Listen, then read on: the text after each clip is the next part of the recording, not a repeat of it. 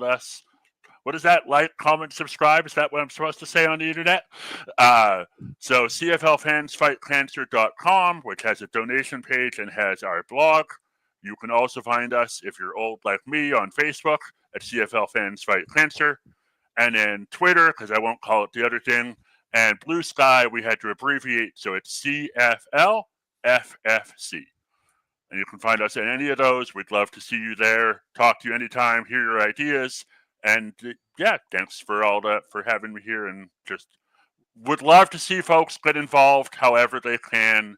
We get there all together, and I'm so excited to see what we can do this year.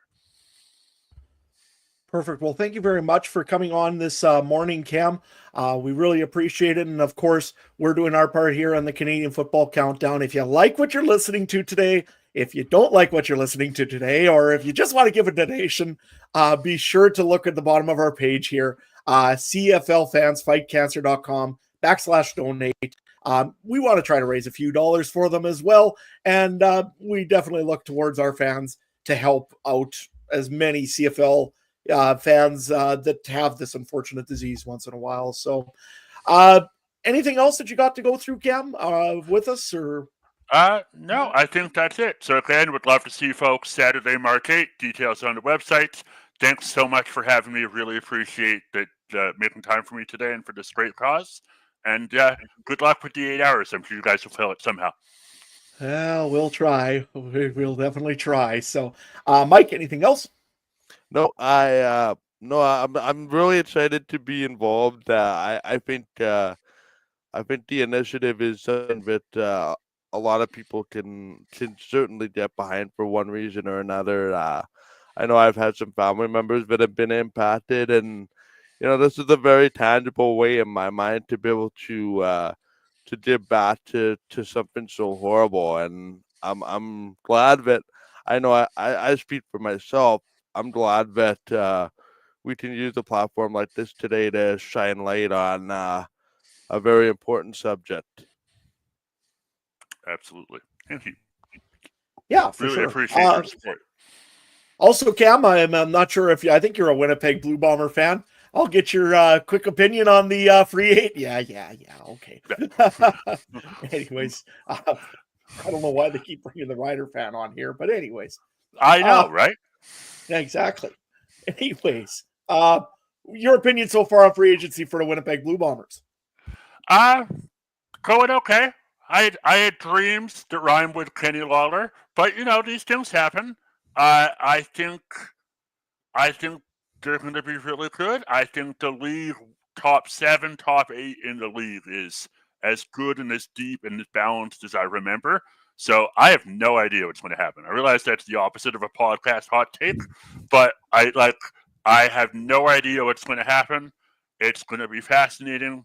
And then really, okay, here's my hot take. If the Bombers win the whole thing, then we can go back to this whole dynasty thing and argue about that for 5 more years. And we'll not be short on content. It'll be fine. Plus, everybody really wants to see the Bombers in a 6th consecutive Grey Cup, right? That's not just me. Just checking. I think it's probably about the same way as the Kansas City Chiefs are getting welcomed about now. But nevertheless, the Bombers, I think they'll be all right. And we'll see what goes on here in free agency. Probably a few guys moving in and a few guys moving out of Winnipeg, I would presume, at the end of the day today for sure. So, but again, Cam, thank you very much for your time here this morning. Maybe later on we'll get you back here again for a little bit if you'd like to join us, and we'll go from there. Sure. Sounds great. Thanks again for having me, and best of luck today. Sounds good. Thank you very much. That was Cam again from the Canadian Football Fans Fights Cancer. Again, great initiative. Make sure that you go over to the donation pages. We've got those listed, I believe, in our feeds in the comments. And also, if you take a look right below me here in the tracker, that'll be listed all day there as well. So make sure that you guys head over there, make a donation. It don't matter if it's $1 or $25 or $1 million. You can donate whatever you'd like to. If anybody donates, what did we say this yesterday? If anybody donates $10,000, we'll just go off the air and you don't have to listen to us for 8 hours. If that's fair. Something like that. All right. Anyways, Trey's back with us here. I guess, we're going to do a little bit about the Canadian football. Of course, we're going to be talking about the Free Agent Frenzy all day today. We just want to get some quick takes on what we're thinking we're going to see today during the Frenzy. Trey, you want to go first? You know what? Throw it to Mike because I'm gonna try to pull up our tracker here, and then I can't multitask. So see here. Yeah, no, I find it to be very interesting. I think we know what's out there. We know what's being reported. It seems like the CFL, pulled a bit of a last minute surprise on people by saying there was a salary cap increase. I'm curious about give some players some second thoughts or not. I also generally wonder how much money is in the system. Again, now, if what's being reported is true, there's a lot of money in the system. See Kenny Lawler's new contract. I'm also curious which position group in general gets squeezed. Your high end guys are gonna make the most money. The middle tends to be always the one that gets hit the most.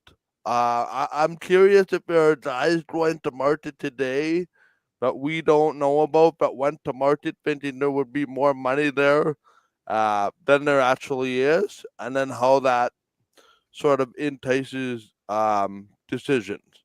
Now, I think it's going to be a busy, busy day for the teams that didn't do well last year. If what's being reported is accurate, which it should be, um, it the outs would be pretty busy. With ownership, they have money to spend. They have a new quarterback presumably locked up.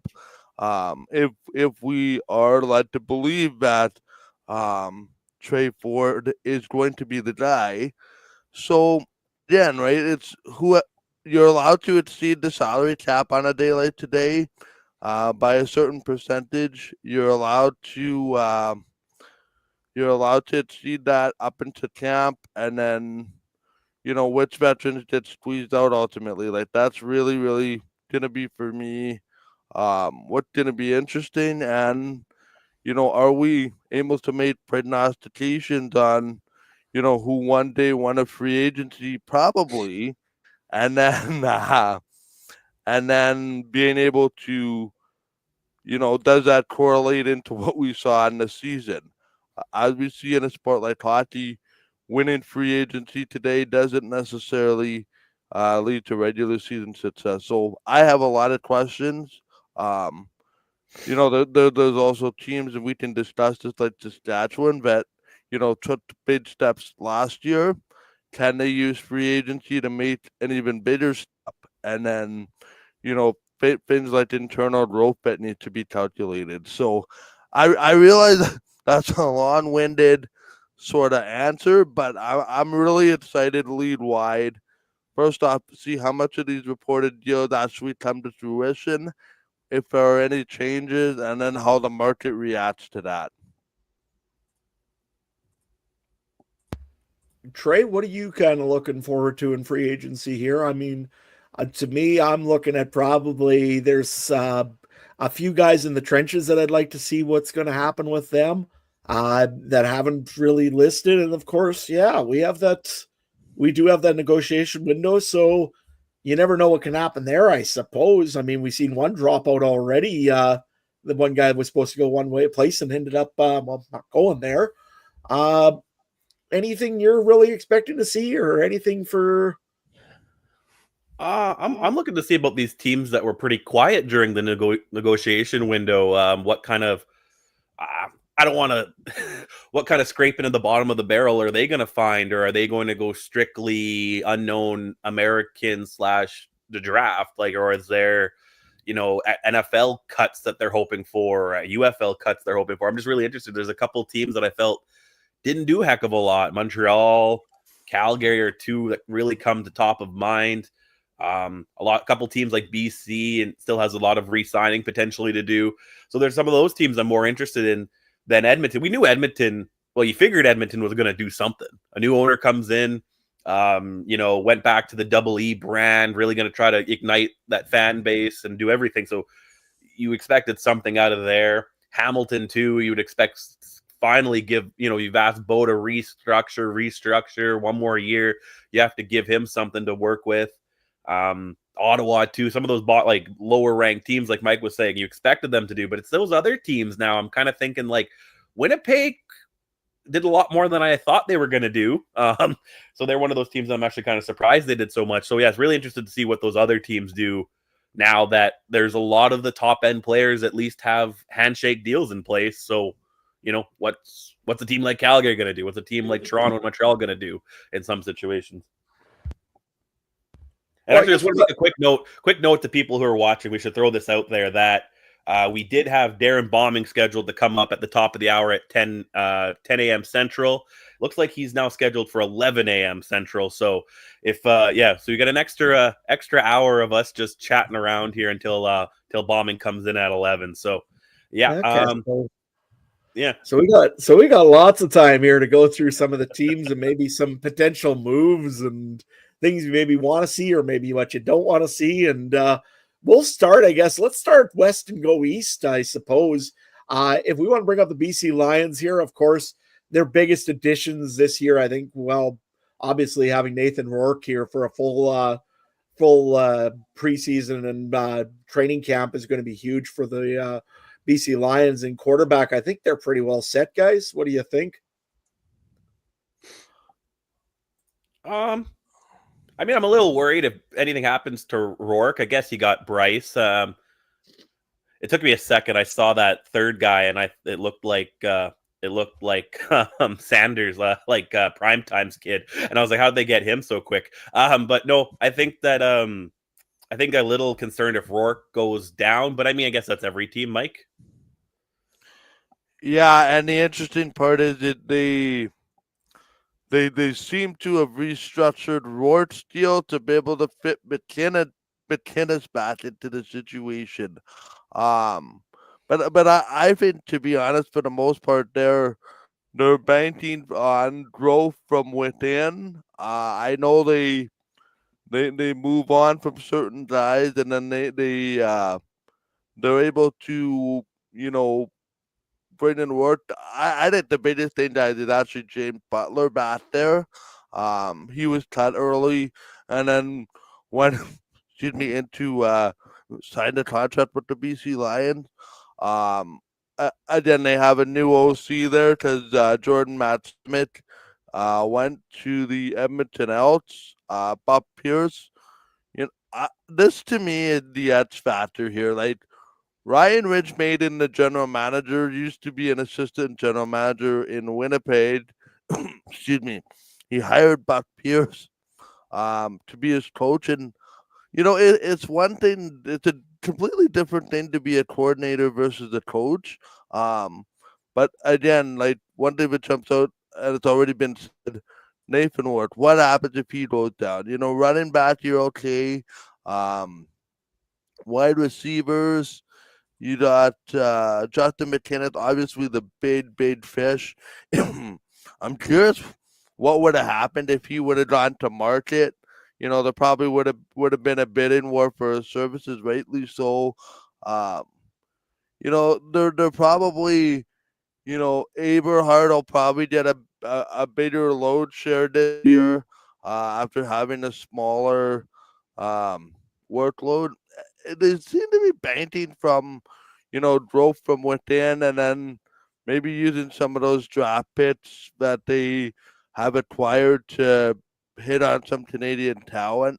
Obviously, they got a couple of draft picks from the Stampeders when they traded Vernon Adams. The O-line, to me, looking like pretty much similar to last year for the most part. Again, BC's had a pretty good team, but I think, when you have Nathan Rourke in for for a full season now instead of mid-season with a training camp. I think that's gonna serve well, and I think BC is gonna be right there in the West when all is said and done. And I have a real hard time believing that we won't see the best version of Nathan Hart this year. And yeah. Well, let's head back up to those receivers and running backs and quarterbacks for a second here. One big thing I could see here is there wasn't a lot of guys that were actually on the roster from last year. If you'll take a look, there's only one 1,400-yard receiver, of course, Justin McInnes. Aberhart had his moments. Hatcher kind of had a very kind of downhill year. But if you take a look as well, they've lost Alexander Hollins in your subtractions right now. He's going to be a free agent right now. I'm very surprised no team has picked him up quite yet, unless I'm wrong now. And Hollins is a free agent, or is just a subtraction. Oh yeah, there he is, wide receiver, Alexander Hollins. That's a 1,000-yard receiver any day of the week. I mean, you look, he only had 16 games, so missing 2 games and 937 reception yards. That there is a very good wide receiver. Will it be interesting to see what the BC Lions do? I think they do need a little bit of help maybe on that receiving core. They did bring in Braden Linnaeus, again, another Canadian, again, also from the Saskatchewan Roughriders back in the day. Seems like they like those Canadian running receivers. Linnaeus there, if he gets healthy, again, that's the key though. If he's healthy, will be a very good wide receiver for the BC Lions going on this year. Running back wise, David Mackey looks like he's on his way out. He's a free agent as we speak. Again, more of a running back, fullback type. Definitely got a few good runs though, and definitely had a few touchdowns. He was kind of used as that third quarterback, I guess, almost in situations for the BC Lions last year. If you can go back to under contract for a moment here, they got most of their signings done, I think, that they were wanting to do. They did some releases. They've moved some guys around. And, of course, they've got a very, very young wide receiver core if we go through that. But also in the offensive line, they've changed up a few things, I think, there. Suk Chung, he was one of their bigger offensive linemen. He is a free agent coming up here at 11 o'clock, 12 o'clock our time. Michael Couture did come back to the BC Lions. He was a BC native. That was a big signing, I think, for them. They needed to make sure that they had some of their offensive line back. But I think you're going to see the BC Lions looking for a piece or two, maybe for depth more than anything on that Canadian or on the O-line. 4 Canadians right now currently. Probably could use one more maybe, or definitely another American piece. Trey, anything on the offense for the BC Lions that you see that you wanted to talk about? I think the biggest thing I have is I'm actually kind of surprised Chung isn't re-signed. I thought he was a kind of a pivotal part of that offensive line along with Couture. I remember he was former Bomber, and that was a big signing when they took him. I guess he's kind of getting up there in age, but I didn't think he was quite that done. But yeah, BC's that interesting team. I think that we kind of saw them like last year. They're going to be one of those teams where they're either going to score 60 on you or they're going to score 3 on you. I think it's going to kind of be one of those teams offensively. And I think it's all going to just be on how you attack Nathan Rourke. Like, I don't want to bring up too much NFL, but we saw how bad Mahomes was on Sunday. I think if you kind of gave Rourke that kind of pressure, rushing 4 guys over this offensive line, you might have a long day. He's got the talent around him, but you might have a long day. So I think that they need another pieces on this offensive line, like Adam said. And I think I don't know, maybe it's just me. I think their receiving core and everything over the last few years has been a little overhyped. You know, it's obviously something's not working if what's the best they did was a Western final loss a couple years ago. Like, so it can't be that great if, so they obviously have to make some more pieces. And I think they need some defense help too. I've always wondered if a guy like, I don't know if he'll help too much talent-wise at his age, but I wonder if a guy like Big Hill might reunite in BC on the defense as a player coach. And again, who knows how much he might actually help talent-wise, but that's a good locker room guy to have for sure. Yeah, just to touch on that, like I worry about that offensive line if they don't do anything today. I think it's a huge risk if you're going to start taking a bunch of offensive linemen in this year's Canadian draft and then plugging them in or playing Americans in that position in camp. So, yeah, I think it'd be absolutely a benefit to get a couple of established offensive linemen today just to put that sort of in place. Otherwise, who knows, right? I don't know how comfortable you are playing a couple of rookies, whether they're Canadian draft picks or Americans in camp. But I think they have a plan in place, and it's easy to sit here and say, "Oh, they need this and this today on February the 11th," but um, on February the 11th. But you do see some glaring sort of needs for this team, and it's going to be interesting because I think they've had so much upheaval, right? New general manager, new coach, new coordinators, and let them kind of get their feet underneath them on a day like today to kind of start building toward the season. I have a question for you guys. How long? I guess the window in the CFL is a little different than other leagues, but how long do you think this BC Lions window is with a 26-year-old Nathan Rourke? Like, you don't want to wait till he's 30 to start putting a team around him, do you? No. My opinion is I think it's you got the next 5 years probably, but I mean, in all honesty, you want to get this done probably in 2 years or so. I would think Nathan Rourke is, again, if you look at that offensive line, he could be taking a few hits this year, and it's going to be only so long until Nathan Rourke and the amount of money you're giving him needs to either, and again, Nathan Rourke's probably going to increase in value a little bit more yet, I would think, as he goes along, and especially if he ever becomes a free agent. I think that's probably going to be a big deal there. The other one, a signing that I wanted to add for the additions for the BC Lions on the receiving core, don't forget Keon Hatcher was let go by the Ottawa Red Blacks, and he did re-sign with the BC Lions. He did have some good success with the Lions when he was there. He was one of their top receivers back in the day. So you do have 4 good weapons, I should say, along with Hatcher there if he can get it going again over on the BC side of the field. So they do have some pieces in there. I think that they probably will be looking for 1 or 2 more, maybe even still in wide receiver and offensive line. Defense, I'd be very, very surprised. I'll be honest, Trey, I'll be very surprised if they bring in, or if all of a sudden an Adam Big Hill shows up in BC. I mean, it'd be cool to see, but the guy there, I think, is pretty much entrenched in Winnipeg. I think he's got a job and a career and everything else all going for him. So did Andrew Harris. So did other guys. And I mean, I would look, maybe Big Hill. Like I said, maybe Big Hill joins Harris in Saskatchewan. Would you like that? No, not really, because I don't need extra linebacker in Saskatchewan at the moment. But nevertheless, you know what? You never know, man. Free agents, it's a frenzy. I mean, anything can happen. If he's still looking to play, definitely could be a possibility.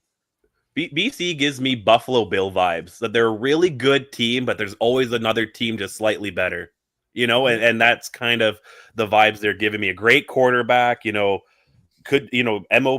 most outstanding Canadian, just like Josh Allen, and just has a great talented team, always where everyone's going to say they're missing a piece on defense or offensive line, and they just can't get over that hurdle. And that hurdle in the CFL has been the Blue Bombers in the West the last couple of years. And that's kind of where I put BC.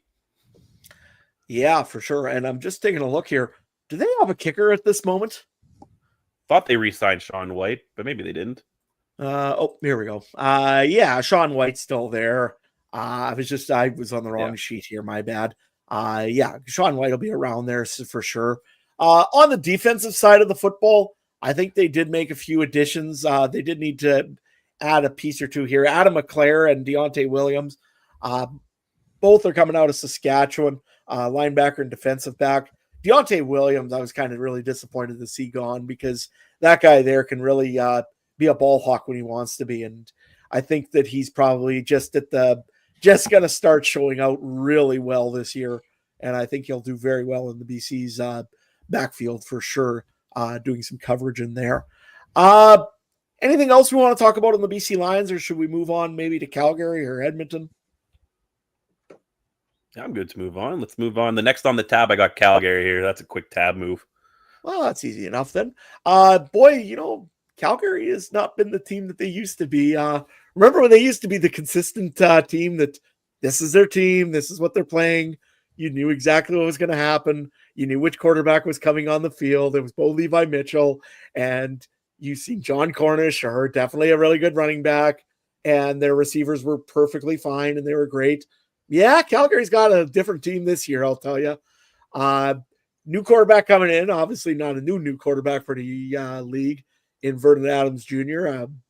He definitely probably was one of his better years, I would think, last year, guys. Oh, yeah, for sure. I think one of his best years. So, I mean, VA is now a Calgary Stampeder. Does have a little bit of quarterback help behind him, but really nobody that's ever played in the CFL. That could be a question mark, I would think, if Calgary does bring in another backup, if it's Matthew Schultz, who is currently going to be a free agent, or someone else that we're not thinking of. Thoughts on the quarterbacks of Calgary? Anybody? I like the fact that they brought in Vernon Adams. I'm just not sold on a lot of what else they've done. To me, this just seems, and I know we're going to have a guest to talk about the Calgary Stampeders later in the day. I actually think that this is going to be a very interesting sort of situation here, because remember they signed PJ Watt toward the end of last year. Now they bring in Vernon Adams. They have a nice addition in Dominic Rhymes so far. Tevin Jones as well. You Reggie Badleton, of course, is there. But again, it's one of those things of, I hope they don't make rash decisions based on what is going to be reportedly happening up north in Edmonton this year. All of a sudden, it's like we realize that the Calgary Stampeders franchise hasn't necessarily been in a good light this offseason. Like, there was a lot of anonymous talking about the way that franchise has kind of been operated of late in some of the polls and what have you. I hope that they don't make any desperation moves to try to get themselves back on the map, because I think this is going to be a longer sort of rebuild / retool that's going on there. I just, like, my feeling is that you bring in Vernon Adams, you bring in a bunch of different pieces. You're gonna keep Dedrick Mills at running back. I don't know if that's going to be enough to quickly turn the franchise around, and I hope they just don't turn into being doing things for the sake of just making a move, right? And that's gonna be sort of the interesting part for me there. But I think they got themselves off to a good start by getting Vernon Adams. I think it needed to be done. But again, the rest of it, I'm not so sure about. And we'll see what they do today. I know they have some stuff probably pending. But for a general manager that seems to be given one more chance, sort of thing. I can't see there being a 6-win season and saying that he'll be back a year from now. I think he has to at least show some tangible progress. And to me, some of these moves here strike me as a little bit desperate for quick fits. If we take a look at some of the let's take a look at some of the subtractions here quickly for the Calgary Stampeders. Matthew Schultz and Tommy Stevens, of course, both are gone to different teams. Schultz Thank you very much in the chat. Zach did mention that he has agreed to go to the Ottawa Red Blacks.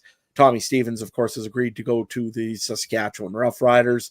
Wide receiver, you've got Tyson Middlemost, who's subtracted out of this roster already. Can't remember where exactly he was going. I got to take a look at that later.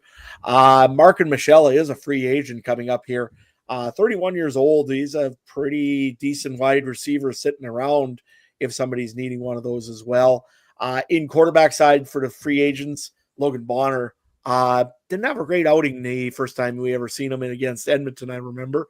But hey, you know what? Young quarterback, he'll probably get a backup spot somewhere sometime here as well. Our offensive line, Sean McEwen and Kyle Saxlead, both offensive linemen, both Canadian. So again, 132 games there for McEwen. He's been definitely in the league for quite a little while. He will be definitely looked at by a few teams as well this offseason. Definitely here in free agency. A couple other free agents of note. Trey Robertson in the defensive back. He was scheduled to go to Ottawa. Now he is, Ottawa or somebody reneged on that deal. And he's going to be hanging around looking as a free agent right now. Brandon Dozier, Nick States, and Malcolm Thompson, all defensive backs. Again, this is one of those free agencies that I think we see a lot of open defensive backs this year. Or am I wrong at that, guys? No, it seems like there's a lot of pending ones, but I think we've talked about it before. Unfortunately, DBs are kind of the running back of the defense. They seem to be in and out all the time, even though it's probably one of the most important positions. If you want to think about it, it's probably the hardest position. How do you stop some of these receivers and you're not even allowed to touch them because you'll go to command center and say that you grabbed his jersey, right? So it's the hardest job. And I think that's also one reason why some of these guys lose their job is because they get burned under the current structure of football, right? They get postered because they can't touch the receiver. So it's unfortunate, but it's the way of the world, I guess. And I think there'll be some guys left off, maybe some training camp invites, maybe some UFL, but this is one of those positions that are interchangeable. So, yeah, I think that's kind of touches on what I was alluding to earlier with, the receivers and the quarterbacks potentially making a lot of money. Could you bring in lead wide some DBs under, some rookie contracts that are sort of, as you said, because the position is so interchangeable, can you go cheap there with rookie contracts for the most part and be okay and then structure your roster kind of around there? But DB for me is one of the toughest positions to play. Just because you don't know what the rules. Well, you know what the rules are, but lead that's catered to a lot of offense. Certainly a benefit to the offensive player positions. I would agree with that on DBs for sure. And it's so interesting, right? Because you bring in one guy and then he gets, like Trey said, burned for 4 TDs in one game and has a couple big plays go over his head. Well, chances are he's not having a job next week. So I don't know if you would want to pivot big money to that particular position. Yeah, for sure. And I think there's a lot of guys that are really good defensive backs that are going to be definitely looking on the outside looking in for a few teams here. Just because, again, it seems like you're right. They bring in so many of these guys from the United States, and they're all very, very good players. It'll be interesting to see what happens here. We'll take a look at that maybe a little bit later on with how many of these defensive backs get signed. We'll run through maybe Edmonton here real quick, and then we're going to probably go and switch over to some transactions that have already taken place. Over on the Edmonton side of the football, is there anything? I guess, of course, new quarterbacks. That's a new addition for them. Cody Fajardo coming over from Montreal. Thoughts on that move, anybody? I like it. I like it. 1A, 1B scenario there. I just don't understand if you were going to be a backup in Montreal, what's the desire to be the backup in Saskatchewan? Unless you feel like in Edmonton. But if you think you can push Trey Ford into kind of a quarterback sharing mechanism, timeshare mechanism, that could work. But for me, based on the contract, it's pretty clear that Trey Ford is going to be the number one guy. I think they've even said as much. It's going to be very interesting how that shakes down. And they've also, they've spent a lot of money in other places. And I think they realized that their head coach has said, in no uncertain terms, and their general manager as well, just how much of a black hole is be a little bit excessive, but how much of a um, tough time it is to play there, and they really want to quickly change the culture there and change some of the perceptions with Edmonton, and so far it appears like they've been able to do that, and we'll see. I think last year was a very difficult year, with the ownership change midway through the season. Very hard to implement your own sort of ideas and structure. But again, I mean, this to me is one of the teams to watch today. Kind of to my comment earlier about, yeah, you can win free agency, but what does that get you on the field? To me, I think it should be Trey Ford's team. I hope it's Trey Ford's team. Because I think clearly there was a little bit more excitement with that offense. And to me, it sounds like they're going to make some changes for the better as well on the defense. Yeah, no, exactly. And I think the additions for the Edmonton Elks has just been utterly incredible this year. I think you're right. Trey Ford, I think, has got the opportunity to do what he's got to do in quarterback. But if you take a look at the additions for this Edmonton Elks team, Ed Hervey probably has been just completely chaotic, probably since day one of negotiation windows. There's a reason why it's named after him. Because if you take a look, wide receivers, Keon Julian Grant, Tyson Middlemost, Trey Odoms, you go on the old lineman. He brought Matt Boyko in. I think he let him go and then brought him back. Nevertheless, David Beard, Gregor McKellar, Jake Sresna, that was a big ad for the defensive line for this team. Jonathan Kongbo, another big ad, Canadian that's a D end, only 28 years old, big signing for the Edmonton Elks. On the defensive backside of things, two really good Canadian defensive backs in Tyrell Ford, probably one of the best. If you take a look for the last year here, was in Winnipeg, went to play with his brother now over in Edmonton. Royce Mechie, another one, probably a little bit underrated, I always said. He's back in Edmonton this year and looks like probably is going to be one of those good years for him. Cody Grace, the punter, also comes over to Edmonton as well. Just so many additions for Edmonton, and I think you're probably going to see a few more. What real place does the Elks still need to add to? Is there a place, Trey? I want to see a little bit more. Maybe we just go to their receivers here.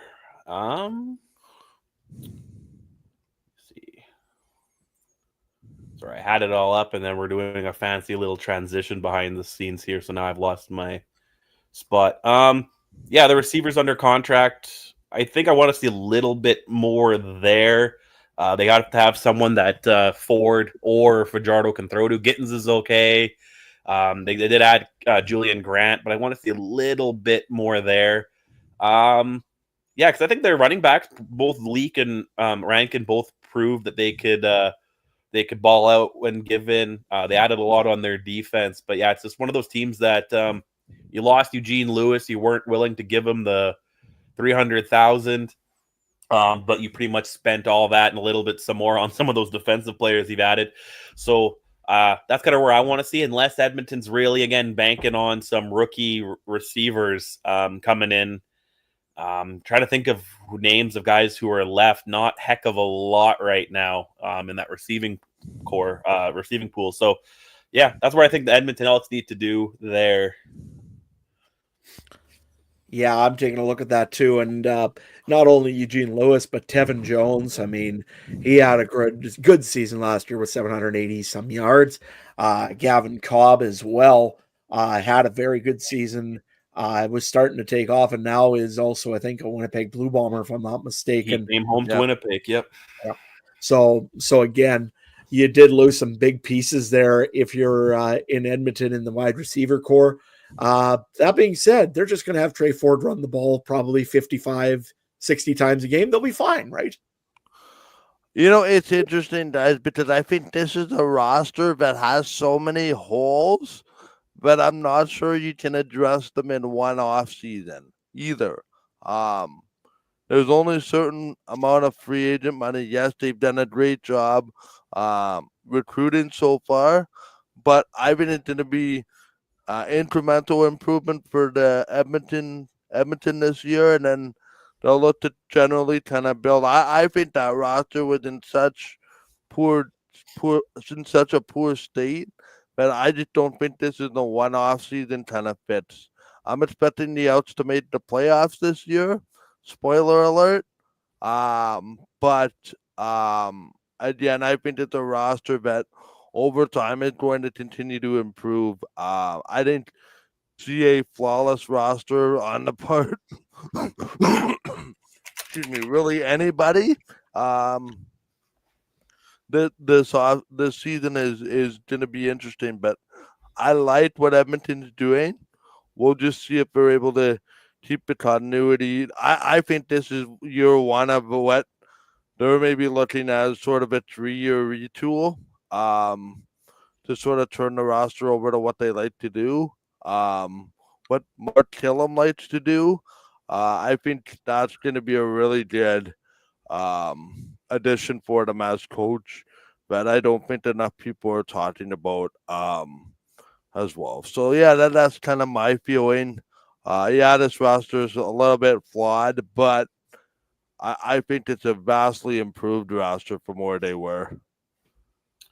Well, we got some breaking news. If you won't mind me jumping in, I was just checking the Twitter. Not huge breaking news, but new signing. According to Ed Tate, the Winnipeg Blue Bombers have re-signed veteran long snapper Mike Benson. So there's our first kind of signing of the day. Big long snapper kicking things off. So that's the first I've seen. Oh, and 8 minutes ago, from Dave Naylor, hearing that linebacker Derek Moncrief has agreed to terms to the Calgary Stampeders. So there we go. Big get for them if that comes to fruition.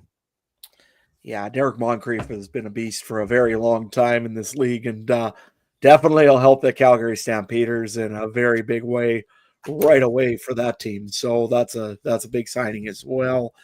I'm just taking a look here as well. I don't see much else coming from me other than DeAndre Hopkins is retiring apparently and coming to Saskatchewan. Nah, I'm kidding. DeAndre Hopkins is retiring from the NFL, I see. But other than that, I haven't seen very much news at all yet coming through. But back to Edmonton, I think, if you look at this team, I think they got a very young team. They're going to take some time to develop a little bit. If you look, most of these players, I don't think there's, I'm trying to find one. Jake Sresna's 30, I guess. Other than that, this is a very, very young team. David Beard's 31. Everybody else is under 30 by the looks of things on this team pretty well. I guess Cody Fajardo. Do you need to bring in a veteran? I keep saying this all the time with the team that I usually deal with. But you know what? Do you need to bring in that older veteran to kind of calm things down and that's seen some stuff and everything? Or can you get away with a really young team in the CFL? This to me would be a landing spot for a guy like Adam Bighill.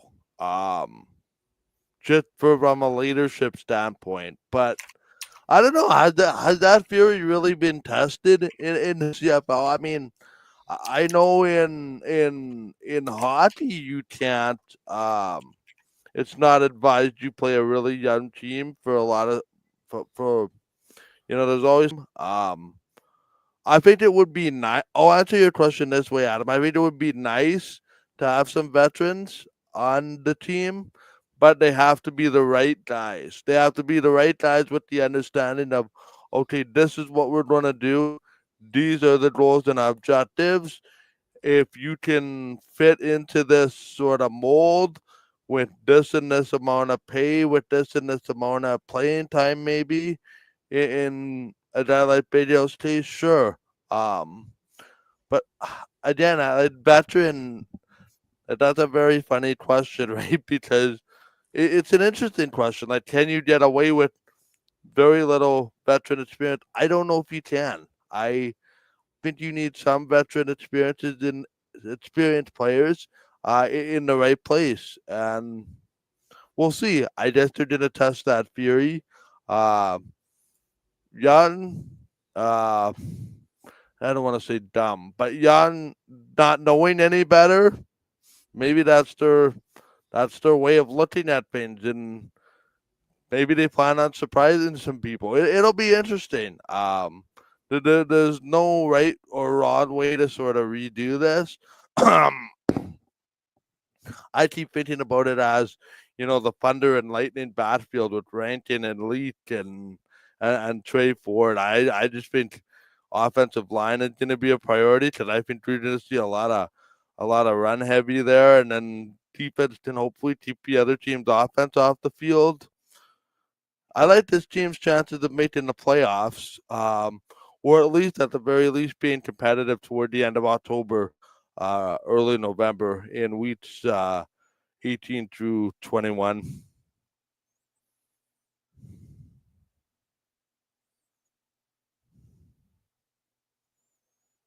Oh, wait, can I? We can't hear you. Sorry about that. There we go. No, I got it now. Sorry about that.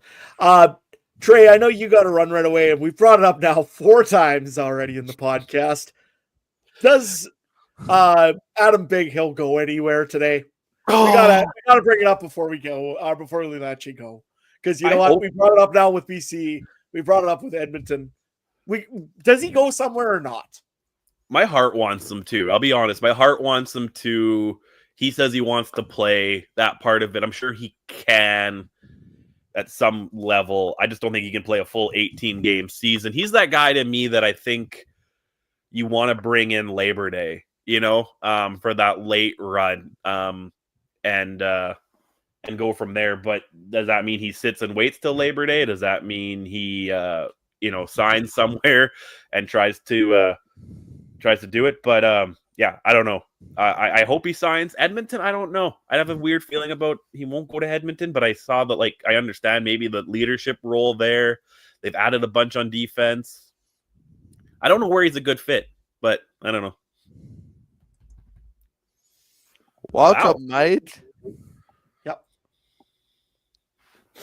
Yes, guys. But yeah, I'm going to dip for a few hours. You guys have fun. Don't have too much fun without me, but I'll see you guys in a couple hours. Well, we'll attempt to not have too much fun without you there, Trey. If you can, make sure that you bring back some Big Macs. That we'll all be very hungry after this couple hours. I'm more of a Wendy's guy. I might go. They have that portobello mushroom burger right now, so anybody else miss Kick for a Million? I'm just saying. Yeah, that's way better than the Kick of Destiny or whatever they have Gronk do every year. So. Yeah, exactly. I think it's great. But we got some questions in the chat, and of course, when you guys are chatting in the here, we obviously are looking at it, liking it, and following it, and seeing what you guys are all talking about as well. Mike Bodner off of YouTube goes and puts on there. He might have missed the topic, but what happened to Joe DeBlanco? He was the number 1 draft pick last year, I believe, in the CFL draft. He's still with Edmonton. Linebacker. Think he'll be perfectly fine. Niles Morgan, Joel DeBlanco. Who else is in there that I'm thinking of? Anderson as well, if I'm not mistaken, for the Elks. Yeah, they've got a very deep linebacking core as far as I know. And yeah, they'll definitely be using it. Mike, anything on the linebackers for Edmonton besides? Yeah, Niles Morgan was a big one for me. There he is. You can see him right there. He's on the roster there. Yeah, I think that Niles Morgan to me was a big get. They had to get him. It was, you know, every year you kind of look at your free agent list and you're like, who do you absolutely need to have back? Who would you like to have back? And then what does that look like, right? And then there's guys, but if we can get the back rate, he was a must sign there. And I think Joel's going to continue to just morph into what I think is going to be a really good CFL player. And he's a lot with that. He's a lot with that. He's a lot, I think, with the rest of that team, right? It's. I expect a big improvement. How much of an improvement? Who knows? Yeah, absolutely. And Mike also brings up he thought he would have him more. Joel DeBlanco there would have had a more of a splash in the Edmonton Elks in the first year. I thought he was started ready. There's a difference in, again, a lot of guys always look at this, and of course, with us being the Alternative Football Network, they look at a guy that goes in the UFL can just jump right into the CFL. It's a lot of difference, again, folks. Those that don't watch the CFL very closely, you got to remember that there's different rules, there's different sets, there's different plays, there's the rouge to deal with, there's again point going through the end zone, all sorts of weird things that you got to deal with, and sometimes that takes a lot out of guys to learn that new playbook. Yep. DeBlanco probably will be better. I'm guessing he'll be much better again this year. But again, remember, he's still a rookie coming into camp. He might have played in the UFL before and played a little bit of football professional elsewhere, but it takes that time to get used to it. You can watch, again, you've seen this many a times with quarterbacks over the years. They come in and they get absolutely demolished or wrecked because they're used to the NFL game, and they come in and try to play the CFL, and they're like, what in the world is this? Yeah. So, you know what? DeBlanco, I think, will be much better next year in the linebacking side of things. But you know what? You talked about the first to second year progression. I think it's just the whole offseason in that system. Yeah, a lot of players know what they need to do after year one to be an even better player, and I would expect that to happen. In fact, he's one of the guys that I'm least worried about when it comes to that. And he's got great guys around him to learn from. So he'll have an increased part in that defense for sure this year. And he may or may not have been underused last year a little bit, and maybe that's what that hints at. But you don't want to give a first year kid who's already a high drop it that much on his plate to have to worry about, right? So, yeah, I think we'll see a different player for the better this year. Yeah, for sure. And of course, later on, we'll probably be talking about a few new players that are coming into the CFL from either the NCAA or from maybe NFL tryouts or anything like that. I know that we'll have our resident NCAA expert later on down the road here. So let's get to the transactions, though, that have happened so far here that we have written down. Of course, we just had the two breaking ones early here this morning that I think it was Mike Benson, I believe, and it was also Derek Moncrief, both getting signed or potentially getting signed here. You said the Derek Moncrief one will make a huge impact for the Stampeders. You want to go a little bit deeper into that, Mike?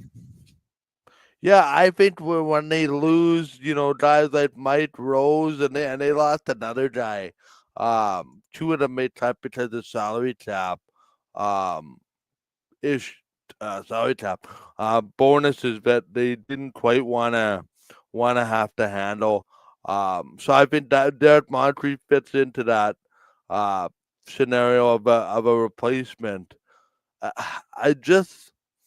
To me. And again, we'll have Mark Steven on later on to talk about the Stampeders. He would probably have more insight into this, so stay tuned for that. But to me, I just think Calgary as much as they've taken sort of a retool at the quarterback position, I think they've taken a few big steps back elsewhere on the roster. Um, but it wouldn't be crazy to me to suggest early on, yes, we're on the opening day of free agency, but the Elks have a better record than the Stampeders this year. I'm not going to go on the record and saying that right now, but it wouldn't be that far-fetched for me. I'm not a big Calgary fan. I don't have no problem with saying that Calgary have a lower, more or less wins, I guess. They'll have less wins than the Edmonton Elks will this season. They do have probably, I'm guessing it'll be Micah Tights on the other side of the linebacking core alongside of Derek Moncrief. That's a pretty good combination there. If we take a look in here, Hamilton, of course, making some moves. Deshaun Amos, Brian Cole, two guys that I think were both, if I'm not mistaken. No, Brian Cole was a Winnipeg Blue Bomber. Yep, yeah, he was. And Deshaun Amos, he was a Toronto Argonaut. Again, Yep. 5 interceptions last year. That's not a bad season overall. 25 defensive tackles. Pretty decent to take away from your rival. Hamilton's done this over the last couple of years, is grab those guys that Toronto seems to not really be too interested in. I didn't. Too interested in. I think Toronto just finds new guys that are cheaper. Like I'm on the record here saying that I thought the Argos would take a big step back. Well, what did they do last year? Yeah, well, just like we all thought, right? There's something about pinball, right? He knows the guys. Excuse me, expiration tag, so to say. And if he can find cheaper, not necessarily better, but cheaper to help his team overall in other positions, he'll do it. Hamilton, to me, is a team that I am very interested in. They hired former Winnipeg Blue Bomber general manager, assistant general manager Ted Govaya. He's already done the old poach from the Blue Bombers, poach from the old team, so to say. Just give me 1 second here. I am trying to find the right page here, but they've been able to find guys like Kenny Lawler. They also got Drew Wolotarski, Brian Cole. Like, at face value, Hamilton to me right now is the most improved in the East. Keandre Smith being back as well. Like, this is a pretty good wide receiver group here. Tim White, Shamar Bridges, Keandre Smith, Kenny Lawler. Like, that would be already a vastly improved team. And then they have Rovenberg back. Liam Dobson to me is a good jet. Canadian offensive lineman. D-line, like guys like Casey Sales, Brandon Harlow there. They got Miles Fox. Another connection there for Ted Govaya. Linebackers probably need some work. They bring in Brian Cole. That to me is going to be very interesting, Adam, is Brian Cole to me was underused in Winnipeg because they use so many at that one position all the time.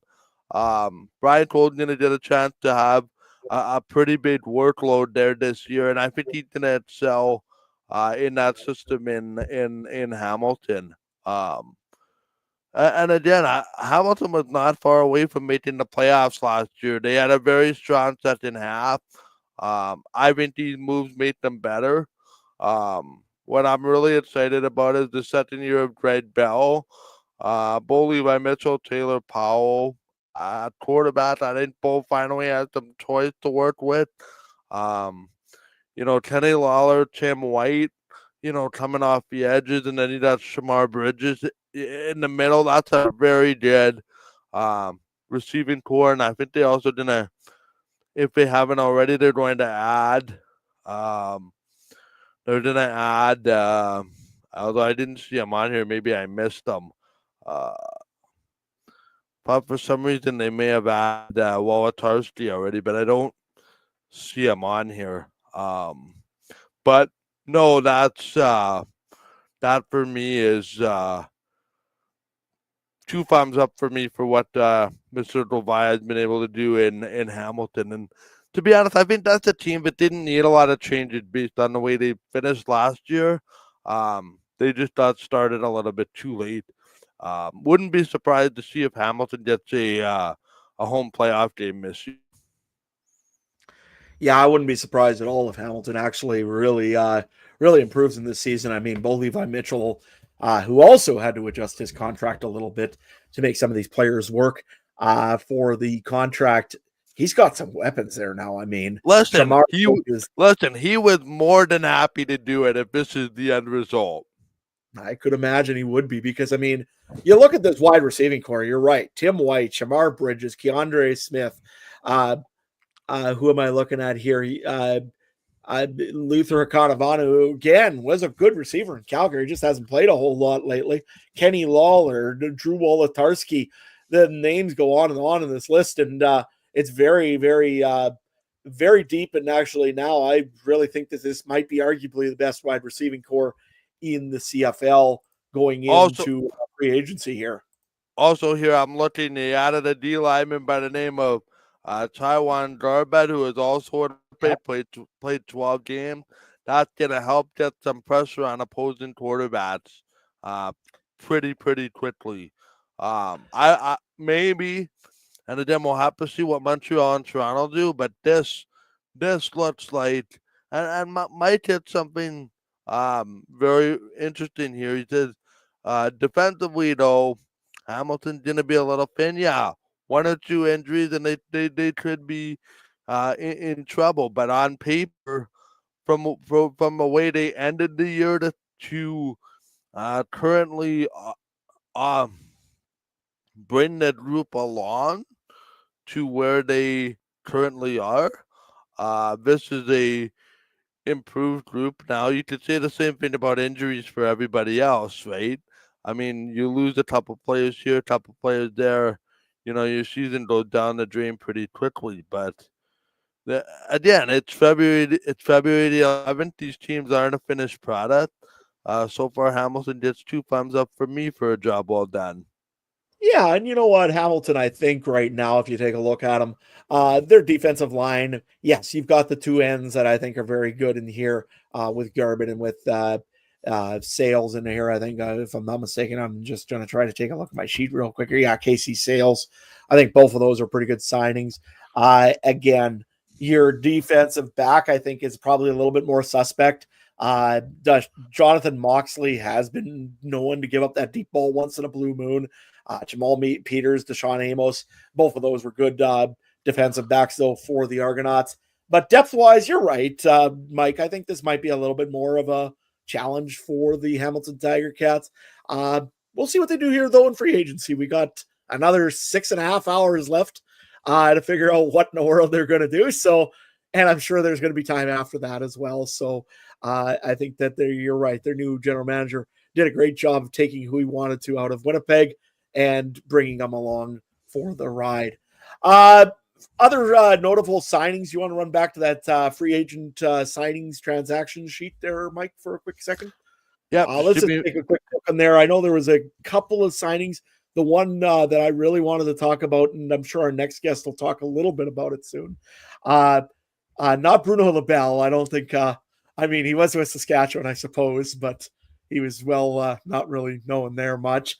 But the other one that I wanted to talk about with Jarrett Stearns for the Rough Riders, losing him was probably, to me, a pretty big piece for the Rough Riders. He definitely, I don't know where he really fit in.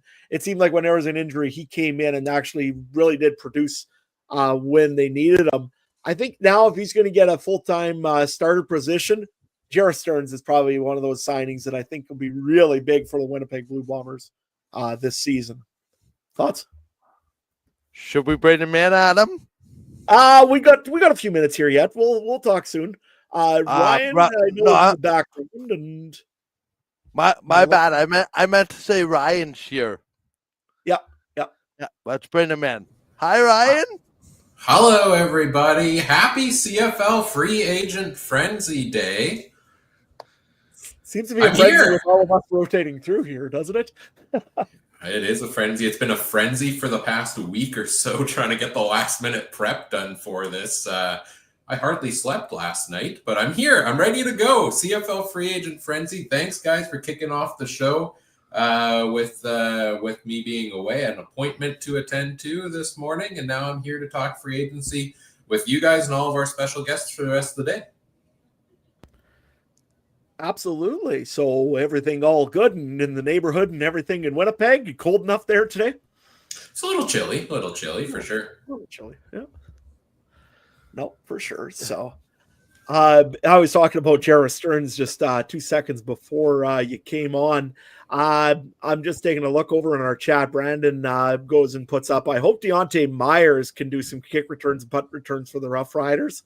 Of course, they did re-sign Mario Alford as well, so I would presume Alford will get most of those reps, right?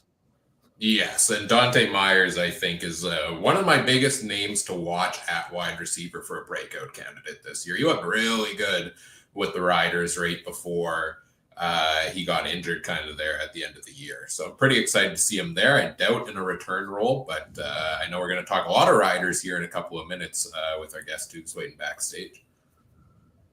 Absolutely. What else do we have to run through here? I guess. What else do you have there, Ryan? Anything for breaking news or anything coming up that we didn't know about? Well, I just got home, so I don't know if there's any breaking news. I haven't heard or seen of any yet. I'm sure more and more will start to come in. Actually, I don't know if you talked about this a bit ago, but 30 minutes ago from Dave Naylor, linebacker Derek Moncrief signing with the Calgary Stampeders. That's a pretty notable one of the biggest linebacker pieces, and long snapper Mike Benson with the Bombers, the two I've seen so far. I'm sure you guys have talked about it. I'm still catching up. Only thing I'll plug is what you've plugged already here on the show so far, which is please donate to CFL Fans Fight Cancer, and that's what we're here to do, raise money for today. While we're here for the remaining 6 hours and 41 minutes or whatever it is. So link is in the live chat. It's also in the episode descriptions. If you are willing to give and able to give, we much appreciate it. Absolutely. I'm just taking a look if there's anything else that I really got to go through, or do we want to grab our special guest here and bring him on? Ryan, what do you think? I think I'm ready to go. If he's ready to go, if I can get a thumbs up in the background that he is indeed ready to go, let's do it. Perfect. Well, I guess I get to do the introduction. We do have our first special guest here this, second, I guess. We did have Cam earlier from CFL Football Fans Fight Cancer. This is Steven from the Piffles podcast. Steven, how are you doing out in Regina? And is it cold enough out there for you? I am miserable with this weather. I was not built for the minus 40. I want to go back in time and tell my ancestors to push me like 800 kilometers south to some heat, but we make do. I know. I've got cattle that are sitting in my corral right now, and I'm sure they're very, very happy. Again, I don't know why my ancestors brought cattle here to make me pinned down to the province, but nevertheless. We got you here to talk a little bit about the Saskatchewan Rough Riders. First things first, what's your initial thoughts on what's going on here with the green and white? You know, O'Day told us coming into this that the Riders were going to be very quiet in free agency. We had a solid team last year. Our biggest issues have been addressed. We look at short yardage, for instance. The addition of Tommy Stevens cannot be understated. For the last, I want to say 6, 7, 8 years, we've had to hold our breath on every 3rd and 1 play. And we aren't even talking about 5 straight Grey Cups for Winnipeg if we can run a short yardage package back. And I think it was 2019. We were stopped 2 or 3 times in that West final on 3rd and 1. So the addition of Tommy Stevens is huge. Then you look at the offensive line. You know, the one thing that sucks is we did lose some quality with Trevor Reed going down south. But we showed all year that we could run whoever we wanted in those spots, and they seem to succeed, which is not the case for the Riders over the last, again, 5-6 years. It was quite the change. But you look at Jamarcus Hardrick coming back is basically a free agent signing all over again. Trevor Tate locked down the other side when he was playing. The big question mark there to me has to be at center. We lost Peter Godber, I believe, to Ottawa, if I remember correctly, or will lose in an hour and a half. And we didn't really pick anybody up to replace him, but we did sign Philip Gagnon out of Montreal to play guard. Does that mean we're going with Logan Ferland at center all year? He can do it, but he's a better fit the closer to the end that he gets. I don't know if I agree with that move, but at this point, I trust our O-line coach to run with that. So I'm happy with how it's gone. Cautiously optimistic. You know, we're in February in Saskatchewan, so we've already started planning the parade. We've got the route down pat. It's just a matter of, putting the team together. Absolutely. My theory was for the offensive line, we just line up every farm guy out there and send them to the field and say, you know what, you get your free tryout today. Just seeing as we go through so many. As long as Edwin Harrison is our offensive line coach, I'm sure that you could put me at O-line and somehow it would work. Yeah, fair enough. So the biggest thing I'm looking at in Saskatchewan is we did lose a couple of wide receivers as well. I know last year when we talked, you mentioned that there was nearly no bona fide number one American wide receiver. Is that still the case for Saskatchewan? To me, I believe it is. And I still think it's maybe a little bit of an issue. Your thoughts? Sean Bain to me is that guy who I feel could be a bona fide number one. And Alex from our show was immediately on the Sean Bain bandwagon when he signed with us a couple years back. He was right in there. He said, this is the guy, he's going to be money. And he was solid, but he wasn't great like he was the year before. We're talking about a guy with under 600 receiving yards. Yes, he did get hurt near the end of the year, but to me, it looked like you're more looking at a Sam Emelis as your top guy, which I don't know that he's that number one guy. He's your deep threat. He's your breakout guy, but he's not a guy that defenses plan a game around. And I don't know that we have that yet. Now, you look at last season, Keyshawn Johnson absolutely showed out when he was given the chance. And the other big one who didn't get as much time because he did get hurt was Dante Myers. And both of them, when those two were on the field, they were unstoppable. So I don't know that we have a number one guy, but we do have 3 or 4 guys that I truly believe can be number twos, which is just as difficult to cover as, one number one. So I'm not that worried about it. I am worried about the depth. Yeah, for sure. And I think depth in American, I think we're still a little bit light on. I mean, you look at our Canadians, we do have a lot of them. And actually it was a little bit of a surprise that Mitchell Picton actually re-signed as early as he did with the Rough Riders. I kind of had a feeling that maybe he was going to head maybe down the road to retirement or someone else before he came back. But the other part that we got to talk about as well in Saskatchewan, we do love talking about our running backs. Is there really a better 1-2 punch than what we've got right now in Saskatchewan in the league? Absolutely not. You look at what Raquel Armstead, I'm looking back to that game against Calgary. I was there in Calgary at that game. That was quite possibly one of the greatest running performances I've seen since Corey Sheets in the Grey Cup in 2013. And then you've got AJ Ouellette, who was clearly hurt all last season. There was something that just wasn't right out of camp. We saw him on the 6th game. We saw him get hurt again. And it seemed like every time he got hit, he was reaching for his hip, reaching for his leg, a little slow to get up. He still had that attitude of AJ Ouellette, but he just didn't seem to have that push that we saw in Toronto. And if he's coming back healthy, and if he stops squatting 700 pounds like coach told him to, I really like this setup. And it pains me to say this, but I love the addition of Andrew Harris as our running backs coach. AJ Ouellette was absolutely at his best when he was that 1-2 punch with Andrew Harris. And they have a very clear bond between the two of them. I think that he'll be able to get the best out of Ouellette. And just, I'm a running backs guy. I love running backs as a whole, and I'm excited for what these two will bring. Yeah, no, I agree. I think that this is probably one of the most lethal combinations in the league.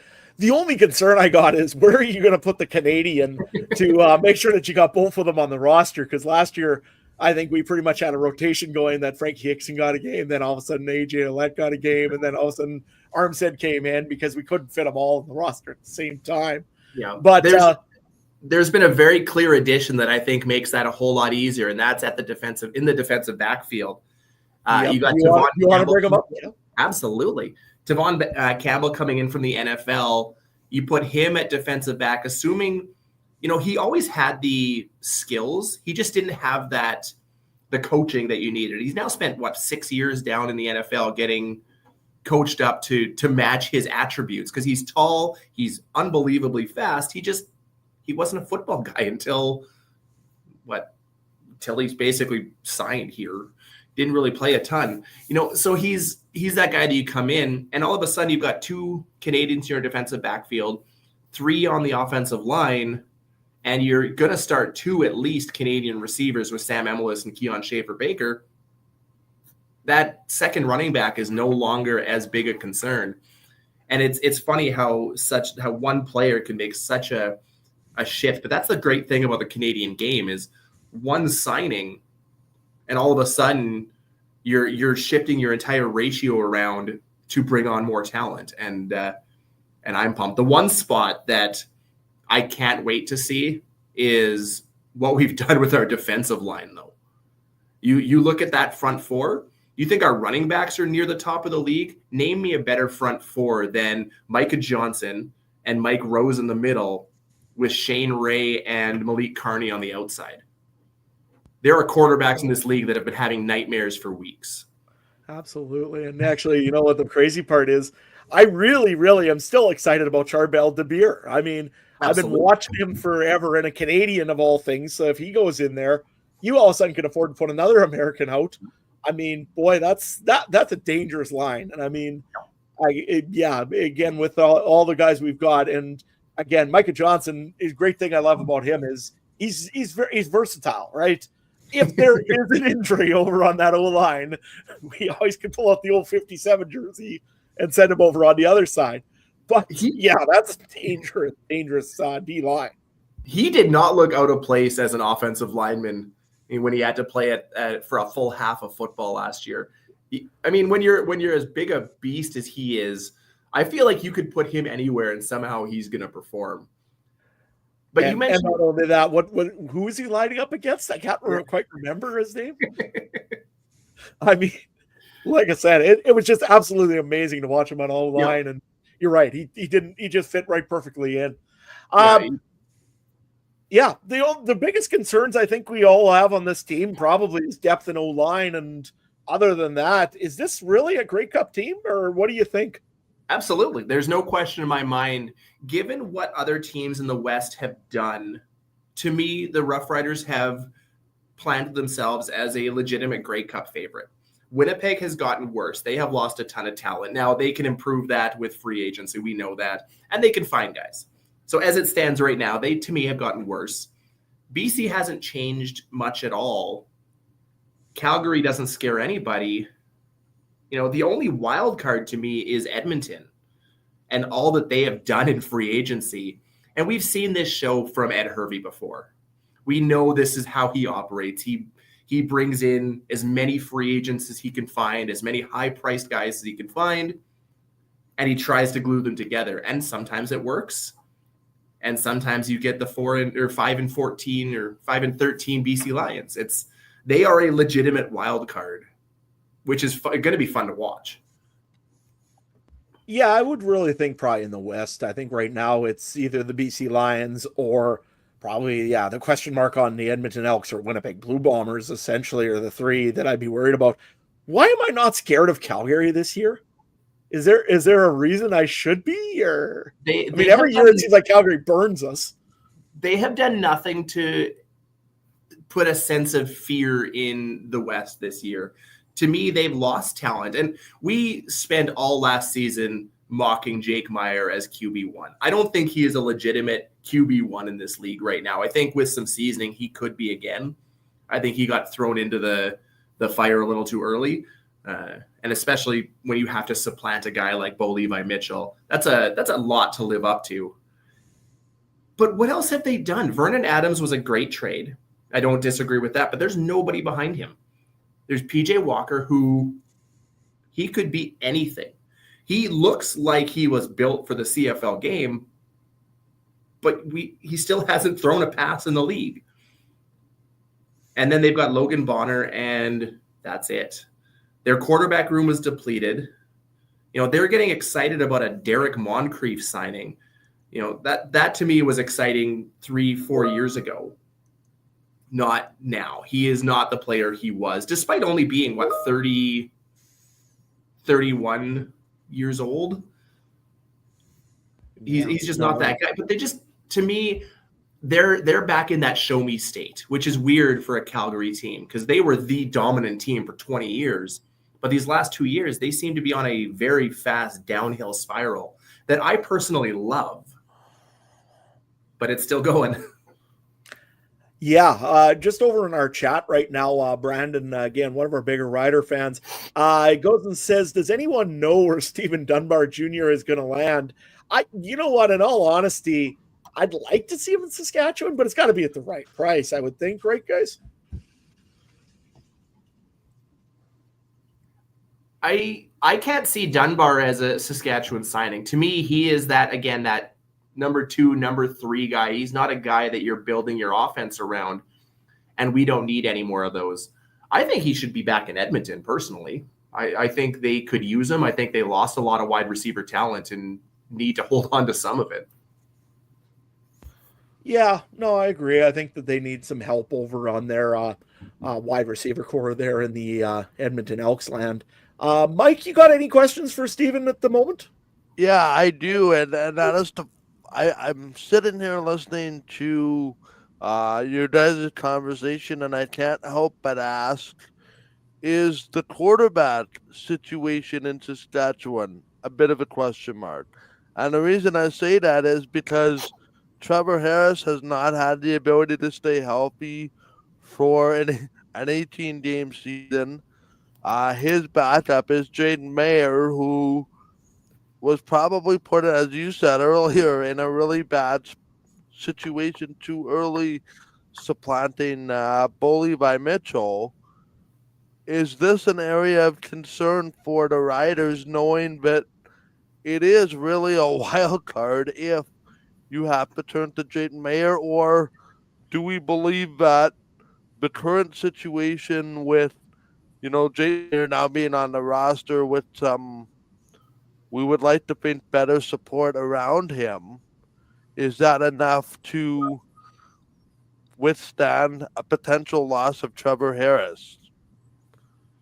For me, I think we are in a far better place this year than we were last year. We basically gone through Shea Patterson, Jake Dolegala, and a multitude of other backup options, all of whom seem to end up in Winnipeg. That seems to be where our quarterbacks go to die.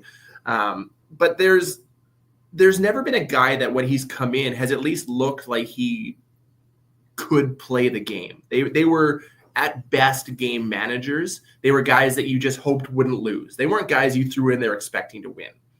And yes, I know Shea Patterson beat Winnipeg last year when he came in, and I've had several Bombers fans point that out to me. But they beat the early season Winnipeg Blue Bombers, and who wasn't? Am I right? That was not the team that came out of Labor Day and beyond. Trevor Harris has had a couple of freak injuries back to back, but over the course of his career, he hasn't been an unhealthy guy. Now, do I expect him to play 18 games this year? No. I don't think you can expect that with a 38-year quarterback. And honestly, most teams use their backup throughout a season anyways. I'm much more comfortable with a guy like Jake Mayer, who plays a similar game to Trevor Harris, than I was with a guy like Shea Patterson, who you have to change the offense for. To me, it's an upgrade that we've made. And then you factor in, again, Tommy Stevens as that short yardage guy, which I'm looking forward to not holding my breath on every 3rd and 1. I can't tell you how excited I am for that. Like, that's such a silly thing to consider a massive upgrade. But when you've lived through the short yardage situation that we have over the last 5-6 years, you got to get excited about it. One more follow-up for me. Jake Mayer signed a 1-year contract. Do you view this as a show-me contract, a show-me year, in any kind of case for him to potentially be the number 1 if and when Trevor Harris decides to hand him up, which one would suspect would be sooner rather than later? Or is the jury still out on that question?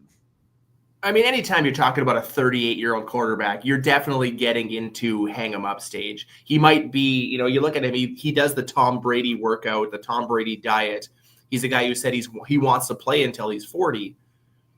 But this was absolutely a show-me contract for Jake Mayer. And I think if he does perform when given the opportunity, it gives the Riders the option to go with him and feel comfortable about it versus bringing back a then 39-year-old Trevor Harris.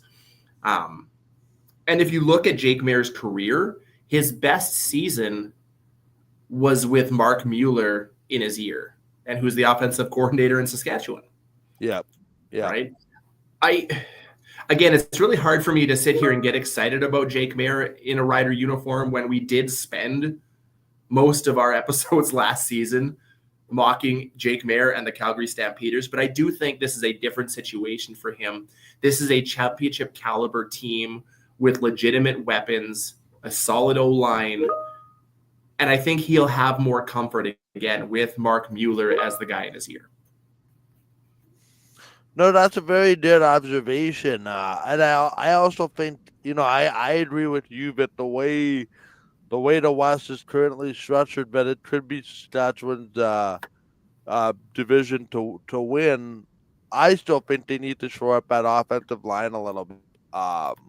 I think you can put me in the camp of the West goes to Saskatchewan if they find some kind of a solution for that offensive line. That being said, Stephen, is there genuine excitement now in Rider Nation for this year, given the tangible, exciting changes? Like, to me, I think, the way Corey Mays handled things last year, that we didn't need to sort of rewrite the way that team was constructed, but rather the moves that we've seen, they've kind of augmented the team to make it better. And then they're obviously counting on it internal growth. Like, to me, and I sit here in Winnipeg, and I don't know what the feeling is in Saskatchewan. To me, there has to be a lot of excitement based on what happened last year. Now you hope you can kind of bottle that excitement up. Like, to me, this is a better Rider team, and I'm just wondering, is there that sense in Saskatchewan as well, and maybe has that translated into more excitement for the team as a whole? The one thing I look at is when you look at how the season ended last year and how we performed coming out of last year, there was already a ton of excitement. But with the free agency that we've had or started to have, we're not talking about a lot of big name guys. There's nothing there that's going to excite the average fan. No casual fan is going to look at the Tommy Stevens signing and throw a party. Us serious fans who have, analyzed the game to the nth degree will do the opposite of that. We see the advantage there. I think the excitement more comes from how they performed last year, the way that they came out of that 7-game winless streak that killed the last 2 seasons, right? And went on an uphill, swing to end the year, right? We had that success to end the year and the Great West semifinal game before, another loss to Winnipeg to end our season. There was already that excitement, and you can feel it building. And I look at it, I joke about this. I drive Uber on the side on the weekends, and I tend to tell how Saskatchewan is feeling based on the conversations I have with people. And for the last 3 years, it was silence when I would wear a Rider jersey. There was there was no sense of pride or excitement in this team. But over the last 12 months, that has changed dramatically. And I have constant conversations, and the conversations are upbeat, excited, pumped. They're all looking forward to it. They're all can't wait to get back to Mosaic. There's definitely that air of, I don't know the word for it, but just excitement's a good word for it. There's something about this team, and there's something about Corey Mace that has this city back to what we're used to and what we experienced in those, that 2007 to 2013 stretch. And maybe that's the biggest thing of all in the last couple of years is you have a coach that's extremely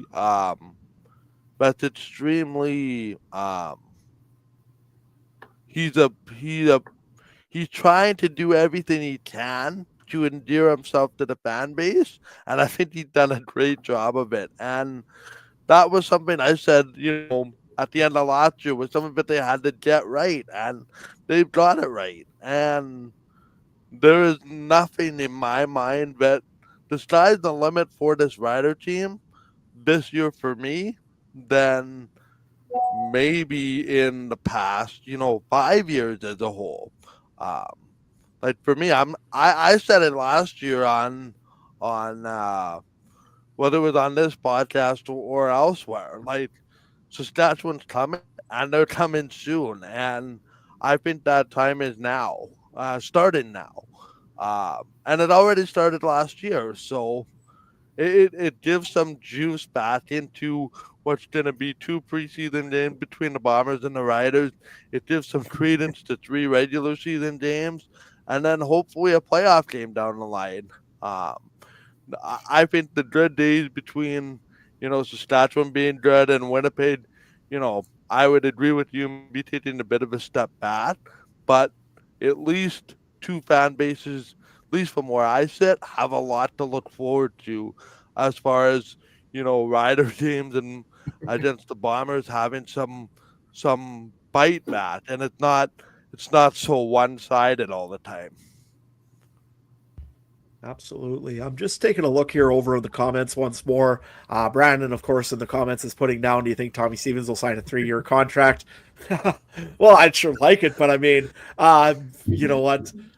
He's kind of known as a one kind of purpose quarterback, which is usually run for a 66-yard touchdown on a 3rd and 1. Nevertheless, you know what? It'd be cool if he signs, but let's worry about this season first. Will Smith in the chat. I don't understand how you can consider this Riders team a Grey Cup team with Andrew Harris as a quarterback. Just take a look at the stats there for Andrew Harris and also for Jake Maier. It's amazing how actually similar they are, except for one little key thing, which was interceptions. Otherwise, Jake Maier actually didn't have a bad season overall. If you take out the interceptions. Other than that, he was okay. And I mean, if he does go down, Trevor Harris, I think you're going to be fine probably with Jake Maier going in to cover for Trevor Harris because they're so similar of style of play, essentially. So I think that might not be a bad signing. Stephen, before we let you run, I got one real big question for you. If there's anybody left on the CFL free agency list that the Saskatchewan Roughriders could use, who is it? And what do we need? Give me a second to go through that free agency list. While I do a quick dig here, I do want to say with regards to Will's comment, tell me you didn't watch the 2024 season without telling me you didn't watch the 2024 season. To me, Trevor Harris, coming out of his injury, was the best quarterback, and the stats backed that up. He had the highest QB rating in the league for the last half of the season. So he is definitely a guy that can win you a game. He's, yes, I realize he has a knack for not, but to say you're not a Grey Cup contender with him at the helm is just straight up wrong. He's a beast, and I can't wait to see it. For me, I gotta say Sean McEwen. I think the one spot that they still need to shore up is absolutely the offensive line. their starting five will be solid. There's no question to me there. But I don't like the idea of Logan Ferland at center. To me, that's just, you're wasting him at center. And that's as simple as it is to me. So bringing in a guy like Sean McEwen can help you shore up that O-line depth. I don't like the idea of going into the season with Noah Zur as our sixth offensive lineman. I would almost rather have Micah Johnson as the sixth guy. So to me, that's a big one. And if you don't get him, there are other options there. I'm not sure which ones were centers, but there's definitely an option to pick up some depth there on the offensive line and guys that have played enough to build on. So we're not doing it to go and do the trial with every farmer in Saskatchewan down at Mosaic this week, are we? It might get that way if injuries hit, but for now, I'm hoping there's a big long list in front of me there of names that I hope the Riders go after. And honestly, I hope the Riders look at Ryan Sevier to come back as potentially a sixth guy. I think he looked good there. I think he might be, an option, but I think he's going to be looking for somewhere to start for next season. And unfortunately, no Evan Johnson. No thought on that. None. No, he can stay. He can end up elsewhere. I've never been a huge fan of his. Solid guy, but you don't have to sign a guy just because he's from the U of S Huskies. Yeah, fair enough. So, Stephen, give you a quick second here to give a plug and for things you're doing over on the Piffles podcast and whatever else you're up to. Hey, we you can find us everywhere you find your podcasts. We're also on if you're in Saskatchewan, we're on SaskTel Max, local on demand. Check us out. We're also going to be throwing our annual Piffles podcast Banjo Bowl bus. So we're going to be coming Winnipeg's way in September. So keep your eyes peeled to Twitter for that. But you see my Twitter handle right there. There it is. There's me, her X handle. I can't do it. I can't call it X. But find us at Piffles Podcast everywhere you search and come join the conversation. We always love to talk Riders. Well, perfect. Thank you very much again for joining us here this morning. I know we got quite a few diehard Rider fans around here besides myself, I guess. Thank you very much for joining us. And we look forward to talking to you soon here. And let's face it, we're not that far away from June yet. So it's here. It's almost here. It just feels like it today, but nevertheless. Hey, good luck with the rest of the show today, guys. Yep. Thank you. We only are.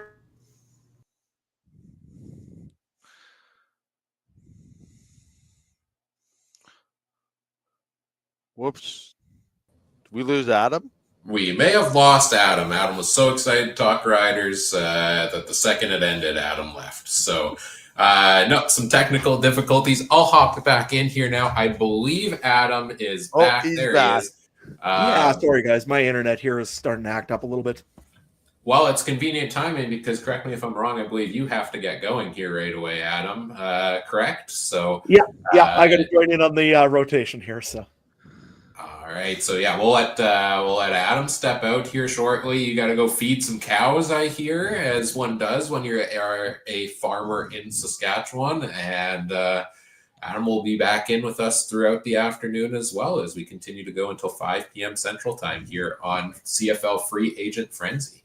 Adam, anything you want to say before you head out for now? Yeah, not really much. Should be interesting to see what happens here. Haven't seen any real news coming in quite yet of anything that's exciting here for signings, but I'm sure that'll start here in about probably 9 minutes from now. Who's going to officially break the Ed Hervey negotiation contract rules and sign somebody at 11:01?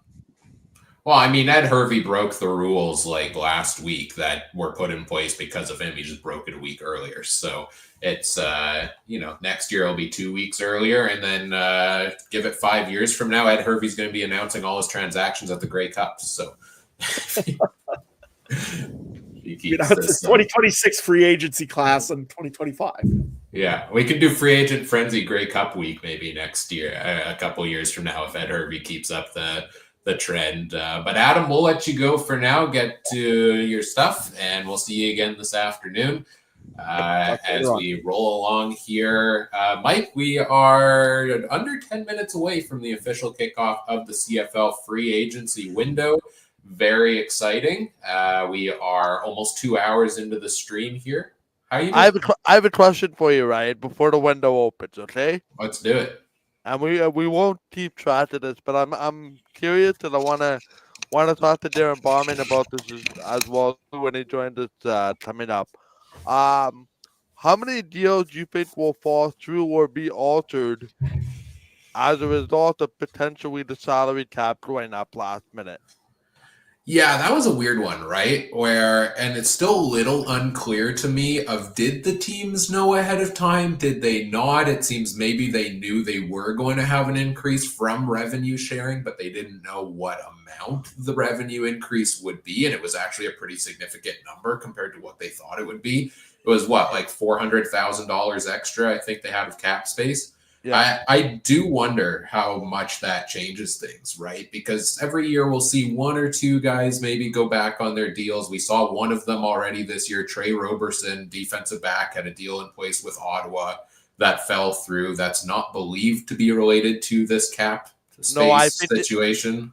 I think it had to do with either situationally or his physical, but I'm unsure. But I do wonder that in general of how many guys, when they see over the course of this week, they agree to their deal in principle, say on the first day of the tampering window, then they see all the other pieces fall into place. And it's like, well, actually, I could get more money there, or I could have a much better position there. Is anybody going to do that and go and kind of change directions? And $400,000 of extra cap space could play into that, where maybe you didn't have the money to keep somebody, but now you do. I look at a team like the Argos, who talked about needing to, what was it, get like 23 players to take pay cuts or something like that to try to fit into the cap space. Does that let them bring an extra piece or two back? I don't know. I think a lot of these guys, because in the CFL, free agency is so wild every year and you're constantly changing places, I feel like we won't see too many guys go back on those deals because they don't want to burn the bridges, right? Like, you agreed in principle, you're excited, the team offered you a contract, you liked it. How much are you going to change that? I don't know if we're going to see a whole ton of that. Right, that's a really good point, especially in a 9-team league where there's a lot of one-year contracts and a lot of guys that seem to trade places every year. Doesn't really seem like the place or in a lead where you'd really want to burn some bridges in the event that, you do need a contract from them down the line. You never know where you're gonna go back. I mean, more specifically of Kenny Lawler, right? First time he was here, he went to Edmonton, right? Then he came back to Winnipeg, and now he's reportedly going back to Hamilton. It all sounds like that's going to come to fruition in about 2 minutes, based on some Instagram posts. No, the reason I asked that question is I saw an open comment from Zach Talaros being a little bit caught off guard about the upped salary cap, and I was just wondering, it seemed like they caught a lot of people off guard by that. Yeah, it'll be interesting. But I agree with you. I don't think you want to burn bridges when it comes to saying you're going to go somewhere and then go somewhere else just because a little bit of money, a lot of money, magically entered the system.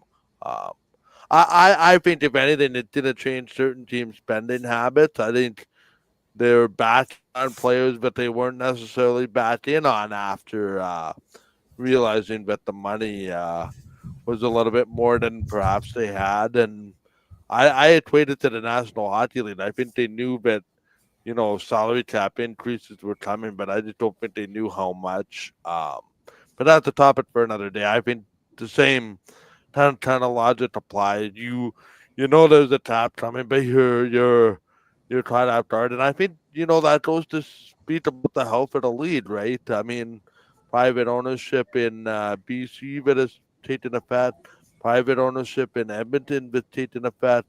Ottawa's always had a stable ownership. I know the Argos ownership takes a lot of flack from time to time, rightly or wrongly.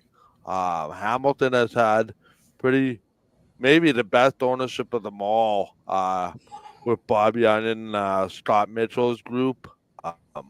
I know Bob Young was, funding the Ticats through some very lean times and helping the CFL through some very lean times. So I think the CFL's on a lot better footing than a lot of people even realize. And private ownership certainly has gone away. BC Amar Dolman certainly putting a lot of money into the Grey Cup, which was by reporting to be some of the very best, one of the very best Grey Cup as well. Ryan, you have some notes and some news to share before Darren Bauman joined us. So, Yeah, just as free agency opens in 1 or 2 minutes from now, scrolling through social media, no official news yet, but a bit of an interesting interaction to keep an eye on. Jeff Hamilton, one of the major Bomber reporters, talking about the list of players the Bombers have tentative deals in place with, and asking, could they be adding another piece when the market officially opens? And the great Justin Dunk replying, yes. So seems like maybe the Bombers will be a little bit active here today and making some more news and tinkering with that roster a little bit. But the CFL Free Agent Frenzy window is officially opening. We will have Darren Bombing of Bonfire Sports joining us here in a minute or two, I believe, to chat through kind of the teams and the positions, the players to watch as the window officially opens and some of these news items start coming in more often. But just a quick shout out to everybody tuning in live with us here throughout the day as well. We have a lot of people tuning in the live on the live feed. I see our guest is waiting in the background, ready to go. We'll bring him in a second. We've got a lot of people tuning in live with us, which is great. The live chat and the YouTube feeds has been going on all day. I see a lot of people tuning in on X. If you are joining us there and want to join the chat, head over to the YouTube feed. You can find it on almost any of our posts in the last couple of days. The link to join us over there and join in the conversation. And let's keep this chatter going on for another 6 hours here in support of CFL Fans Fight Cancer. CFLfansfightcancer.com/donate if you'd like to contribute to the cause. But the free agency window is open, and Darren Bombing of Bonfire Sports is here, so let's bring him in. He's the owner of Bonfire Sports, reporter, broadcaster, writer, you name it. He does it all. He's also the VP of the CFL Reporters of Canada, if I believe correctly. Darren, how are you doing today? I'm doing great, guys. How are you? It's good to be with you. Doing well. Happy to have you here as part of CFL Free Agent Frenzy. Happy we were able to make it work and find a time that worked for you. So thanks for making time in what I'm sure is a busy day for you here. And as we were just chatting about, the CFL window is officially open. News has been a little quiet so far early today, but it's been very busy over the last the last week or so with the negotiation window. So interested as a starting point to know your thoughts on the negotiation window or the legal tampering window or whatever you want to call it in the CFL. Do you like that approach, the way they do it? I'm so glad you asked that question first, because it's the first thing I wanted to say. I absolutely love this negotiation window. Some call it the Hervey window, the legal tampering window, all of that. I think it's just the smart way to go about things. I think what a lot of fans don't understand is that the Canadian Football League, it's kind of like Winnipeg, right? It's very small. Everybody knows each other. And if you don't know somebody, you can almost guarantee that they're close with somebody that you know. So the CFL, the players, the Canadian element to it, a lot of Americans who live here, and the frequent movement between teams.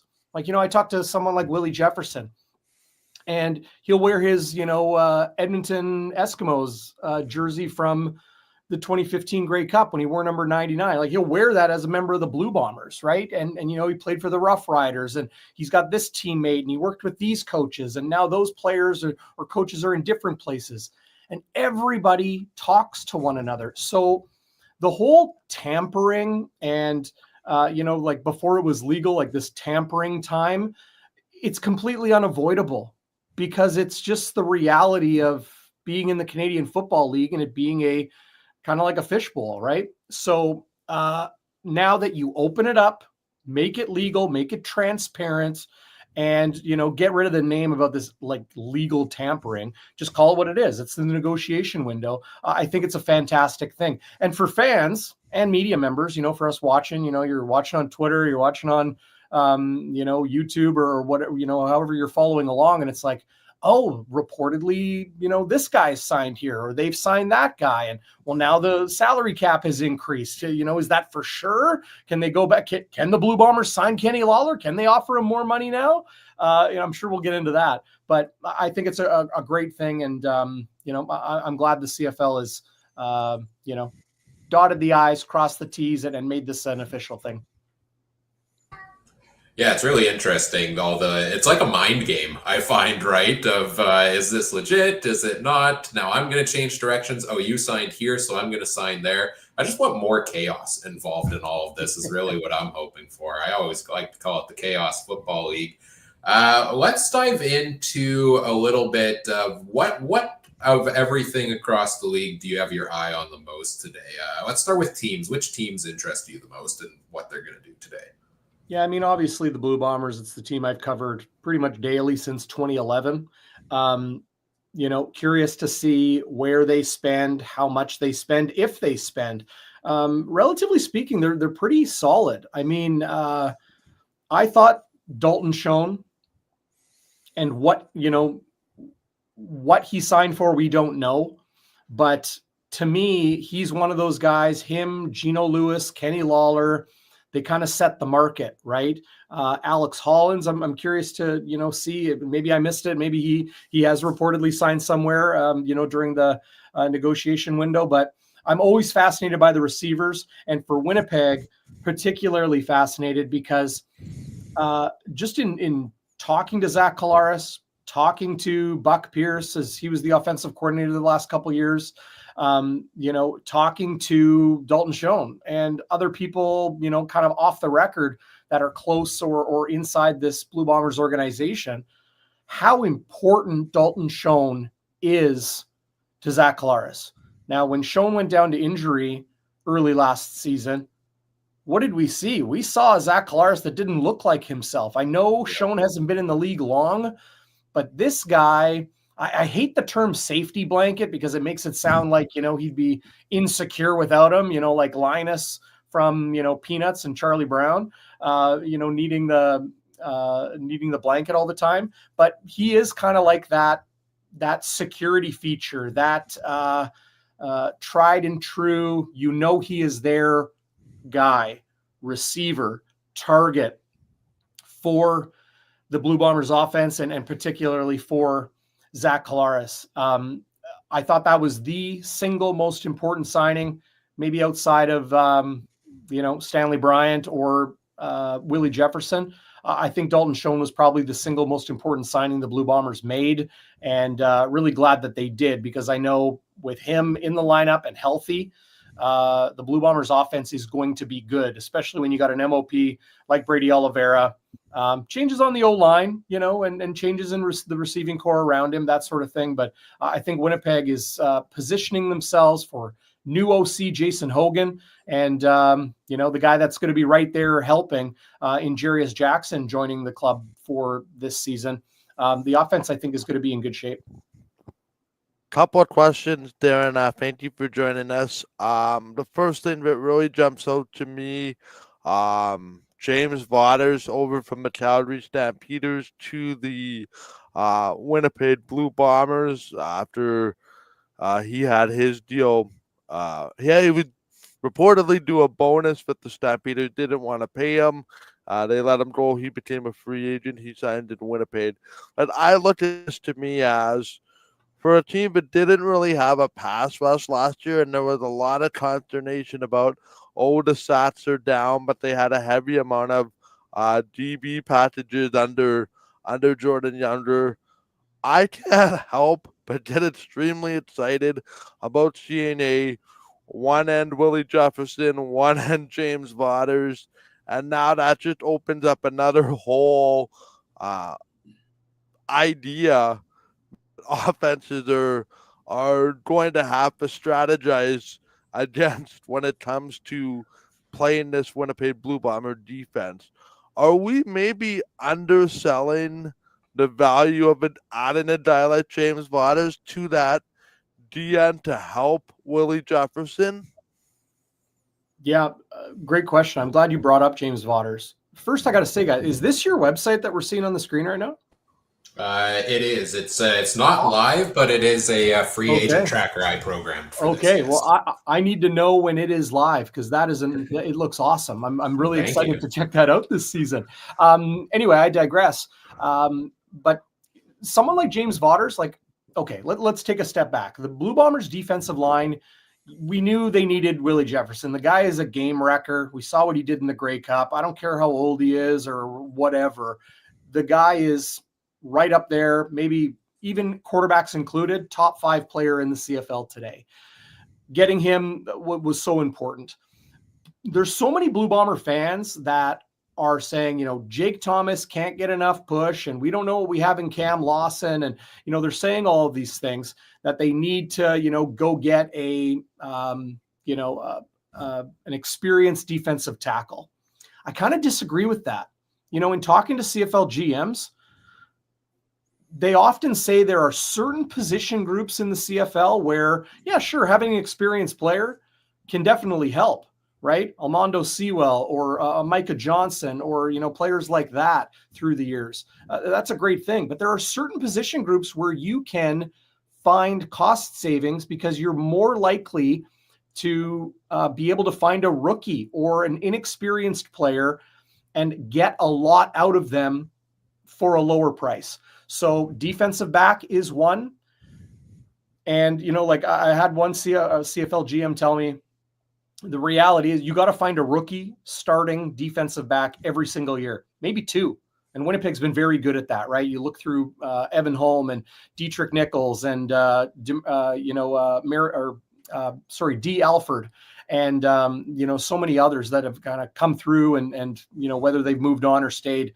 But either way, the point I'm trying to get to is there's a reason they paid James Waters and brought an experienced player over, because defensive end, I feel, having experience in the CFL, and I've been told this too, it's not just my feeling, but having that experience of knowing opposing offenses, knowing opposing tackles and guards and who you're going up against is incredibly valuable. Defensive tackle, maybe a little bit less so.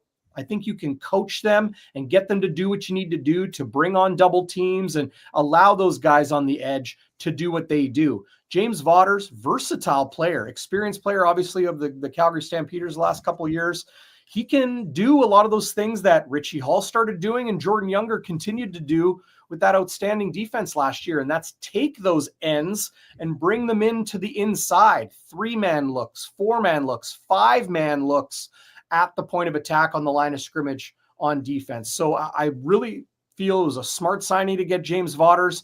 And you think of Stove Richardson, you think of Casey Sales. Casey Sales went and signed that huge money contract with the Hamilton Tiger Cats as a free agent after an outstanding rookie couple years with the Winnipeg Blue Bombers. Winnipeg can find those guys. They found them before. They'll continue to find them again. And, training camp, it's maybe not a sexy position to watch, but I love watching those defensive tackles go up against, the O-line 1-on-1, 2-on-1, that sort of thing. I think Winnipeg's defense, with the addition of James Waters, Jonathan Jones, to kind of supplement, the linebackers that they have there with, the departure of Adam Bighill. I honestly feel Winnipeg is in excellent position for where they are right now, and that being mid-February and, free agency opening about 15 minutes ago. I have 2 questions, one of which is Bomber related. The other one is CFL related. Are you surprised the Bombers have been, now a lot of these deals have not been made official yet. They're reported, so they still change. Are you surprised that the Bombers have been as active in free agency this year as they have been in years past? Now, I understand Kyle Walters has hinted in one of his media availabilities more recently that he sees the Bombers being pretty busy. But historically, and I'm going back 2-3 years, the Bombers have not been overly busy on the free agent market, rather deciding to go in-house. Are you surprised with how busy they've been, fine-tuning this roster, Dylan Mitchell among others? Are you surprised they've been as busy as they have been? Like, for me, I'm really excited that they got Jared Stearns. I think he's been very underutilized in Yes. Saskatchewan. I view that as a cheaper version of maybe Drew Wolotarski, as much as people don't really want to hear it. I think if you can do cheaper, kind of like what you were saying, cheaper, but also have the same kind of impact that position. I just Right. my long-winded question is: are you surprised the Bombers have been as busy as they have been, or have they just been able to find amazing value, at least on paper, and we'll see how it goes on the field? I have not been surprised at all. And, there's an obvious reason for that. They haven't been that busy over the last number of years because they kept going to the Grey Cup, right? If it works, if it ain't broke, don't fix it. They made some coaching changes, obviously tweaks. That's the nature of football. Change is the only constant. But when you've been to 5 Grey Cups, and I hate to remind people, but, fans always say, like, why do you got to say that all the time? But they've lost 3 in a row. So Yep. you can't keep smashing your head against the wall and hope to get a different result. So, Chris Streveler even mentioned that in his press conference yesterday. And I encourage people to watch it. I don't think, again, a bit of a tangent here, but I don't think I've ever watched a Chris Streveler press conference, guys, and not left feeling almost like a spark of motivation to, go be the best person I can be that day. Just a incredibly inspirational guy with indirectly, like, not even trying to be. But Chris Streveler said it yesterday. You have to make changes. If you don't win the final game of the year in late November, something you could do differently could possibly help. So I think Winnipeg's been smart in that sense. Like, I get fans really attach themselves to their favorite players, like losing Drew Wolotarski, Chris Streveler's good friend. He was the best man at Wolotarski's wedding last year in Australia. Heartbroken for the guy, but also cheering for him. I think fans have to, take that similar approach. Understand it stinks when your favorite player moves on, but also know that they're getting an opportunity elsewhere, or maybe it might have been diminished here in Winnipeg. So Reggie White Jr., Stearns, Dylan Mitchell. I don't think people understand the caliber of receiver that Dylan Mitchell is. He's had some injury problems, but the last number of years in Edmonton, he's got NFL chops, right? Some experience there as well. Was a draft pick in the NFL. The guy can play. So I'm really curious to see how maybe a little bit, Walters being smart in spreading the money out, getting a little bit more depth at receiver. So if you do lose a guy, you're not kind of up against it like they had been, in losing Dalton Schoen last year for the majority of the season. So I think those are all smart signings. And for Winnipeg, look, the age, everyone's been talking about the age of this team for years, right? And I don't think it's really been an issue, but I think, it is a reality. And, needing to find new guys, younger guys, bring them in, and, professional scouting. Everyone talks about, you're scouting youth sports, and, you're going to those games in the Quebec Conference or in Canada West or Ontario, or you're scouting in the United States and having these free agent camps for Americans. Pro scouting is just as important, because if you're going to make a trade or you're going to make a free agent signing, you got to know who these guys are and what they can do to fit in your system, not the one that maybe they're in right now. So Right. I think Winnipeg's been excellent at their pro scouting and finding players on other teams and then bringing them in and getting a little bit more from them. So, to answer long-winded question, long-winded answer, I'm not surprised Winnipeg's been busy, because they need to make some changes and bring some new guys in. Just to chime in here, Mike, before you quickly, I see a couple comments in the chats talking about the Argos and their defense, and Kadeem Carey, Herji Mayala. We're going to have Doug Ballinger from the Argos Fancast joining us in a couple of minutes, so we'll ask him about all of that, so stay tuned for that. But Mike, you had another question here. Yeah, and it's kind of 2 questions morphed into one. On paper right now, I view Ted Govaya, the new general manager of the Hamilton Tigers, has done as something extremely well. Bringing in Brian Cole, bringing in Kenny Lawler, bringing in other pieces. Other side of the spectrum, I look at what the Stampeders have done. Yes, they brought in Vernon Adams, but they've lost a lot of manpower over the years. What do you see over the last number of weeks? But what do you see, particularly in Hamilton? Like, I view them right now on paper as probably the most improved team, whereas Calgary, to me, yeah, they brought in Vernon Adams, but to me, I still don't think they've improved themselves that much when you look at the scale of the West Division.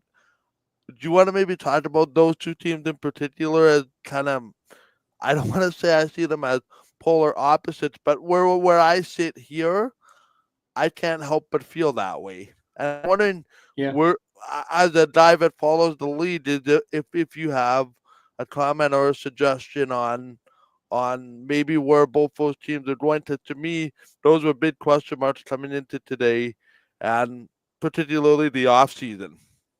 Yeah, I think the important thing to remember in Calgary is that, it's been a lot of change there with John Hufnagel, moving on from obviously head coach to GM to president to special advisor, and now moving into, actual retirement from football. So there's been a lot of change there, right? Changes to the coaching staff as well. But when you add a quarterback who, like, we got to remember, mid-season 2024, Vernon Adams Jr. was the runaway MOP favorite. Like, runaway. There was nobody in the conversation. It was Vernon Adams and really nobody else. Adding him to a Dave Dickinson offense, good offensive line there. It's led by, one of my favorite players to watch in the league, and that's the pride of Transcona, Winnipegger Zach Williams, who signed a new contract this offseason as well to stay with the Stampeders, the team that drafted him. I think adding Vernon Adams Jr. is going to make Calgary a better team almost immediately. It's tough in the CFL because, we'll look at all these, additions and subtractions to teams and kind of be unsure. And then the season starts and you're like, wow, the Bombers are 0-4. Who would have thought that? Oh, look, the Saskatchewan Roughriders are going on a crazy winning streak. Well, now they're going on a crazy losing streak. It's the CFL, crazy football league. So you never really know what you get till they start playing the games in May and June. But I think Calgary's going to be better. They are a well-coached team. They've had a tough couple years, but adding Vernon Adams Jr. I think was a very, very smart move for them, and an important move for them to make. The Ticats, look, for people that watch Bonfire Sports, I think, I've had a lot of fans jump into my live chats. They're like, Bombing, what's with you and the Ticats? Are you a closet Ticats fan? What's going on? I just have respect for that organization and how consistently good they've been. I know they haven't been able to get the job done, but you look at the big picture, broad scope of the Hamilton Tiger Cats, they have been a very, very good franchise for a long time now, after a long time of being a completely inept franchise. Kind of reminds me of the Winnipeg Blue Bombers, right? So to get Ted Gavaya, incredibly smart, talented talent evaluator, and I'm excited to see what he can do as a full-time general manager. He's won Grey Cups with, as an executive with the Toronto Argonauts, obviously with the Winnipeg Blue Bombers, and now he's in Hamilton.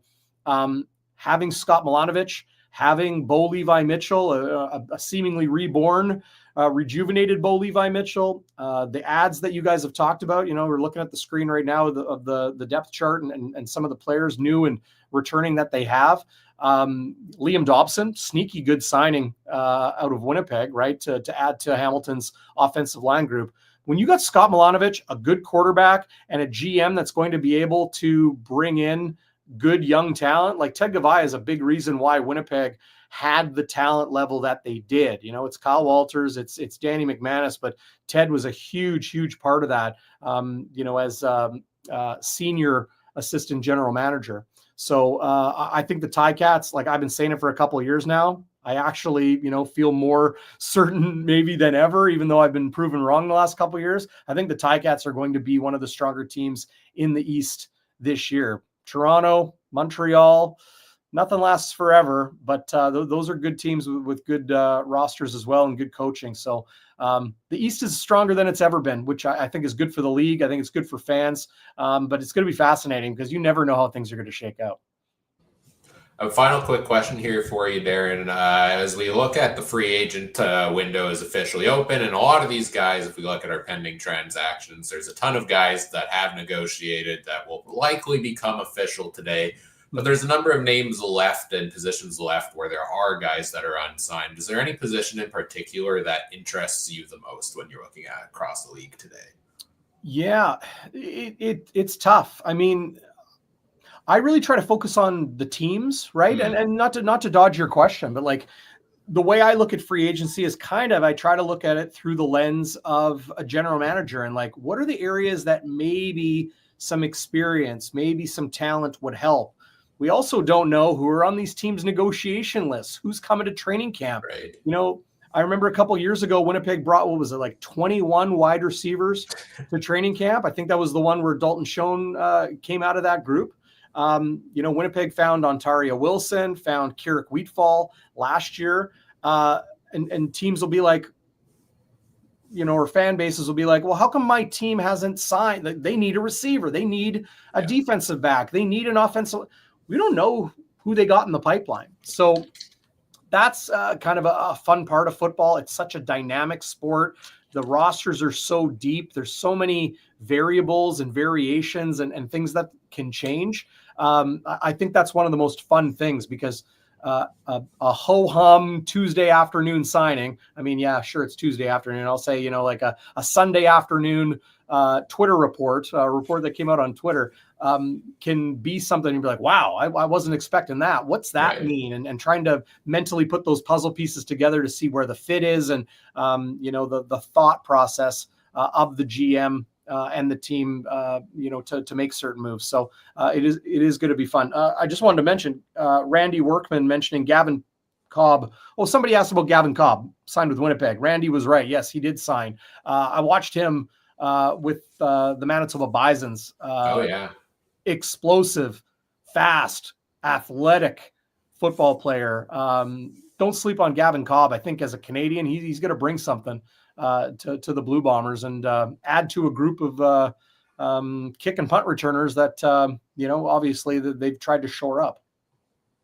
Yeah, I like the signing as well. And, you know, talk about work maybe in the return game, just like you mentioned, after that was an area of struggle for the Bombers last year. Yeah. We got to let you go here, Darren. But before we let you go, of course, we want to, where can people find everything else you've got going on? Yeah, I appreciate that a lot, Ryan. You can see on the bottom of your screen, Bonfire WPG, Bonfire Winnipeg. You can find that handle pretty much on all of the social media sites that you are, YouTube as well, Bonfire Winnipeg there, Bonfire WPG, whereas a lot of our stuff is on your podcast app as well. And then, bonfiresports.ca. That'll get you links to everything, but really excited for the upcoming season. And got my hands full with a house renovation right now. Fun. And the Jets obviously are you know, a team that's really looking like could make some noise in the postseason this year. I know Jets fans have their fingers crossed, but it's going to be a busy time. But great to be with you guys, Ryan. You know, Gerler, one of my favorite people. I don't know if he's still with us, but great to be with you guys. And you call me anytime. We'll chat again. That sounds wonderful. We appreciate you making time. Good luck with the home renovations, and everybody make sure you check out the content. Thanks for the time, Darren. Appreciate you guys. Have a good one. All right, as we say goodbye to Darren Bombing for now, thank you for joining us there. I see we've got our next guest in the background. We'll bring you in, Doug, in just a minute here. But first, a couple more notable signings to announce here that have been made official. I'll be working on updating the free agent tracker in the next little bit to pull them up on screen as well. But we talked about Gavin Cobb officially signing a deal with the Bombers. Jareth Stearns at wide receiver also now officially signed.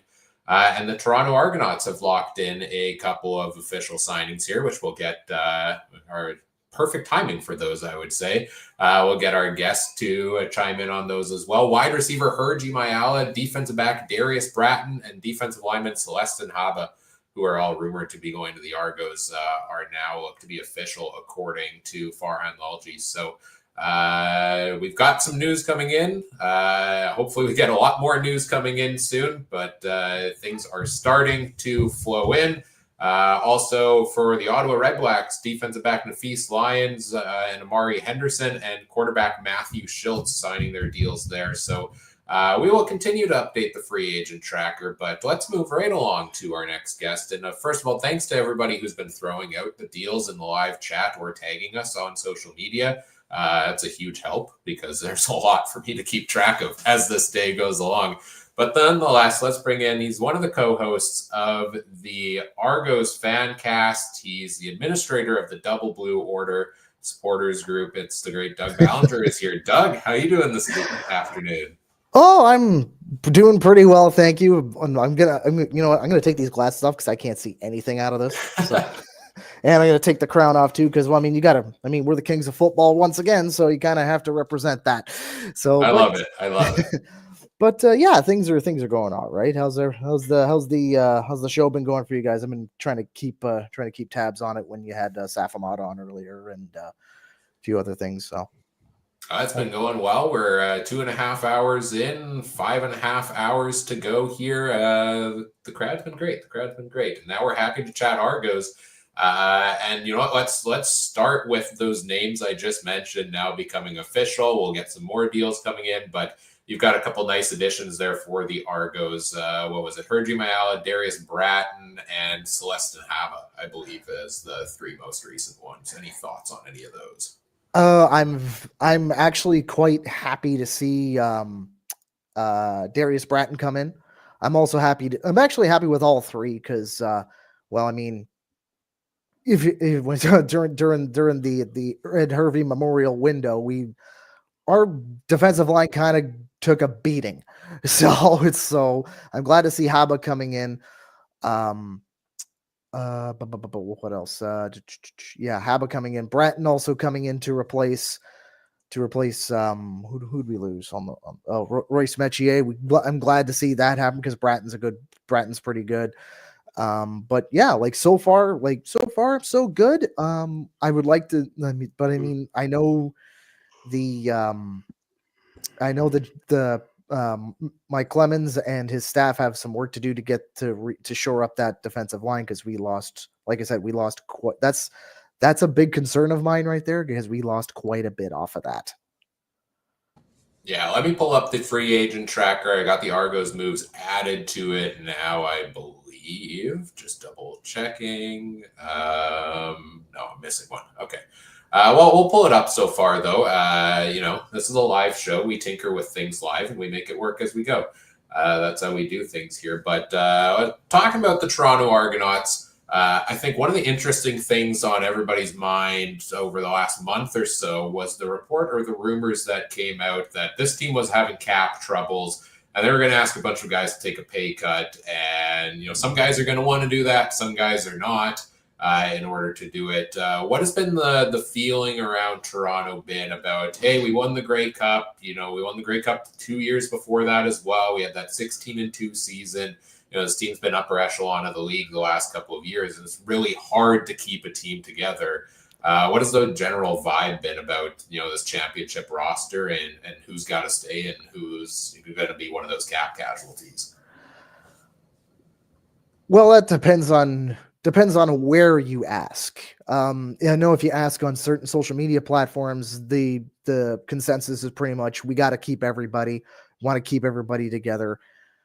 I know with me, I've seen this many times before where especially since post-pandemic, especially the post-pandemic era, best examples where the team will just get absolutely gutted in free agency because you take a look, you got an awful lot of guys who want to get more money, and the Argos can't really cap trouble's we've always been up against the cap, and we always end up having to always tell guys, hey, go out, see what you can get. And last year was a good example, and this year's a good example of you can see where people can go and they're going to get paid. To me, if you ask if you ask on Facebook, I know for a lot of Argo fans, the sky will be falling because, well, their favorite player is going to be going bye-bye. Unfortunately, I haven't seen much. I'm not really on X that much anymore, or Twitter, or whatever the hell it's called now. Power to you. Yeah, yeah. I've mostly been on Blue Sky, and there isn't a lot of Argos content on Blue Sky. It's really just like me and maybe a couple other people. But I mean, if you like, for myself, I can speak for myself personally. I always brace myself to basically lose to lose a few guys. It's going to happen. When you're the champions, 2 out of 3 seasons, you're going to get your cupboards rated. No matter what, you're going to get rated. So basically for me, I'm just basically, you know how the trust of the process. Yeah, that's what I'm doing. I have a lot of faith in Pinball Clemens and his staff to make the right moves to get this team to stay where they are. I was just taking a look at home stats the other day. The Argos are like including playoffs, I think they're like 29-9 at home since post-pandemic era. So they're doing so. It's very clear that this GM staff, the coaching staff, they're doing something right. So yeah, we're going to lose some named guys. Like I know we lost Robert Priester. I know Jared Brinkman, Robbie Smith, which kind of hurt me because he was the 2022 hero. But I know that they're going to bring in guys that are going to be that after a few games, they're going to be very, very equitable to what we've seen and what we're used to. Yeah, you talk about some of those pieces lost. I think the defensive line definitely feels like the biggest hit, and one of the biggest hits in that category with Seresna, Smith, and Brinkman. And maybe a bit of an unfortunate one with that, you trade Curly Gittins Jr. for Jake Seresna last year. You get Seresna, you win the Grey Cup, so you're probably happy enough with what you got out of that trade. But then to lose Seresna right back to Edmonton, reportedly in free agency, and then you talked about some of those defensive backs there as well. What do you make of the trade of Dijon Allen to the BC Lions earlier this offseason? The Argos offensive line has been one of the best in the CFL the past couple of years. Allen has definitely been a huge part of that. 61 career starts for him. Was that a trade that shocked you? Is that just another cap casualty situation? I don't think it didn't really shock me all that much, to be perfectly honest. He is getting up there. What we got back for him kind of shocked me though, considering that he is one of the best.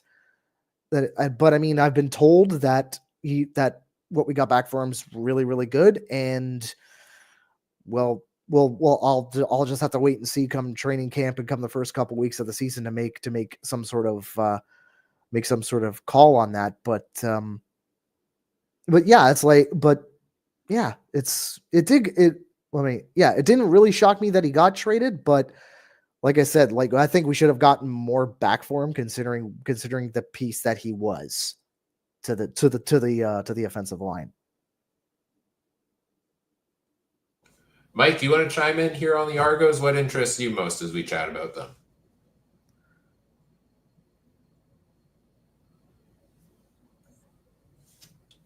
Sorry, just working on things in the background here, multitasking, a lot like Ryan likes to do.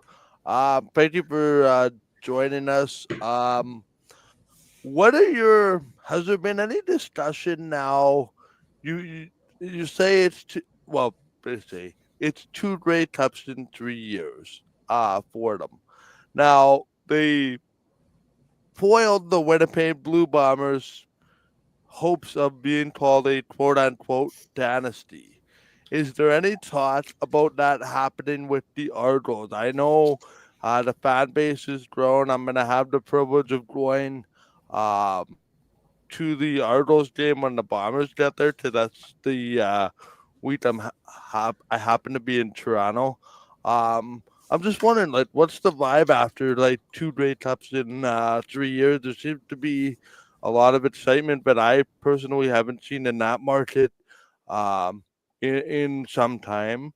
Is there talk about doing this 3 times in 4 years, or where is that kind of discussion been at? Maybe not necessarily amongst management, but amongst the fan base.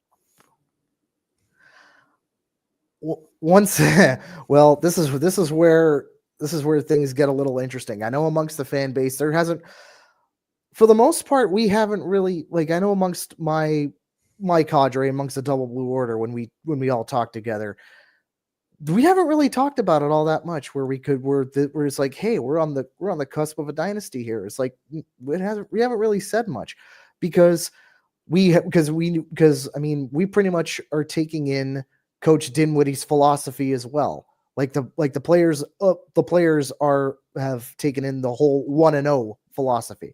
Yep. Right? So that's the way we're looking at it. We're going game by game here. I do have a YouTube channel, and if you watch some of my live streams, I'm, especially the East Final one, where I'm absolutely losing my mind at the end of it, realizing, oh crap, I now have to shell out 150 extra bones to go to the Grey Cup. I didn't expect to do that, if I'm being honest. So it's like, but I mean, I didn't expect to have to do that. But I mean, it's great that we have to. In the case of the fan base, like, we're not really talking about it, like, because we're just focused on getting our, like, basically getting the win, and then moving on to next week, and then things, because we know it's like, if we get our hopes too high up, the crash on when ultimately a loss happens is that much more. So, like, take, for example, the 3 games against Hamilton this past season.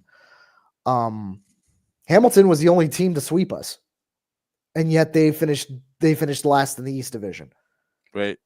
So, and I mean, every game we went in there, it's like, we're going to kill these guys. Next thing you know, we're down 17-0 or 21-7, or basically they put up 17 points on us before we can even blink. So basically, we all, like, of course you want to have the belief that we're going to win every single game, and the fans do, but when it comes to a Grey Cup, honestly, I have not heard anybody mention at all the words dynasty or 3 cups in 4 years or things like that. Like, that will probably come later in the season, when the playoff picture starts to unfold, and then we finally see, like, oh crap, we can actually do this. But right now, there is, like, the talk has been very muted about that. Take that from us in Winnipeg, that's probably a good thing, because if you start mentioning dynasty, people will tear you to shreds. So Exactly. Exactly. I know we've done it. of course, that's what it's all about, right? Mm-hmm. Yeah, just as a follow-up, and this is kind of a question that has been thrown out in the chat, and it was kind of something that I was interested in. Obviously, Nick Arbuckle re-signed. That was the big kind of key thing. Where did this leave Chad Kelly now? I know he suffered a significant injury in one of the playoff games. I'm not sure if he'll be ready for week 1 or when he'll be ready, but have you been hearing anything as far as Chad Kelly's availability at some point this season? And then how do you feel that when both are healthy, that being Kelly and Arbuckle, how do you think they're going to handle that? Because I know amongst CFL circles, Chad Kelly coming back could have been a bit of a polarizing subject given the circumstances, and now you have his fill-in Nick Arbuckle winning Grey Cup MVP, getting a new contract. How do you view the Argos quarterbacking situation? Maybe not in week 1, but later on in the season when both Chad Kelly and Nick Arbuckle are healthy. As it stands right now, the way I look at it, like, getting Nick Arbuckle back is a massive insurance policy. Basically, because I know just recently, I believe Chad Kelly had the pins removed, I think, from his injury. So now he's gonna right now, and we're still about 3 months away from training camp. But so as it stands right now, I don't know if he'll be ready for week 1. But later in the season, after he is healthy, I think the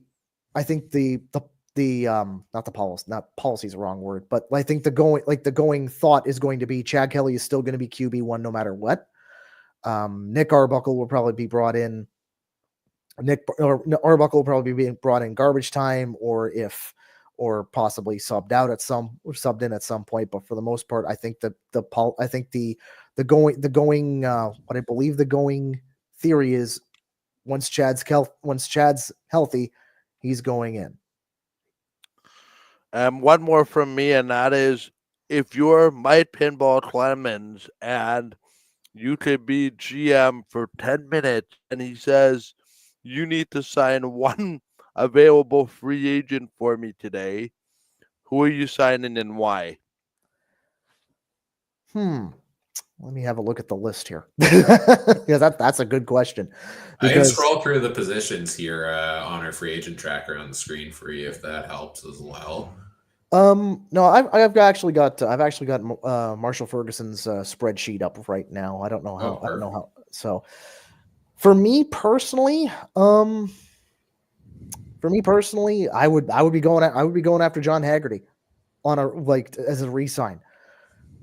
I mean, Liram Hajrullahu is a great kicker, but John Haggerty has been next level punter, right? Liram, I mean, God love him. He's like I said, great place kicker, but not that good of a punter. Whereas John Haggerty has been lights out for us. So I think for me, because I don't see much in the who else is out there? Let's see, Stephen Flintoff out of BC is out there. I see, but I mean, he's good. He's good for hitting the scoreboards at BC Place. I don't know how much he's good for hitting high fly balls at BMO Field. You could bring Boris Beatty back. Yeah. Yeah, and I know there's a lot of people who would love that, but realistically, I'm sorry. Like, if you're comparing punting numbers, John Haggerty just blows them all out of the water. Yeah. For me, now that you say that, for me, he was the second best punter in the league this year behind Jay Julian in Edmonton, who's no longer with them. For me, he flipped a lot of field position for the Argos. With his directional and his ability to pin punch, which is always important for sure. I want to talk about the running back position a little bit for the Argos, because this is one where we're seeing a little bit of an overhaul. You know, they've had the kind of three-headed monster, or at least last year, where Kadeem Carey, Deontay McMahon gets in there for some plays here and there. Daniel Adebaboye slots in every once in a while as well, and especially late in games if they were ahead, he got some more reps in there. They trade Adebaboye off to Ottawa. I always thought they were kind of working him in to be the next starter for the team. I thought actually when they drafted him and Andrew Harris came back for that one more year that it was going to be that 1-2 punch, and I was a little surprised they actually brought Ouellette back for that year before he went back to Saskatchewan. But last year, they bring in Kadeem Carey as kind of that number one. We see these other two pieces. Adebaboye is off to Ottawa. Kadeem Carey remains a free agent as of now, or is I guess now officially a free agent. And they signed Kevin Brown, who was released by the Elks at the end of the last season. Thoughts from you, Doug, on the changes at running back for the Argos? To me, it's very interesting because the Argos did make a couple of obviously they made a couple of moves. Unfortunately, Danny got sent to Ottawa. I gotta say, I love his parents. that's what. So when he got shipped to Ottawa, that kind of hurt. But I know last year we kind of had like you said, the three-headed monster. I call him the Cerberus back just to keep the whole Greek mythology theme going. But yeah, because you had Kadeem Carey, who was your primary, and then you had Deontay McMahon, who was very much kind of like the elusive, like you're never going to catch me kind of back, and then you had the utilitarian in Dan Adebaboye. This year, I mean, like we said, Kadeem Carey is still a free agent at this point. So I don't know of his status, but I mean, Kevin Brown did very well for his in Edmonton, despite being on a crap team. You put him, you bring him over here to Toronto. I think he'll flourish. I think he was actually absolutely going to thrive in our system. But I'm also curious to see about Mayan Williams, the young one out of Ohio State, because something happened where I go on the Toronto Argonauts subreddit, and somebody from the Buckeyes fan base came onto our subreddit and said, "Hey, you guys got a stud here."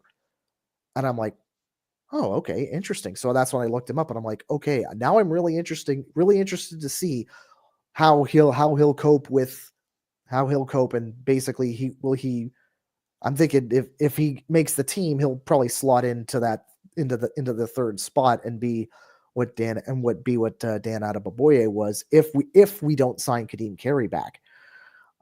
I don't know, but I mean, there was some rumors going around regarding Kadeem where he posted something on an Instagram story where it was like hashtag back to back with back underlined. So there's a little bit of scuttlebutt amongst the Argo fan base saying that he is coming back, but honestly, as it stands right now, we don't know exactly what's going through his mind. But if we have to move on without Kadeem, I'm still very confident in this running group, especially with Kevin Brown at the head. I'm still very confident in the running backs. Kadeem Carey is one of the most interesting free agents to me because 1,000-yard running rusher, Grey Cup champion, but yet I don't know if there's a team around the league that's looking at him for a starter spot right now because most of the teams have a guy already that they like there. So he might be one of those guys that we don't see signed today on the opening day of free agency, and maybe we see him sign closer to then. We'll see. Who knows yet? There's still a lot of free agency to go, but I do think you're set well with Kevin Brown to lead the way at running back as well. Position for the Argos that always interests me also is the wide receiver position, because I've said the last couple of years that this is a team that doesn't necessarily, you look at some teams, they have like your Eugene Lewis type superstar at wide receiver. And they have some very good names, the Argos do, at receiver, but they have a lot of like solid guys that don't stand out one on top of the other. Mekhi Polk was your big standout wide receiver last year. He's off to the NFL, I want to say with the Falcons? Yeah, he's going to the Falcons. Yeah, so off to the Falcons. They re-signed DeMonte Coxie. DeVaris Daniels was already under contract for next year. Herji Mayala made official a little bit ago now, coming over from Edmonton. And then you've got a bunch of Canadian receivers. You know, your David Unger, Richie Sindani, Kevin Meitel, Deshaun Brissett.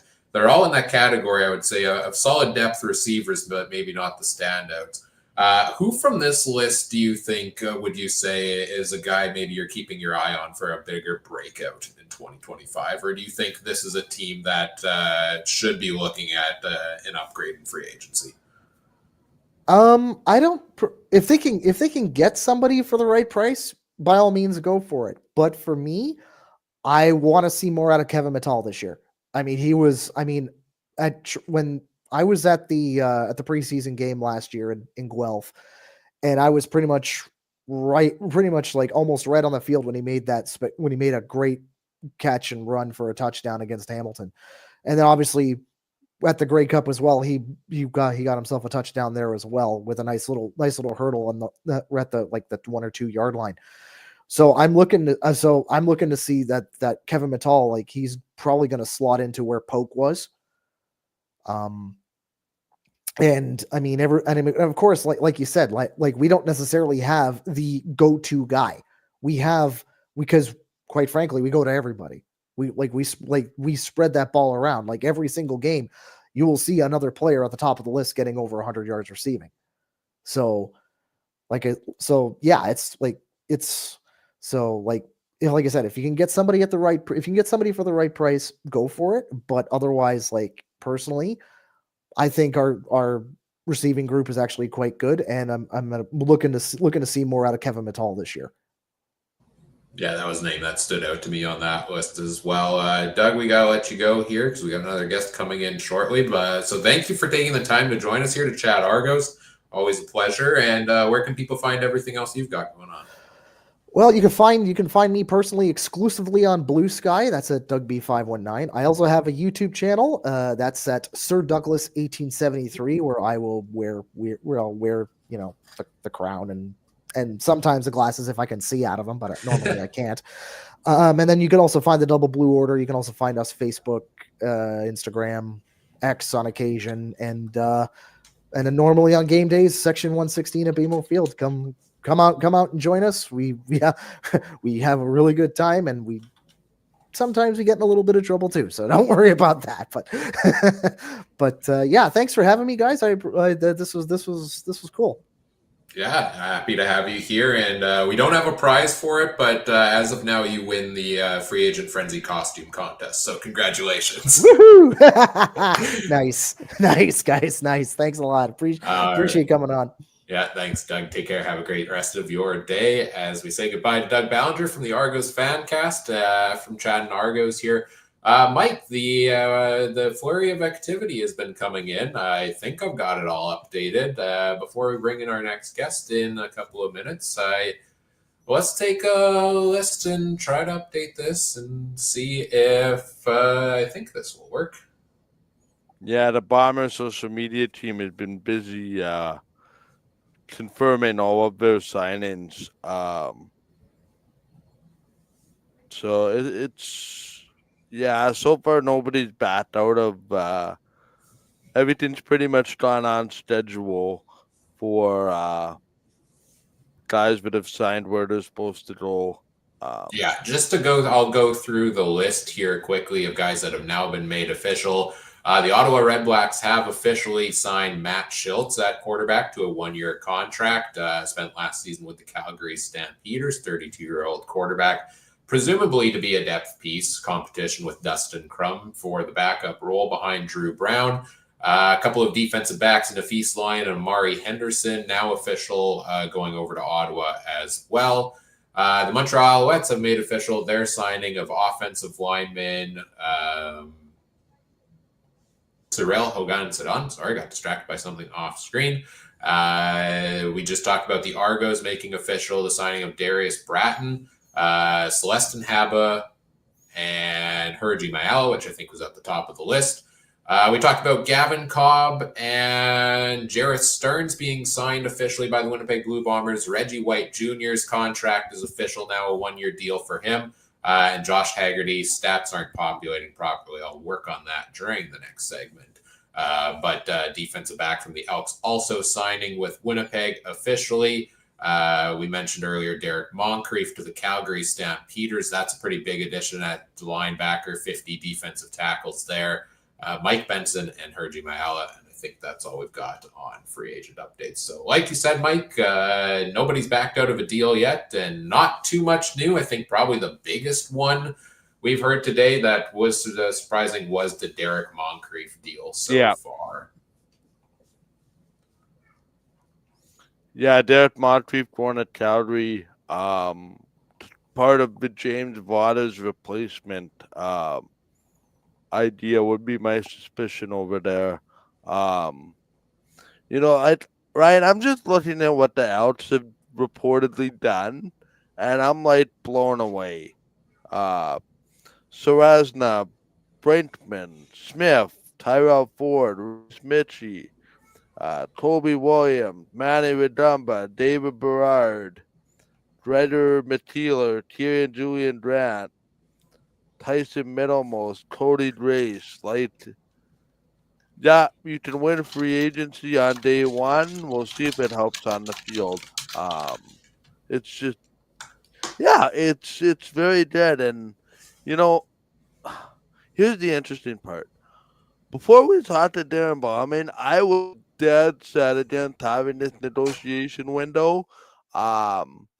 Just for the sake of it, really wouldn't give us much to talk about on the show if we knew where everybody was going and kind of removing the element of surprise. But after listening to what Darren had to say and what's gone on today, I think it just made sense to air everything out in public. There's no behind the scenes, you go here, you go there kind of thing, which I'm pretty impressed with. So far, I just wonder if the window needs to be shorter. I almost think like 10 days is too long, but you do you in that scenario, right? The money's flowing, the players are moving places, the moving trucks are going to be moving in a few months. Yeah, the CFL must be big for like the moving truck economy, right? If we want to talk about that, like they really keep them in business with the number of players that change places every single year. Yeah, I kind of agree. Maybe make negotiation window shorter. One thing we talked about on the last episode of the podcast, I forget who was with it was Trey and Adam, and I think all three of us on that one were talking about it. And my thought process was, could you do something where, the players can talk to every teams and you can know which teams are in consideration, but you can't officially sign a deal. But let's be real, they're going to do handshake deals under the table. Sorry, Ryan, we got some breaking news here. Kadeem Carey's staying with the Argos. Well, there we go. That's a pretty big one that we just talked about, not having a ton of options for Kadeem Carey to go elsewhere. So, 1,000-yard rusher back to the Argos, really jammed up running back room with Kevin Brown in there and Deontay McMadden, who I think could be in for a bigger role. I like the signing for the Argos. I like it for Kadeem Carey because I don't see any better option for him out there. And I don't like it for Kevin Brown. Poor Kevin Brown. I was hoping was going to get another chance. He kind of got buried in the depth chart behind Rankin and Leak in Edmonton, but a good fit nonetheless. Still for that kind of backup role or 1-2 punch role for the Argos. So Kadeem Carey, the big running back, fish off the board, is probably one of our biggest signings of the day. Anything else from you, Mike, before we bring in our next guest? Just a note from Farhan Laji, I think it is. I'm just trying to find it. Yes, it is. He said, don't expect the Elks to announce the signings of their top free agents today. They have medical scheduled with the names such as Seresna, Smith, Ford, Berard in advance of registering these deals. No issues are expected. Is this Ed Hervey's way of saying, hey, I'm not tampering. Look, we're going to wait a day to officially sign you all? Maybe he takes offense that the talking window, if you want to call it that, was because of him. But who knows? I bet he's got inside information with all the medical offices around the country. Who knows? He's known these medical results for weeks. He's just playing games with us now as we continue to try to get into the mind. He's playing chess while the rest of us are playing checkers. Couldn't have said it better myself. As we enter hour number 3 here of our 8-hour live show, CFL Free Agent Frenzy. Keep all the comments in the chat rolling along. Check out the link in the chat to donate to CFL Fans Fight Cancer. Another reminder, if you are tuning in and have the ability to give and help us support a great cause. But now it's time to talk a little bit about the Ottawa Red Blacks. And to do so, let's bring in Shane Ryan from 13th Man Sports. Shane, how are you doing today? I'm good. Thank you for having me, guys. I'm excited. Yeah, happy to have you here. Always a pleasure to bring you back after last year once again. And the Red Blacks are always a fun team to talk about on Free Agency Day because in years past, they've been, when Ed Hervey maybe wasn't in the general manager role of sign everybody, I feel like it's been the Red Blacks the last couple of years that have been the team to do so. This year, though, seems like maybe a little bit of a different approach where they've focused the last month on re-signing a lot of their own players, I feel like. What's your perspective on Ottawa going into the free agency period after how last season went for them? Yeah, I think there was some debate at the end of this last season with how they were going to attack free agency, how many guys were going to be brought back. Personally, I was kind of expecting a little bit more turnover than we saw already. But I think overall, the team had its best season. You can make an argument that injuries played a huge part in how the second half of the year went. Obviously, having Santos Knox hurt, Darius Pickett getting hurt, having to move some guys in the secondary around. Obviously, like Money Hunter playing safety when he really isn't a safety because all three of your safeties are hurt. I think it allows for some kind of bringing guys back because you realize they weren't put in great situations. But I don't expect a lot from them the next couple of days. I think they've addressed some big needs. I'm not huge on letting Damon Webb walk. I think that might be a little bit of a mistake in trying to fill in that role with, guys like Nafi Lyons and Amari Henderson and Greg James that they just acquired from the Argos. I rather have kept Webb. But overall, I think you're obviously Eugene Lewis, but overall, I think their team is going to do very well because they are bringing back they're bringing back the consistency. It's just going to matter if their new DC can bring them up to championship caliber level to start the year. Yeah, there's a ton of pieces. It took me a while to scroll through that list of guys re-signed. You've got 3 or 4 at every position. But I said they've been a little bit quieter, but that doesn't mean they haven't been active with some notable additions. And you touched on, I think, the first one I want to go to is the receiving core here for the Red Blacks, because they start off their offseason by re-signing, most notably, Justin Hardy, 1,343 yards, one of the top receivers in the CFL. Braylon Addison, used to be back in Hamilton, I think was the peak of his game. But last year, especially down the stretch, they utilized him in that weird running back receiver role and was pretty effective contributor there. Devontae Dedmon, Marco Dubois brought back as well.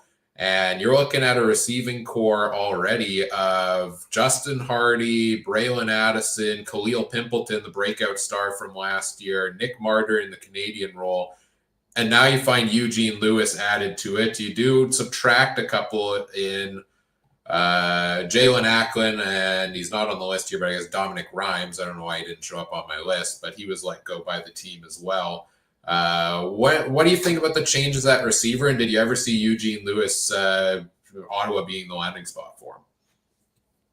I mean, I'm a huge Eugene Lewis fan. I love what he brings to the field. I think he's one of the most dynamic players in the CFL. When he left Montreal a couple of years ago, I wanted Ottawa to go after him because he has that game-breaking ability. I believe he lives in Montreal full time now, so it's 2 hours away, 2.5 hours depending on traffic. So I think it's great. I think again you have your best, arguably the best possession receiver in Justin Hardy in the league. You add in probably the best 50-50 receiver in the league. I think it creates an interesting dynamic because now the defenders have to respect Eugene's 50-50 ability. If you leave him one-on-one on the outside, he can burn a corner. So you might have to shade a safety over, and then you have Justin Hardy kind of being one-on-one and his ability to get separation and catch a ball, even if it's deemed uncatchable, will force defenders to kind of see who they pick and choose and who they want them to beat them. But overall, I mean, losing Acklin sucks. I think a lot of that has to do with the injury that he suffered later in the year last year. And then obviously losing Dom Rhymes, who again had 1,000 yards, lives in Ottawa full time during the offseason. That kind of sucks. And I'm not sure if the extra $400K that was announced 3 days into the signing period would make a difference, and maybe you go and acquire Lewis and then you keep Dom Rhymes. I'm not sure, but generally in this situation, given who else is on the roster, you're going to have to lose a receiver to gain a receiver, especially in a starting caliber receiver. But I mean, I hope he plays well in Calgary, but I think Lewis brings an element to the offense that we haven't seen since the 2015 year when we had 4,000-yard receivers. I remember that year well. Who all was it? It was Chris Williams, Ernest Jackson, Sinopoli, and Ellingson. Ellingson, right? The big four there. And Henry Burris at quarterback on that one, right? That was the first year where they really just went out and tried to buy a team in free agency. And then we've seen different variations of that not quite work in the last couple of years. We see a couple of comments in the chat as we're talking about the Red Blacks here, talking about Richie Leone, who I believe they did re-sign to be their punter again this year, getting Matt Schultz for quarterback depth and Peter Godber on the offensive line as well. Let's go to Schultz here in the quarterback position. Was maybe a bit of a surprise re-addition or a surprise addition for me. Drew Brown was your starter last season in Ottawa. Pretty solid season. Had his ups and downs at time. To bring Dustin Crum back, looks like they're moving on from Jeremiah Mazzoli, and they bring in Schultz to be in competition for that backup position. Thoughts on the addition of Matt Schultz to the quarterback room? I think he's one of the more underrated quarterbacks in the CFL. Is he a week 1 to week 18 starter? I don't think so. But if you're looking for that like quality QB2, who if your QB1 has to miss 3 to 7 games, you have a guy who can win you football games week in and week out. They have a very young quarterback room. Like Drew Brown is, I believe, turning 28 this year. Dustin Crum's turning like 26, and Tyree Adams, I think, is 25. But in terms of real CFL experience, they have a very young quarterback room. I mean, Crum's entering, I believe, his 3rd year. This is Adams' 4th year, I believe. And obviously this is Brown's 5th year. So very young quarterback room. Schultz has a lot of experience in a lot of different areas of the game. He's been a starter with Montreal and Hamilton. He can be that solid QB2 veteran that Mazzoli was, but he also plays a different style of game. He plays more of a Drew Brown style game. He fits that offense a little bit more, so you don't have to change your game plan week over week if Brown were to get hurt. But I think he's a very good addition. He's an experienced guy. He'll come in, be able to lead that locker room in a way that you want a veteran quarterback to lead. And I think he's going to be a great addition for Drew Brown, who continues to learn and grow as a starter. Just to follow up, Shane, on that, do you think any of these decisions had any bearing on the way the second half of the year went last year? Because it looked like Ottawa was in a challenge for first place, in the first 9 or 10 games, and it just seemed like they really dropped off. Now, was that maybe partially because of the quarterback play with injuries, and maybe bringing in Matt Schultz, as you say, doesn't necessarily have to change the game plan depending on who the quarterback is? Like, was there any? Do you think any of these moves had anything to do with the way the year ended last year, which they came out so hot out of the start to the season, but kind of really dropped off a little bit in the second half of the year? How do you think that had any effect, if at all, on any of these decisions? Oh, I mean, they 100% did. I think the one that really affected last year is the Priester addition out of Toronto. When Adarius Pickett got hurt, we didn't really have a true Sam corner linebacker, whatever you want to define it as. You had to rely on kind of an inexperienced half to kind of slot into that. And Williams, as good as of a halfback as he is, he's not a Sam or a corner linebacker. He doesn't know how to play that position. And again, inexperience plays a factor. Priester comes in. He was the Sam linebacker in Toronto. He started as a Sam linebacker. He'll slot in as that CLB Sam linebacker 2, probably halfback 2 on the strong side. I think that's the biggest addition based off last year's second half. But overall, I mean, every free agency is based off the previous year, right? You look at where your team has holes, where it had the weaknesses the previous year, and you try to address that heading into the new year. But I don't necessarily you're not releasing a 1,000-yard receiver because the overall offense struggled. I think it's just more of the additions that you can make will improve your team and will shake up the foundation or the construction of your offense. Because both Dom Rhymes and Justin Hardy are possession receivers. They can create separation, but they're not going to go over the top. They're not going to create space. They're very kind of your 10 to 17 yard receivers. They needed someone who could stretch the field a little without needing the speed that like a Devontae Dedmon or Khalil Pimpleton can do. They needed a big receiver, good in the red zone, who could stretch the field, and that's what Eugene does. So to a certain extent, yeah, there's going to be some moves that, I think, for example, bringing in Gauber out of Saskatchewan, that's a move based off of the weakness at center last year. Priester, weakness at Sam linebacker. I think some of it has to do with the fact that guys have outplayed their dollar value that Ottawa could afford. And Webb is a prime example. But I think overall, I think they're just trying to fill holes that they felt their depth and their experience kind of had problems with last year. So reading between the lines, and you can correct me if I'm wrong, but you seem to be on board with a lot of these signings, as in they address a lot of needs. They do, and I mean, I think Nafi Lyons is a good corner. Amari Henderson has his up and downs. If you talk to a lot of Rough Rider fans, by the end of the year, they weren't really happy with him, so they're glad to see him leave. But I think those two kind of create an interesting dynamic depending on where they slot, because they brought back McGee and Lamont, who ended the year as their field side half and corner. So I don't know if they're going to move them back.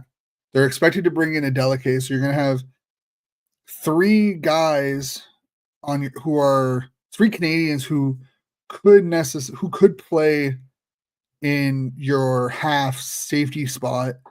But overall, I think the overall moves so far have been small, but they will be a bigger impact on the team come the spring.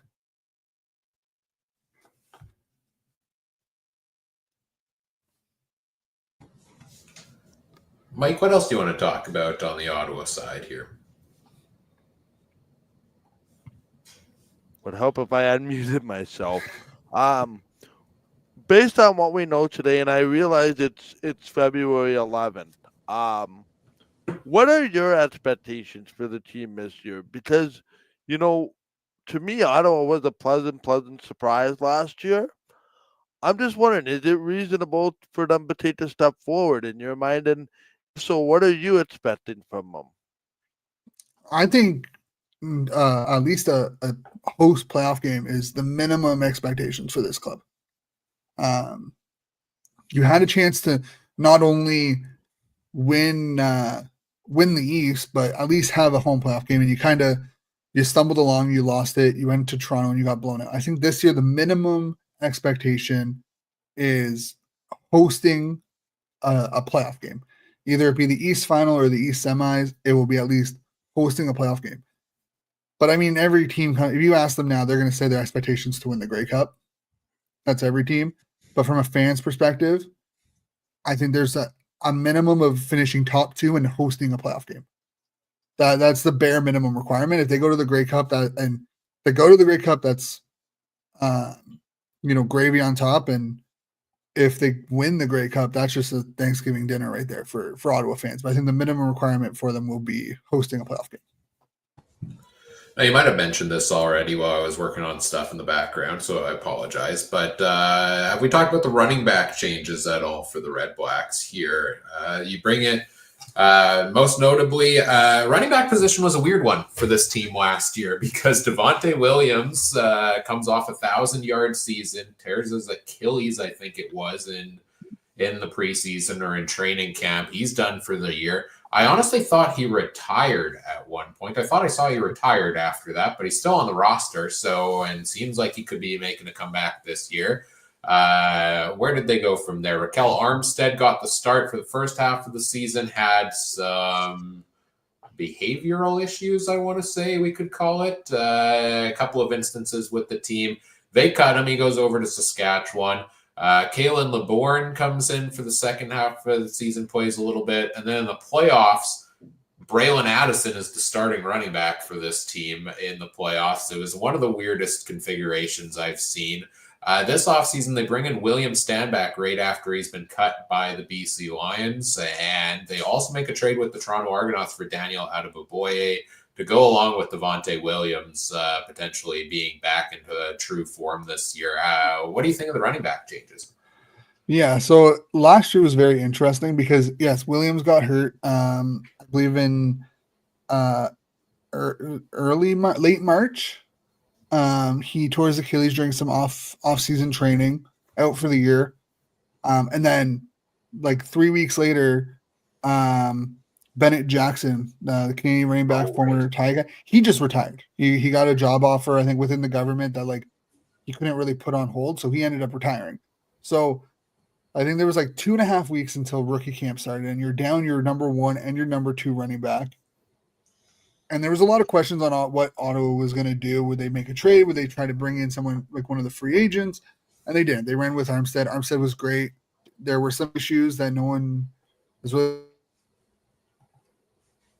talked about that led to his release. And then yes, Laybourne came in, didn't produce the same. And then obviously you started with Addison as your running back in the playoff game. I think this move, bringing Stanback and Adeboye to a room that Devontae Williams is expected back. Everything that I've heard, everyone I've asked, he is expected back this year. Creates a very interesting dynamic because Stanback has always been kind of iffy as a receiving running back. Like, yes, he can receive, but it's not his specialty. It's not something that he excels at overly. Adeboye, though, is perceived as more of a receiving back, a speed back, and it will allow Devontae Williams, who's kind of your middle ground for both, to really recapture his 1,000-yard performance without having to feel that he's rushing into being a running back one and having to produce, 65 plus yards every night or every week. You can kind of ease him back in, kind of give him time to really work back up into game speed because it's going to be almost 18 months or so since the time he last played a game, because his last game would have been like October of 2023. So I think it's great. It creates some diversity. It can give the offense and Condell different looks. And I mean, if you look at what Condell did with the Ticats, he had different style of running backs throughout his tenure as the OC in Hamilton. So I think it's great. I think it's going to create some diversity. And I don't think you're going to really have a true RB1. I think it's going to be running back by committee. And they'll be used all in different situations. Yeah, and the concern for me always with Tommy Condell is he going to use the running backs effectively? Because that was the problem in Hamilton at times, right? The different running backs, but maybe not getting the usage they needed. And kind of felt like the Braylon Addison playoff situation was, we're not even going to try to run the ball on the Argos. To be fair, they were, they had pretty good run defense, but let's just go an extra wide receiver essentially. So we'll see what the rotation looks like for this year. I'm hoping we see a bounce back from Devontae Williams because I was so excited about him after that first season where he took off. And sucks to see guys have an injury like that. Anything else on the Redblacks you want to talk about here, Shane, before we let you go? No, I mean, I think this year is a very big make it or break it year for the team. I mean, you brought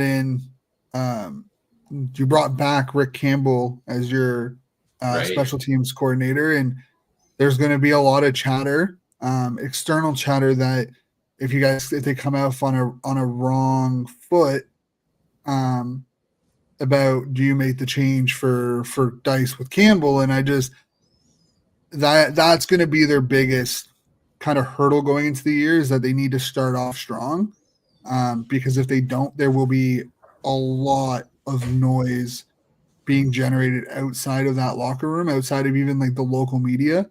There will be a lot of noise generated if they come out and they're like 1-2 or 1-3 or 2-4.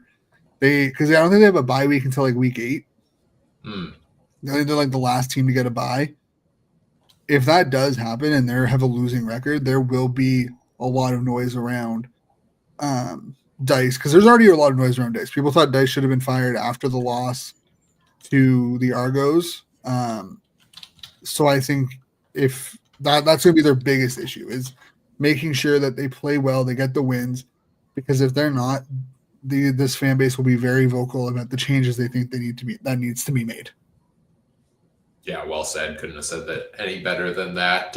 Anything you want to plug before we let you go? Where can people find everything you've got going on these days? I see you're very busy with the sports stuff on the social media. Yeah, I mean, 13th Man Football, obviously on Twitter and Instagram. 13th Man Hockey on Twitter. You can find myself at Shane_13th Man. And if you guys want more CFL news and more recapping of the CFL Free Agency Day 1, we will be doing a live show on CFF at like 9 p.m. Eastern, 6 p.m. Pacific. So if anyone watching right now, or if you guys yourself want more CFL content tonight, make sure that we head over to CFF and make sure you follow along. Right on. Good stuff. Looking forward to checking that out. And thanks again for your time. Enjoy the rest of CFL Free Agency Day. You as well. Thank you guys for having me. All right. Take care, Shane. All right, Mike, we'll have another guest coming in a little bit. You know what, Mike, if you can actually take a look at the Discord quickly and help Adam get back in here, that would be great. I believe he needs your help getting back connected into the system. In the meantime, we can take a look through some more of the recent transactions, which is thanks, Scott, for throwing a couple of them out here in the chat. I think I said Cyril Hogansindon off to the Owls already. Brian Cole signing with the Hamilton Tiger Cats. That's now official. Linebacker spent last season with the Bombers. And Peyton Logan officially signing a deal with the Winnipeg Blue Bombers, running back / kick returner from the Calgary Stampeders. Let me pull up the transaction sheet again, and we will take a look at that. One of the biggest moves of the day announced just a little bit ago. Kadeem Carey re-signed to a contract extension with the Toronto Argonauts, 1,060 rushing yards for him last season, 7 touchdowns on the ground, added 356 yards and a touchdown through the air.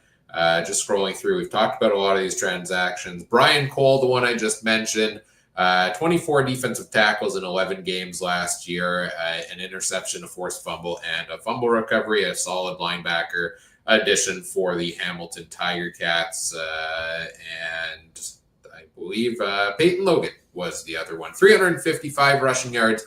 But really the big thing for Peyton Logan was that 1,174 return yards and that touchdown in the return game for him. It's a really big upgrade for the Bombers, who struggled with Lucky Whitehead in the return game last season.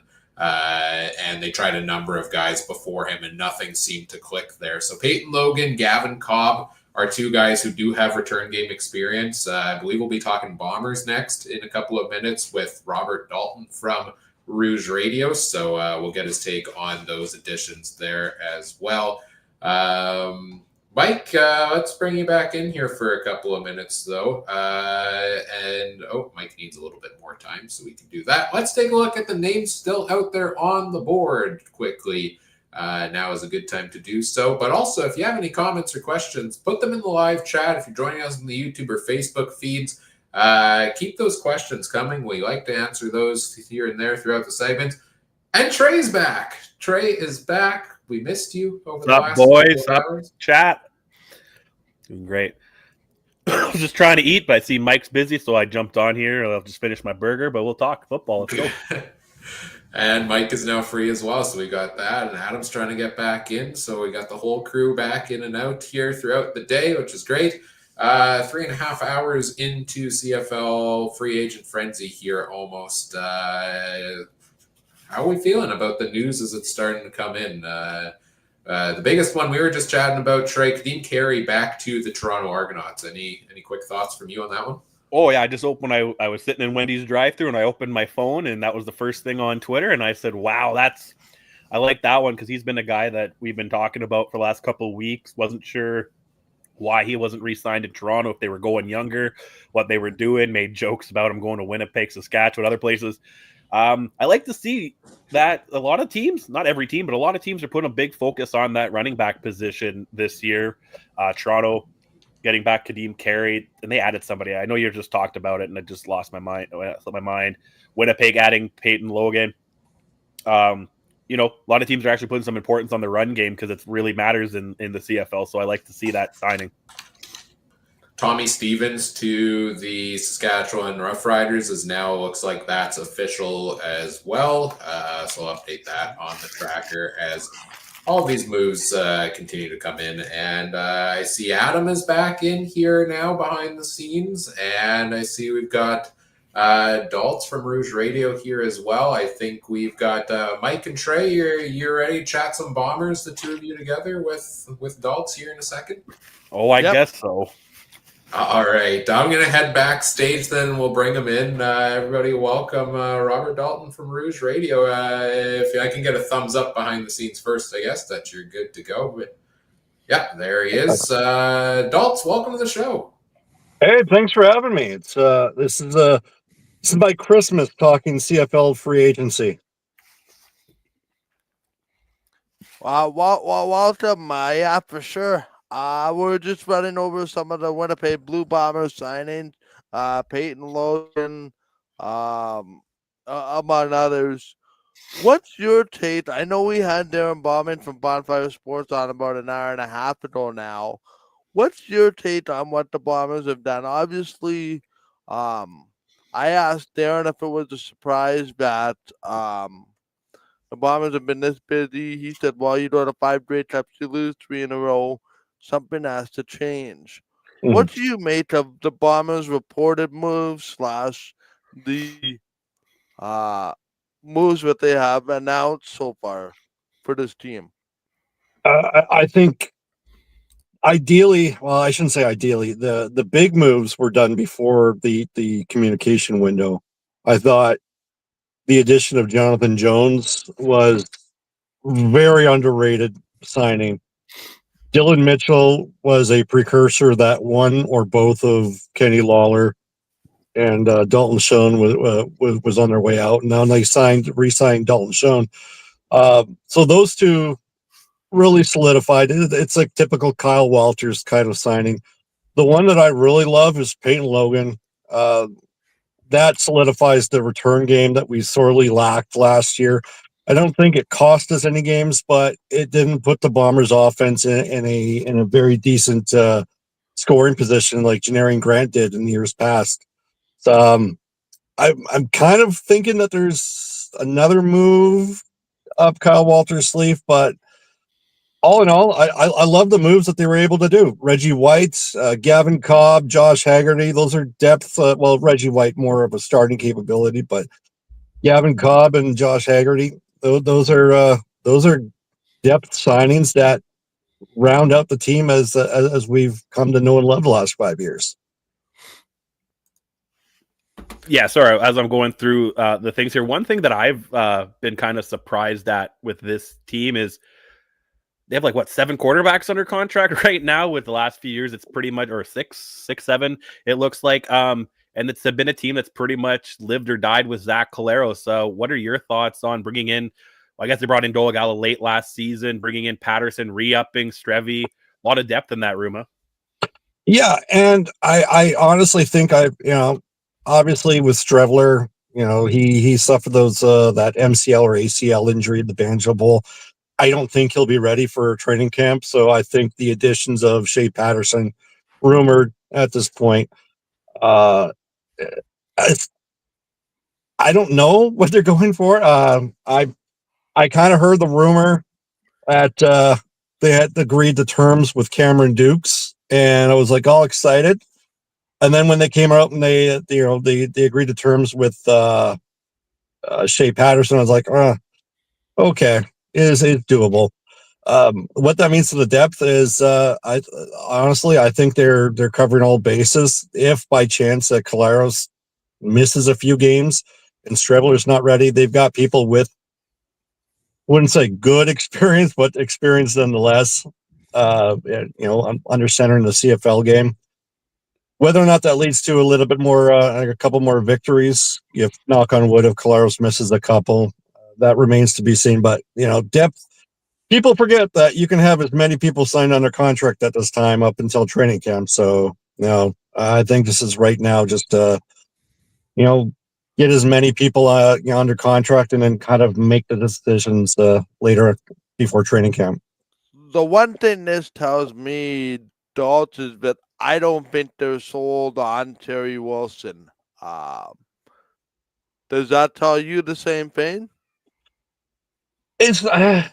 I think if they weren't sold on Terry Wilson, they would have said goodbye to Terry Wilson altogether. I think that to me, their thought process is that Terry Wilson doesn't have enough experience. I always go back to 2018 when they had Matt Nichols. Then they signed Gary Durant. And Durant retired. Matt Nichols got an injury in training camp, and then they had a young guy by the name of Chris Strevler who had zero professional experience walking in. So I think this is probably, in a Grey Cup hosting year, this is their way of saying, we're not going to be caught with our pants down. We've got enough experience that even if it's not successful, we're going to lose because of, we're not going to lose because of lack of experience. We're going to lose because we weren't able to get the job done. I think that if it was an anti-Terry Wilson reason, then they would have just said goodbye to Terry Wilson. I think they are very high on Terry Wilson. He's just not ready to take that next step at this point. And I think I have it on good authority that they probably have a high enough opinion of Terry Wilson that they probably believe that he's going to be a starter sometime, just not this year. Are we going too far down the road to talk about a Zach Collaros succession plan? Well, yeah. There's rumors that Collaros is going to retire after this year. And I think at his age, it's probably not the worst idea. I think the conspiracy theorist in me believes that their idea was Drew Brown was going to be a starter in Ottawa, get his feet wet, in Ottawa as a starter, come back here after his contract is done. By the time that Collaros retires, they won't miss a beat, which is probably one of the reasons why I think Ottawa was smart in locking him up to an extension. So that option is not available. So adding, developing Terry Wilson the way that they are, probably the best way to do it is to not have him take on more than he can in his second year, which is also another reason why I thought maybe Cameron Dukes was an option, but that obviously hasn't come to fruition lately. So I think the Bombers have it in the back of their mind that Collaros is probably done after this year and the succession plan is in place. It just haven't materialized yet. One more from me, and then Trey has a couple. I'm looking at the Bomber running back room right now. They have Brady Oliveira, Chris Ike, and now Peyton Logan. Working on the assumption that the Bombers signed Peyton Logan to be a part of their return game. Is this an area that you feel needs to be shored up, particularly behind Brady Oliveira, or is there still an outside chance that Johnny Augustine could return? I would love the chance of Johnny Augustine coming back. I think at this point, maybe the idea of him being a starter in the CFL is kind of come and gone. So he'd be a very nice depth pickup for whoever lands him. I think the history with Winnipeg leads me to believe that there is still a chance of him coming back. And in that case, I think the ground game in Winnipeg is not an issue. It's the lack of utilizing the ground game. And I thought when the rumors of using coming to terms with Peyton Logan, getting Gavin Cobb, Dylan Mitchell, I thought that that was a foregone conclusion that Jarius Jackson was going to be the OC. Now that he's just a quarterbacks coach and mentoring Jason Hogan as the offensive coordinator, I don't think the running attack will be an issue. I think it's going to be pretty much going to be a not by community, but you're going to see probably a little bit what you saw in Edmonton, Justin Rankin, Javon Leake, and Kevin Brown last year. Yeah, we're starting to see more running back by committees. Ottawa to an extent. They have all kinds of different running backs for all kinds of scenarios. Yeah, it's certainly going to be very interesting. I'm excited personally for Reggie White and Jared Stearns. Both guys have been underutilized with their old teams. Trey, do you have any follow up? Not on offense. I actually want to move to the defensive side if we can. Yep. Some, we all know this bend not break defense here in Winnipeg, but it's got some subtractions. On the D line, they're missing a few guys. Tyrell Ford going to go play with his brother. Big Hill, who knows what's happening with him. What are your thoughts that the Bombers need to do on defense so they can maybe fill up some of these holes on the bend not break defense that's kind of kept them in games over the last 5-6 years? Well, I'll touch on the Adam Big Hill because I thought that Adam Big Hill obviously lost, a step over the last couple of years, and one would question that maybe he shouldn't have played in the Grey Cup game the year before. The drop off, and I mentioned this on the last podcast on Rouge Radio, that the drop off from Adam Big Hill to Tony Jones, not a heck of a lot. In fact, you probably, you improved with the addition of Tony Jones. And when they re-signed him to a 2-year deal, that was the writing on the wall that Big Hill was, his days as a starter in Winnipeg was gone. Tyrell Ford, excellent player. No disrespect when I say this. The Bombers probably are not going to miss him. And I say this by virtue of Tyrell Ford in the starting secondary gave him the flexibility of dressing the extra American. But the problem is, I think the Bombers, they dressed 9 or 10 starters. So missing one, as great as he has been, I don't think that messes with the roster, and how it's constructed in Winnipeg this year.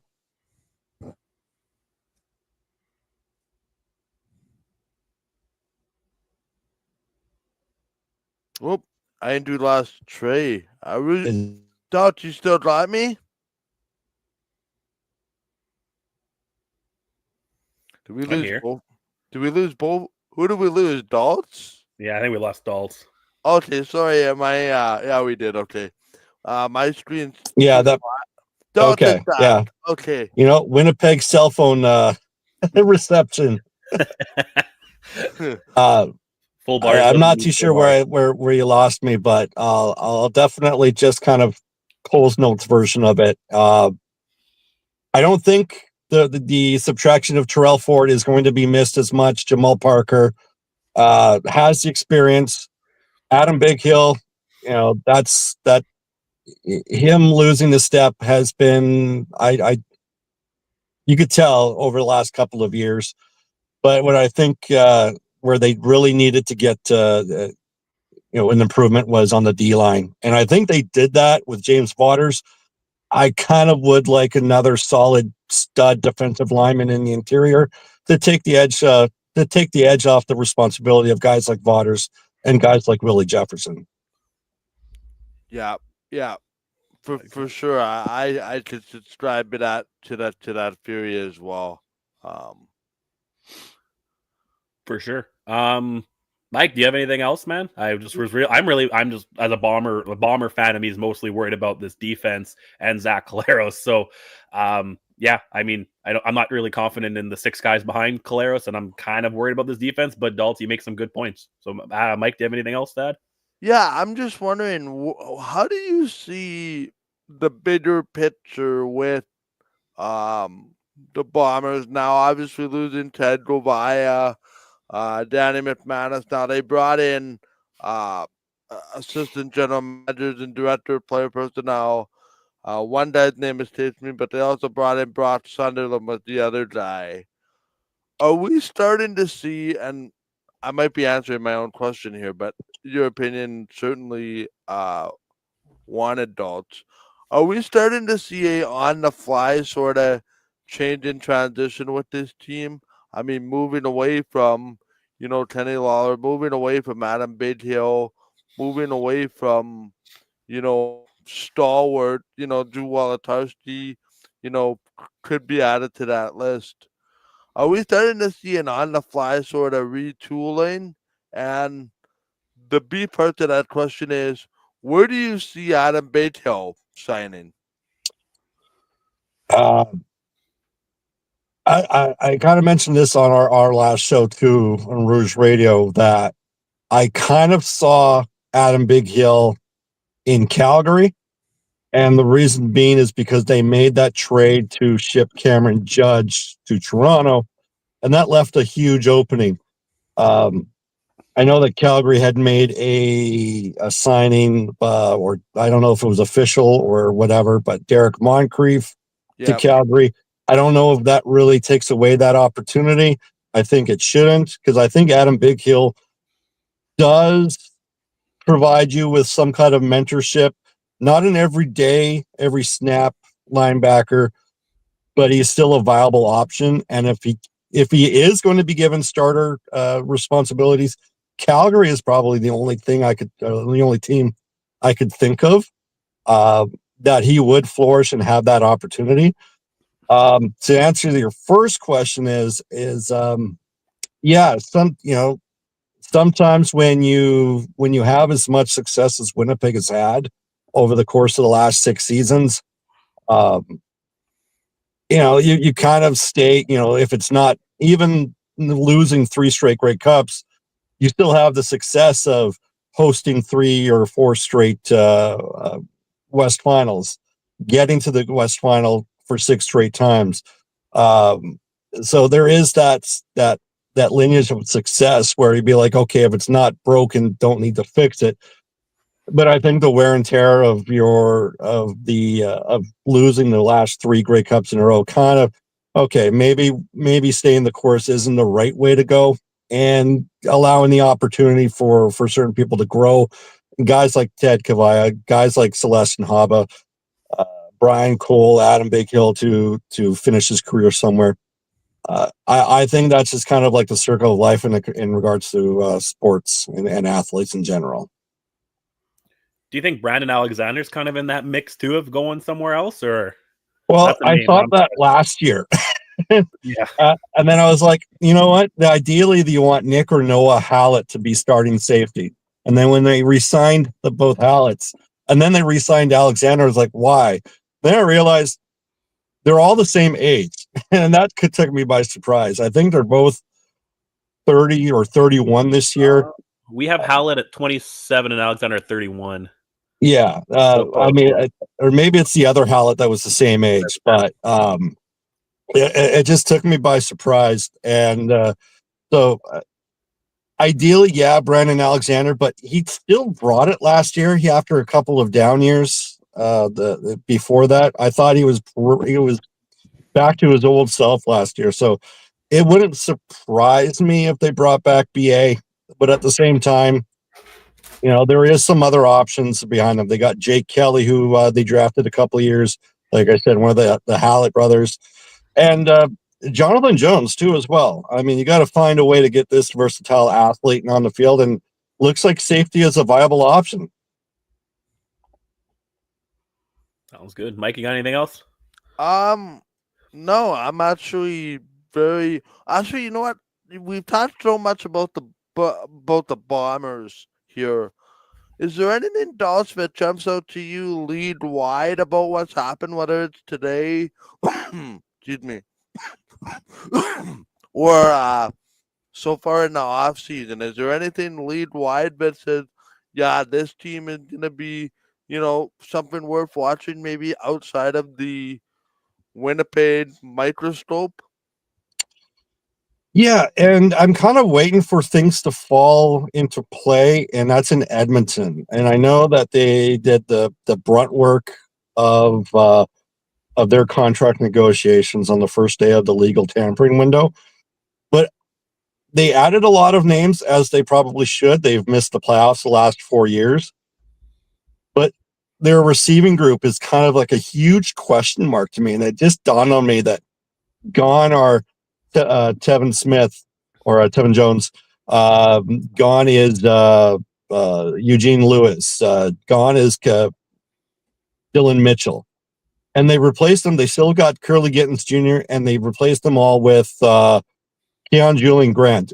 Phenomenal player, I just don't think that he is a number one receiver or even a number two receiver. And it's going to be interesting to see what they do in Edmonton, because I don't know if there's any notable names that you can bring back. And unless I miss something completely, that receiving core in Edmonton is going to be the wild card and what Edmonton does throughout the season. Yes. Sorry, guys, if we talked about it sooner, too. I just want to jump in. It says Mazzoli has signed with BC. That's a very interesting one, I think. So I'm sorry if we talked about that earlier. Maybe I missed it. I just bring it up because earlier we were talking about BC, and I thought they had no backup behind Rourke. So that's an interesting thought. Any thoughts on that one, Mazzoli to BC? I like that for BC. I actually had thought that maybe Winnipeg was going to kick the tires at Mazzoli. Then they made the moves with they didn't do anything with Dalagala. They agreed to terms with Shea Patterson. They got Strevler, so that option kind of went to the wayside. I like the option in BC. You get a guy with tons of experience. As a backup is pretty darn good, and Nathan Rourke the last couple of years, as good as he has been, not exactly the most healthiest as far as staying off the injured list. So, I mean, I still have some issues with BC as far as to how that team's rounding out. Never questioned anything like from Buck Pierce because he's been ideally an offense. I wouldn't want to say a juggernaut, but I don't know if this pushes the needle for me to. Spoiler alert: I have BC finishing fourth in the West. I don't know if this addition really improves that kind of prediction. Yeah. Well, earlier I said BC to me is the Buffalo kind of the CFL. They're really good, but there always seems to be another team or two just better than them, right? There's that Mahomes lurking in Winnipeg or Saskatchewan. So I'm very interested to see what happens there. Mike, anything else? Nope. Just one for me, just on the way out though. So where can people find your work, and what have you got going these days? Well, you can find a lot of our podcasts available through any kind of podcast application. TuneIn, Apple. The list is too long for me to remember. Obviously, I figured out how to do video casts with myself and my co-host Tony, so you can find us on YouTube as well. And as far as Twitter, as of this Friday, my personal account is going to be. So you can find me on Blue Sky. I don't know if we can promote that yet, but yeah. So the podcast Rouge Radio, myself, Blue Sky, Tony is going to be available there too as well. So yeah, if you miss my zany tweets for during CFL, it's no longer going to be on Twitter. Awesome. Perfect. Thank you so much for joining us. Appreciate it. Always like talking to you. Keep up the good work this off season, and we'll catch up soon. Definitely. Thanks for having me, guys. Take care. No, not a problem. Have a great day. Yep. That was Daltz from Rouge Radio. As we bring back into Ryan, and he magically appears. I've got some news updates for y'all. Okay, lay it on us. So yeah, and fitting timing too that a couple of these are related to the BC Lions, because we've got Cole McGarvey from the Canadian Football Fanatics joining us in just under 10 minutes to chat about the BC Lions. But Trey, you mentioned Jeremiah Mazzoli. That's a big one there. I think he was probably one of the most notable quarterback options remaining on the list, a real veteran option there, signing with the BC Lions. I also like the fit for that one there. And the Lions, as pointed out in the chat earlier, signing Micah Awe at linebacker, a big addition there, was one of the top linebackers on the free agency list. So those are two big ones there. Miles Fox officially signing with Hamilton on the defensive line. That was another former Bomber going over to the Ticats. That's now official. Josh Archibald to the Montreal Alouettes, I believe former BC Lion on the defensive line there. And although Edmonton's not going to announce most of their signings today, it sounds like Kyon Julian Grant at wide receiver officially signed with the Elks. I think you guys were talking about him a little bit there. So some notable signings there. Let's talk a little bit about Micah Awe, though. I think that's the most notable of these ones, besides Mazzoli, who you just talked about. Let me pull up the Or if you want to pull up the transactions page on the free agent tracker there, Trey, because I think you're sharing it. Yeah, sorry. Free agents, you said? Transactions. Ooh. Boom. There we go. There we go. So Micah Otway, 69 tackles for him last year, 18 games. Linebacker, spent the season with Calgary. You know he's one of those heavy hitters that maybe ends up questionable, borderline in some fans' opinion, a lot of his hits. But for a BC team that lost Bo Lacombo, that's a notable one at linebacker for the team there.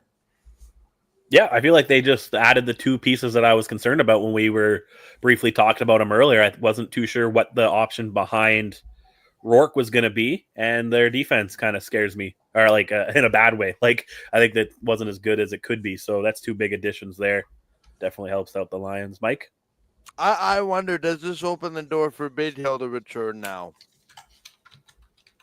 Not that it was closed before, but to BC. No, it makes it very interesting because now I see that as a spot for Big Hill again, and even in regardless whatever type of role it is, that certainly fortifies that BC defense a lot more than maybe a half an hour ago.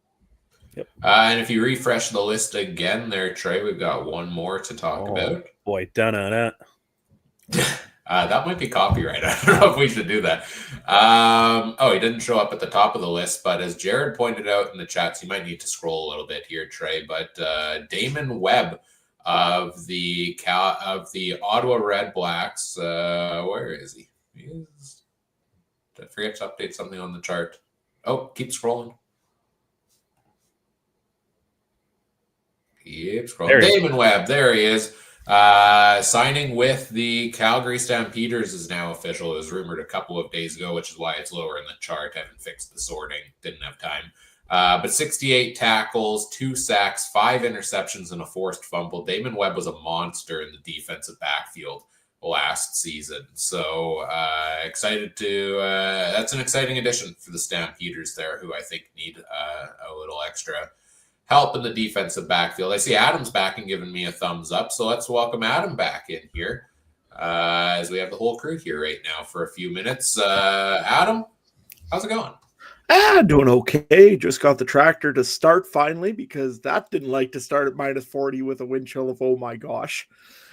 So yeah, it managed to go. So got about a half hour, 40 minutes, and then I got to go feed some cows. So cracked water, did all that stuff, and now it's water time or feed time.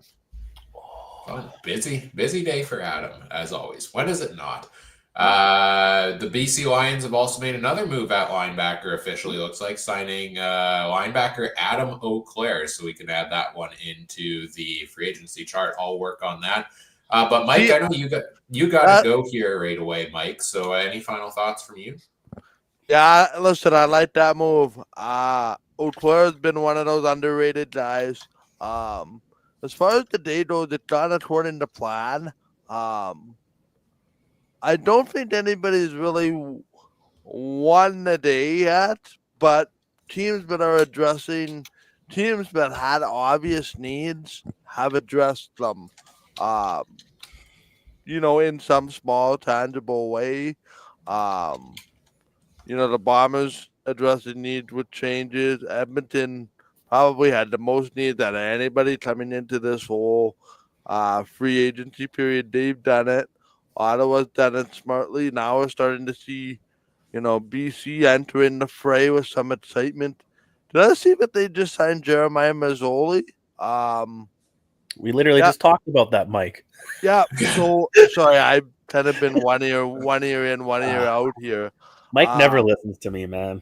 But no. On the plus side, that kind of puts the quarterback in concerns that I had to rest. Behind Nathan Ward, they were a little bit thin there. The one thing that I struggled with on this day in particular, which is the 11th of February, granted, I'm struggling how to rank these West teams 1 to 5 and these East teams 1 to 4, because you could make a legit argument that it's going to be the closest 9-team league as possible. in recent years with no clear favorite. I think to me it's clear that Hamilton is probably, along with one of the most improved, but the games are played on the field, not in the boardroom and on paper in the middle of February. That's what I see anyway. Speaking of ranking the teams and making predictions, heads up, guys, get ready. You have about 3 hours to start thinking about how you are going to rank these teams in your way too early post free agency rankings. So that is going to come up in the final hour of the show later today. Of course, we have a lot of additional content in between to talk about as the signings come in. We'll be talking BC Lions right away, which is good because there's a lot of news that just came in for the Lions, and I see people talking about BC in the chat. Mike, any final words from you? I think you have an event to run to. Yep. Yeah. No. It's for those that aren't familiar. I do. Well, this show knows most of it if you know the background. That I run a charity hockey tournament every year. And today happens to be the day of all days where we are going to give a presentation to an individual who is receiving a specialized bike with the proceeds from the event. So they have asked that myself and some of the hockey players attend that presentation. So that is where I'm at this afternoon. I'm going to attempt to make it back, but given Winnipeg traffic, that may or may not be possible. Sounds good. Well, we'll hope to see you later today. And if not, enjoy the event. And kudos to you, Mike, and all of your team there for all the work you've done for your charity initiatives. It's great to see the success of it. So go ahead and enjoy the event. Thanks for your contributions over the last 4 hours here, Mike. And we'll see you at Grey Cup, right? That's how we do this? Yeah. Yeah, by the way, I have, and this probably might be news to the three of you. I've already started in my head anyway, planning Grey Cup week coverage. But that's some information handed to me on a platter this week, unexpected. I can't get into it, but no, I expect to be doing a few things, at least on my companies and Grey Cup weeks. So you can never start planning too far ahead. I guess what I'm trying to say. All right, it'll be a fun free agency. Sorry? It'll be a fun Grey Cup week when he gets to cover the Rough Riders and the Argonauts. Well, that might very well happen. Whatever it is. And if I don't see that later today, I'll pop in closer to the season again. Sounds good, Mike. Good to have you back. And Trey, you're assuming I am not already planning next year's free agency. As I know you are. I know you are. I know. Oh, don't worry. You've been too late. I just got it. I'm just trying to get the. No, I'm just trying to get the 5 guys. Let's go. I leave it to like a month before and then scramble every year. But hey, we are here 4 hours in. We're halfway through the show. We only have 4 more hours to go. Easy does it. Keep chiming in the chat. Keep tuning in. I see we got a lot of people tuning in on X. If you want to hop over to the YouTube chat, join us in the comments section there. We've got guests coming in for the next 3 hours, every half hour still, including one we'll bring in just a second. If I can get a thumbs up in the background that he's ready to go. It looks like he is. Heck yeah. And just a reminder before we do that this whole event is in support of CFL Fans Fight Cancer, raising money for Cancer Care Manitoba this year. So if you're tuning in live and have the means to give, we'd love if you support our initiative here or support us in supporting the CFL Fans Fight Cancer initiative. I'll throw the link in the chats once again, as I do every once in a while, and it's cflfansfightcancer.com/donate if you want to donate to CFL Fans Fight Cancer. But we're going to send Trey backstage here, I think, for a little bit. If you want to man the comments section there, Trey, and Adam and I are going to bring in our guest. He's one of the hosts of the Canadian Football Fanatics. It's Cole McCarvey. Cole, welcome to the show. Thank you, boys, for having me. Hopefully you guys are hearing me all good. I'm at work, unfortunately, so I'm missing out on all the free agency fun, unlike you guys. But first and foremost, guys, just giving you guys your flowers. 4 hours in. How is it going so far? I have so much energy right now. And I don't think anybody's murdered anybody. So, it's all good when nobody's dead. So that's a good sign. Halfway down, halfway more to go, boys. So, like I said, I salute to you guys for doing eight straight hours, man. I can only imagine. Yeah, should we do longer? Should we go longer just for fun, Adam? You think we should go to 10 or what? Maybe a 12-hour shift. Maybe a 12-hour shift. I had donation incentive ideas ahead of the show that I don't think the guys were too fond of when it came to that. So, but anyways, we're here with you to chat about the BC Lions, and you're a noted BC Lions fan. You cover them for Canadian Football Fanatics, and couldn't have picked a better time to schedule your appearance on the show today because like every news item in the last hour has come from the BC Lions. So. Let's start talking about them here. Let me, I'll pull up I think Trey's sharing the free agent tracker now. Let me pull it up here myself so that I can scroll through and bounce around as we need. And give me 1 second to do so. But I think one of the most intriguing signings that just came up was Jeremiah Masoli signing with the BC Lions. Thoughts, Cole? I like it. I actually, like I was saying, I'm at work, so I'm kind of somewhat distracted and checking my phone every once in a while, but I got the notifications on beforehand. So I did see that Jeremiah Masoli, I believe Micah Alway. I think there was another one that just signed in BC. Adam Auclair and Deontay Williams, I believe, both just signing with BC as well.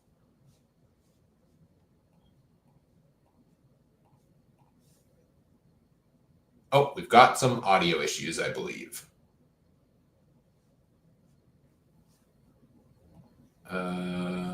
We can't hear your microphone, Cole. You might have muted it or covered the microphone. Hey, Cole? All right. Let's give him a second.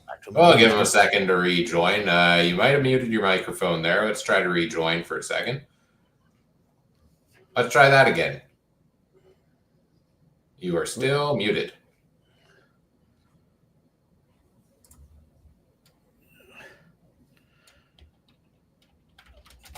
All right. While we try to figure out the microphone situation, don't worry, technical difficulties happen sometimes, and we will get these sorted out. Adam, we didn't get your thoughts on the Masoli signing since you just hopped in. Masoli and Awe, the two biggest ones here. Thoughts from you quickly while we work on the microphone?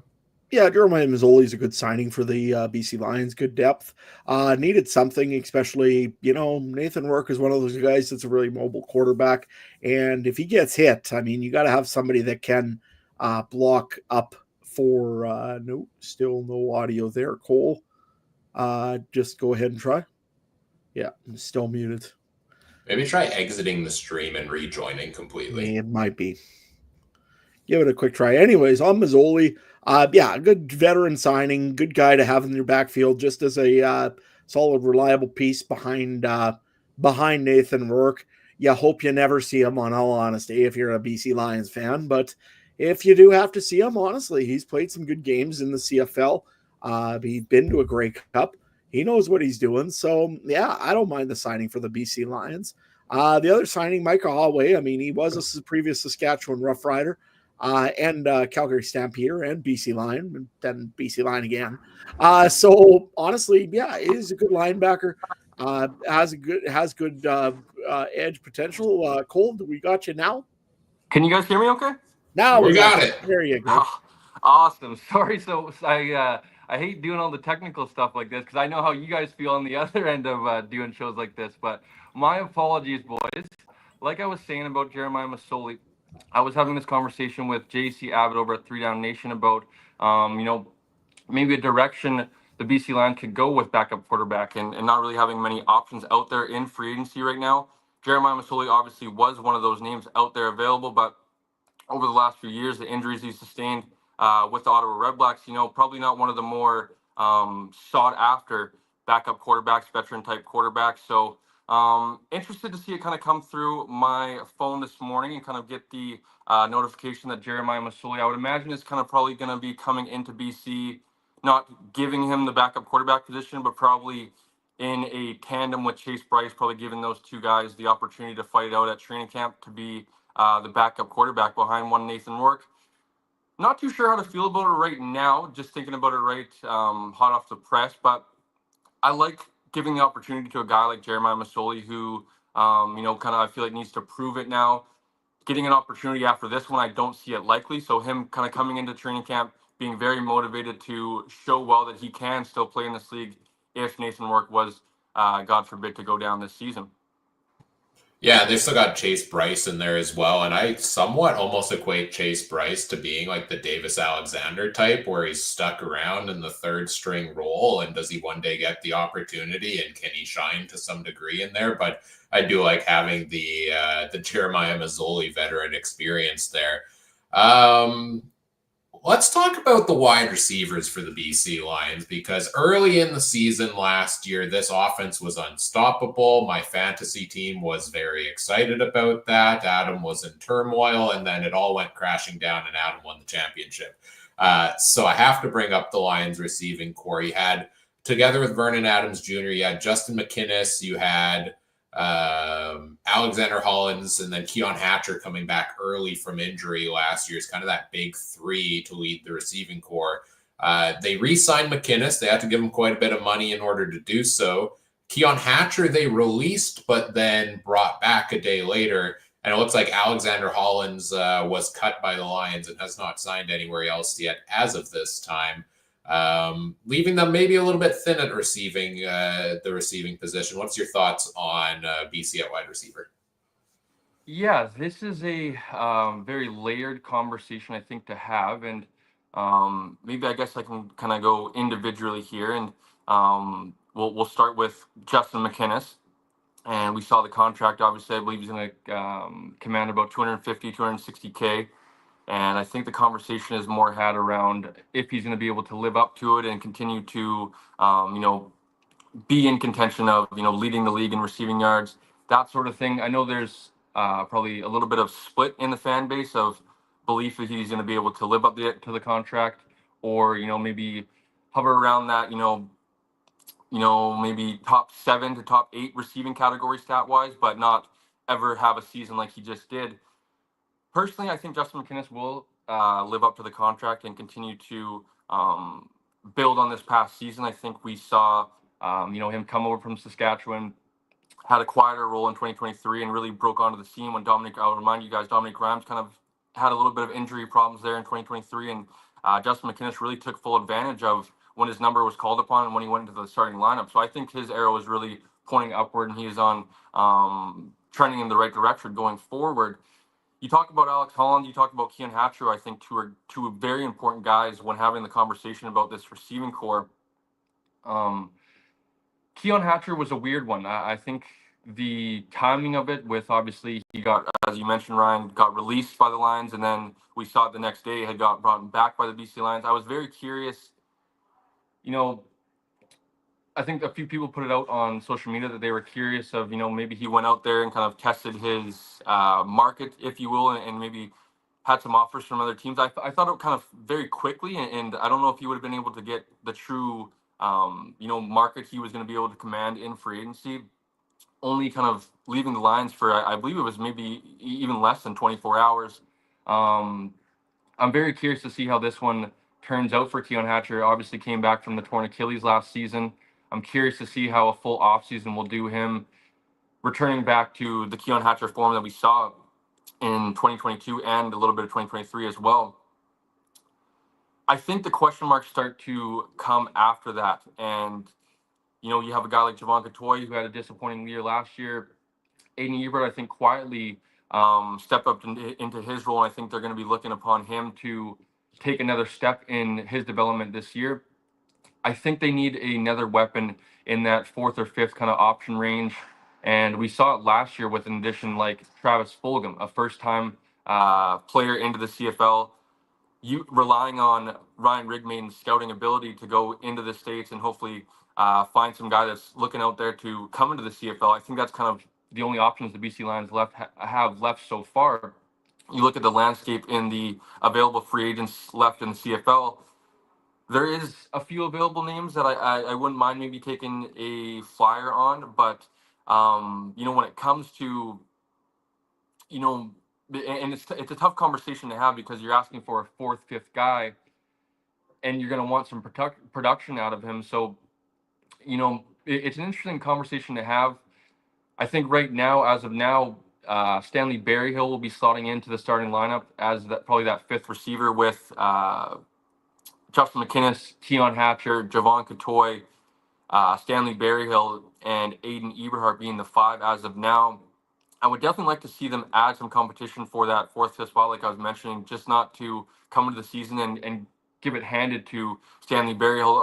Although I thought there were some flashes for him last year, I still think that there was more to be asked for in the receiving position. So I'm curious to see how the BC Lions are going to react here. Obviously we've seen some of the agreed to terms and kind of the first wave of free agency somewhat happen now. I'm curious what's going to happen now into these second and third waves of free agency, if they're going to be able to find somebody that's a CFL veteran, or if they're going to have to go outside of that realm and look to maybe Ryan Rigmain's scouting ability. Let's talk about the defensive side of the ball, because we did just get some breaking news just now from the BC Lions that defensive lineman Nathan Cherry has re-signed with the team for the 2025 season. There was also the confirmation at defensive back of Deontay Williams from the Riders, and who else? Micah Awe, the big addition at linebacker for the team as we try to update the free agent list here. Thoughts on the defense, their play last season, and maybe some of the tinkering they've done so far? Yeah, this is another layered question on this one, because I think there's a lot of components that go into this one, and maybe I could start with the Ryan Phillips, demotion, whatever you're going to want to call it, former defensive coordinator for the past 2 seasons. Obviously going to be in the new role of position coach / I believe passing game coordinator for the defense. Mike Benavides is going to return to his, longtime BC Lions special teams coordinator, defensive coordinator, former head coach for the Lions, returns in a defensive coordinator role this season. Last year spent some time as the special teams coordinator. I think, I don't know if scapegoated is kind of the right word, but I thought Ryan Phillips had got a little bit of the short end of the stick, is probably a better way to put it, when it comes to maybe getting another opportunity to be the defensive coordinator once again for the BC Lions. I thought his unit, unfortunately, probably let him down a little bit more than schematics last season. I thought coming into the 2024 season, we had heard multiple times of his name being mentioned amongst, some of the younger potentially head coaching candidates down the lines. And I know Buck Pierce was up there and a few other guys probably before him in line, but I know Ryan Phillips was starting to get the momentum now. And they obviously on the field had a down year and a step back. And, I'm sure that's easy to point, to the top and to the leader of the unit. But I would have liked to maybe see him brought back. And I'm curious, the conversations that were going on behind the scenes with the decision, because I don't know if you guys saw that was reported. There was only one coach from the old regime, the Rick Campbell regime, that was under contract. That was Ryan Phillips, who was under contract. I'm curious if the BC Lions just didn't want to have any more dead cap in their coaching cap and didn't really want to let go of Ryan Phillips because they're not his guy. And his guy, I mean, with the Buck Pierce, Ryan Rigmain regime, wanting to keep him on the staff in some sort of role just because not wanting to let him go and having to lose that in the coaching cap. Curious to see how that kind of dynamic plays itself out. Now, I talked again on the episode we shared yesterday of, I'm sure there's going to be no question of respect. And, Ryan Phillips has played under and coached with Mike Benavides. So I don't think there's going to be any sort of friction that hampers the team overall. But I'm curious to see when it gets into some of those team meetings and stuff like that, what voice maybe is playing a louder role in that room. And maybe they listen to Ryan Phillips a little bit more because he is their former defensive coordinator. You talk about some of the additions that have came over. You talk about a Nathan Cherry. You talk about Micah Awe, and probably can transition into the front seven conversation. With that, starting with the defensive line, Nathan Cherry is the guy that I was very high on, a University of Saskatchewan product. Came into the CFL, quietly had himself a pretty good first campaign in the CFL.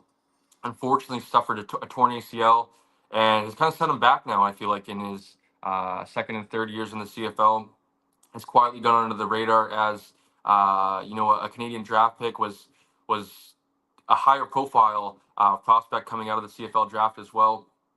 I'm curious to see how they're going to use him alongside a guy like Christian Covington in that interior of the defensive line, having two national type defensive tackles that can play valuable snaps for you in there alongside a guy like Matthew Betts on the outside, having three valuable Canadians that can add snaps inside. I think I'm curious to see how that one plays out. And honestly, the only question now for Nathan Cherry is just kind of building on a training camp, building on a regular season of hopefully staying healthy for multiple games and multiple seasons. You talk about Micah Alway, and a tough conversation for myself personally. I'm sure you guys are obviously with the branded Canadian football in there, root for any Canadian guys anytime they're given starting prominent roles. And Ben Haladic was one of those guys, the University of British Columbia product, who I was able to kind of get familiar with at his time at University of UBC.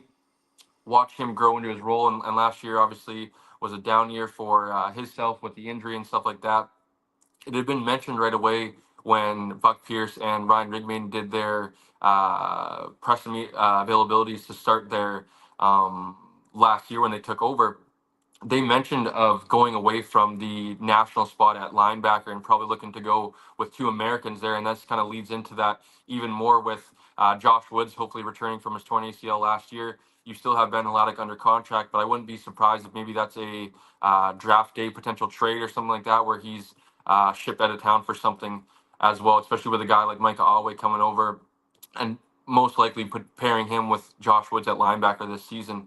And defense in the defensive back, I'm curious to see how they continue to build there. They've lost Adrian Green, Canadian, Manny Rugamba, and TJ Lee still remains unsigned. Although maybe you guys could fill me in on some news. Like I said, I've been at work, so still missing some things. But I believe last time I checked, TJ Lee was still unsigned as well. Correct. Yeah, it's Deontay Evans and TJ Lee, the unsigned defensive backs for the BC Lions. I got actually one real quick question for you here on this. The D line in BC has been pretty strong for the last few seasons. Again, probably I think they were second or third in sacks amount for last year. Did do a good job of pressuring the quarterback. However, on the other side of the football, BC does allow the most amount of sacks in the CFL last season. I took a look, and so what is the plan right now to keep Nathan Rourke, upright and in the game? Well, that was, Adam, great question, number one. That was, for me personally, priority number uno coming into this offseason. And I think I was probably, honestly, without having an official number, a percentage, whatever you want to say on it, I would think I was in probably the lower percentage of the fan base that wanted to go that route. I know there was a lot of talk about re-signing a guy like Matthew Betts, re-signing a guy like Justin McInnes, a few other higher profile type guys that we paid money to. Of course, we have the money that we've tied into Nathan Rourke. We saw the addition, the trade of Dejon Allen from the Toronto Argonauts, and I really enjoyed that one. Although, another Canadian linebacker who took a hit, and I think just kind of plays into the Lions leading or going away, from that national linebacker spot. A guy like Ryder Varga, who was, quietly, I think quietly having himself a very good season. And, there was definitely some plays where, he would have liked back, I'm sure. But there was a lot of, BC Lions games where you tuned it on, and especially on defense, where you were like, man, Ryder Varga made a play again, and there was Ryder Varga again. And, I think he's going to be a starting caliber player. So to give him up definitely hurts. But, I think there's a saying or whatever, to get something good, you're going to have to give something up that's good. So it was unfortunate. We obviously give up the second round pick as well in 2026. So I enjoy that they're going to be able to have that still in this upcoming draft and lose it next year. So it was a good start because, solidifying those tackle positions, I think, is probably a good way to build. And obviously, maybe you can argue that, as we saw in the Super Bowl, actually, with Joe Thuney moving up to tackle and kind of weakening the Chiefs' interior offensive line. That's still a big-time question mark, is the BC Lions' interior offensive line. And obviously, you go over to the left tackle spot, and you have a guy like Jarrell Broxton, who I think is a very reliable left tackle in this league, and I think is a all-star caliber, kind of in that little bit of a muddy middle, that fourth or fifth kind of tackle who is a very reliable, very productive tackle. Interior, and I think this has been a conversation for many years in the BC Lions organization, dating back to the days of watching Mike Riley get put on his back, and that's almost half a decade if we're looking back on it, right, to COVID seasons and stuff like that, of whatever the 50 whatever sacks Mike Riley was dealing with in a season. For a few years now, I think I would have liked to see them move on from the sorry, not a few seasons. I think going into last year, it was kind of maybe wanting to move away from the likes of Michael Couture, Sue Chung, a few of those guys in the interior, and just try to, obviously the grass isn't always greener on the other side, but just trying to fix it in some sort of way, and obviously doing the same thing over and over again is the definition of insanity. So that was kind of my thinking, right? Of obviously the grass isn't greener on the other side. We're not guaranteed to fix this problem, but doing this over and over again is just not fixing the issue. So this year I was very vocal of I love Matthew Betts and I love what he does to us, and I think he's a great player, but signing a guy like Matthew Betts obviously is going to command something and probably limit you in spending in other areas. So I was personally vocal on attacking the offensive line before re-signing Matthew Betts and even Justin McInnis. So now you're kind of left in, what you basically you're going to run it back. Chris Slugger re-signed or agreed to terms, I guess is the official, until we see it come across our news feeds today. Agreed to terms, so likely probably going to slot in at left guard. He played 3 or 4 games, started 3 or 4 games last season at left guard, and he actually came over from Montreal last season, mostly playing left tackle and having experience at the tackle position. He comes over, makes the transition in the guard. He actually ended up having to start a game or 2 at tackle for us last season, and wasn't great. So I think his best fit is probably in the interior. And then you got the news, I believe it was Friday maybe, or Thursday, of the re-signing of Michael Couture at center. Yep. And definitely an interesting one because we had Tyler Packer, University of Calgary Dinos product, who was drafted by the BC Lions, I want to say in 21 or maybe 2022, and stepped in last season after Michael Couture suffered his concussion in week number 2, if I'm not mistaken. Tyler Packer played very well. I think he at least kept the floor. I don't know if he maybe has the same ceiling as Michael Couture, but the floor was there, and I thought he showed some very good promise of stepping in as a guy that had never started a CFL game and did some really good stuff. So I was kind of interested in hoping that we were going to maybe lean into that a little bit more. Now the Michael Couture signing, it looks like Tyler Packer is likely to be kind of that depth option. You look at right guard, and I think there's going to be a lot of question marks today, or a lot of questions being asked today if Sue Chung's likely to be brought back. Personally, I know the fan base loves him, and I know he does a lot of good stuff for the community. He's a BC boy. This is no kind of slight at Sue Chung personally. Like I'm saying, this is just not wanting to do the same thing over and over and again, and just trying to look somewhere elsewhere of upgrading that position. Now, it's unfortunate because I'm going to contradict myself here, and having a guy like Andrew Pearson on the roster already, played last year as that kind of 6 offensive lineman, played a lot of jumbo tight end for us, had a role for us on offense. Maybe you look to go in that direction, and it's just you're kind of in a tough spot because you look almost you could argue 6 or 7 teams in the CFL are all looking for CFL help, and you look in the NFL and it's like 15 to 20 teams in the NFL are looking for offensive line help, and it's such a hard thing. We think about it, and how many 6 foot plus humans that are 300 and whatever pounds are walking around that are obviously they're walking around but athletic, and we're seeing the guys that are coming out now, and they're blocking guys like Sean Oakman and these Matthew Bettses, and I should mention guys like Willie Jefferson, who are just freak athletes in the world, and it's like they're in a tough spot. So personally, I would like for them to kind of look to go elsewhere, but we will see. Well, I do have one addition that they just made for you on the offensive line slot in here. David Foucault from the Edmonton Elks. 104 career starts, 36 years old. So a veteran addition on the offensive line that was just announced by the team. And I think kind of fits the mold of exactly what you were talking about.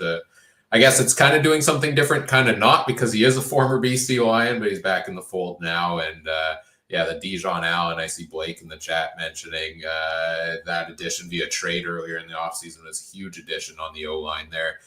Cole, we got to wrap things up here with you. But before we do so, first of all, thanks for taking the time out of your busy day at work to join us, chat some BC Lions football. And where can people find everything you've got going on? Yes, well, first and foremost, thank you guys. I hope you guys were able to hear me all right. I hope the audio issues weren't too bad, but we're battling through it, as are you guys. So, like I said, just giving you guys your flowers. 8 hours, I couldn't imagine that. I do like the hour and a 60 to 90 minutes, and I'm like, although it goes by fast, you're like, man, that was a long time. So keep on doing your thing, guys, and just really looking forward to the season kind of getting underway here as free agency ends and gets into the combine season and whatnot. But you guys can follow along at the Canadian Football Fanatics. We are on Instagram at Canadian Football Fanatics. We are on Twitter, or X, whatever the kids are calling it these days. Personally, I'm going with Twitter, and it'll always be Twitter. We are at _CF Fanatics over there as well. We just uploaded our BC Lions free agency update this morning. Like I said, we had JC Abbott on. We're going to be doing our free agency kind of recap here tonight with Blake, myself, Shane, Ryan from 13th Man Sports, and Coach Phil at 6 p.m. Pacific time to kind of recap and talk a little bit about it. So that's where you guys can find us. And like I said, just keep on doing you guys. Adam, good to see you. It's been a while. Ryan, Trey, thank you guys so much for having me on today. Sounds good. Thanks for joining us, and take care. Enjoy the rest of CFL Free Agency as we say goodbye to Cole from Canadian Football Fanatics, chatting BC Lions here. Let's welcome Trey back to the stage. What's up, guys? How's it going? I just made some coffee, so now I'm set for 4 more hours or 3.5, whatever we're at. 3.5 more hours to go. I can't believe we're down to only 3.5. It's going quick today, despite there not being a ton of news. I got to say, it feels like it's going quick, even though a lot of this news is stuff we already knew. We had a number of BC Lions signings in there, which we already brought up. We've got our next guest backstage and ready to go. Other news to talk about in terms of recent signings. Ticats signed an offensive lineman, Jacob Zott, who spent some time with the Edmonton Elks last season. And the Toronto Argonauts signing defensive back Will Sunderland, who spent last season with the Hamilton Tiger Cats, I think are our 2 most recent new signings over the last few minutes. If I can get a thumbs up backstage that our guest is ready to go. I've got that there. I'm going to hop backstage and let you two talk some Edmonton Elks, the most interesting team to talk about today. With none other than a recurring guest, maybe the most common guest in Canadian Football Countdown podcast history. Andrew Hoskins from the Turf District is here. Welcome, Andrew. Hey, thanks for having me, and I am glad that I am back to join you guys for another Free Agent Frenzy Day. It's always a fun thing when when we get to talk football early, and this year I actually am going to find it kind of fun to talk about my team. So that's I'm glad that you welcome me back. Thanks. So Andrew, how does this work exactly? Do we just pretty much say go list all your signings and we'll see you in half an hour? Or? Well, it's your guys' show. I'm still shocked I can see Trey's face. Like, I don't know what's going on. Like, there's no beer. What's going on? I had a job interview today, so I had to, I'm like, this is weird. Yeah, no. I'm like, that's not Trey. What's going on? Yeah, he all of a sudden got younger. I don't know. I didn't want to look like an absolute lumberjack at a job interview. So that's fair enough. Yeah, that's fair enough. He'll be back by Monday, so it grows quick. Mine is 30, so I need to grow it back quick too. So I get it. I get it. Yeah. Mm-hmm. Yeah. I don't shave right down. I don't get the razor because then it gets really cold. Then it is cold. Yeah. And then there's Adam that wishes he could grow a mustache. We've seen that. Yeah, I tried this. It goes like I could go a whole month and I'll probably look exactly the same as I do today. Anyway. Yeah. Let's go You wanna on. kick Move things off, on to Adam? the Edmonton Elks instead of facial hair. Yeah.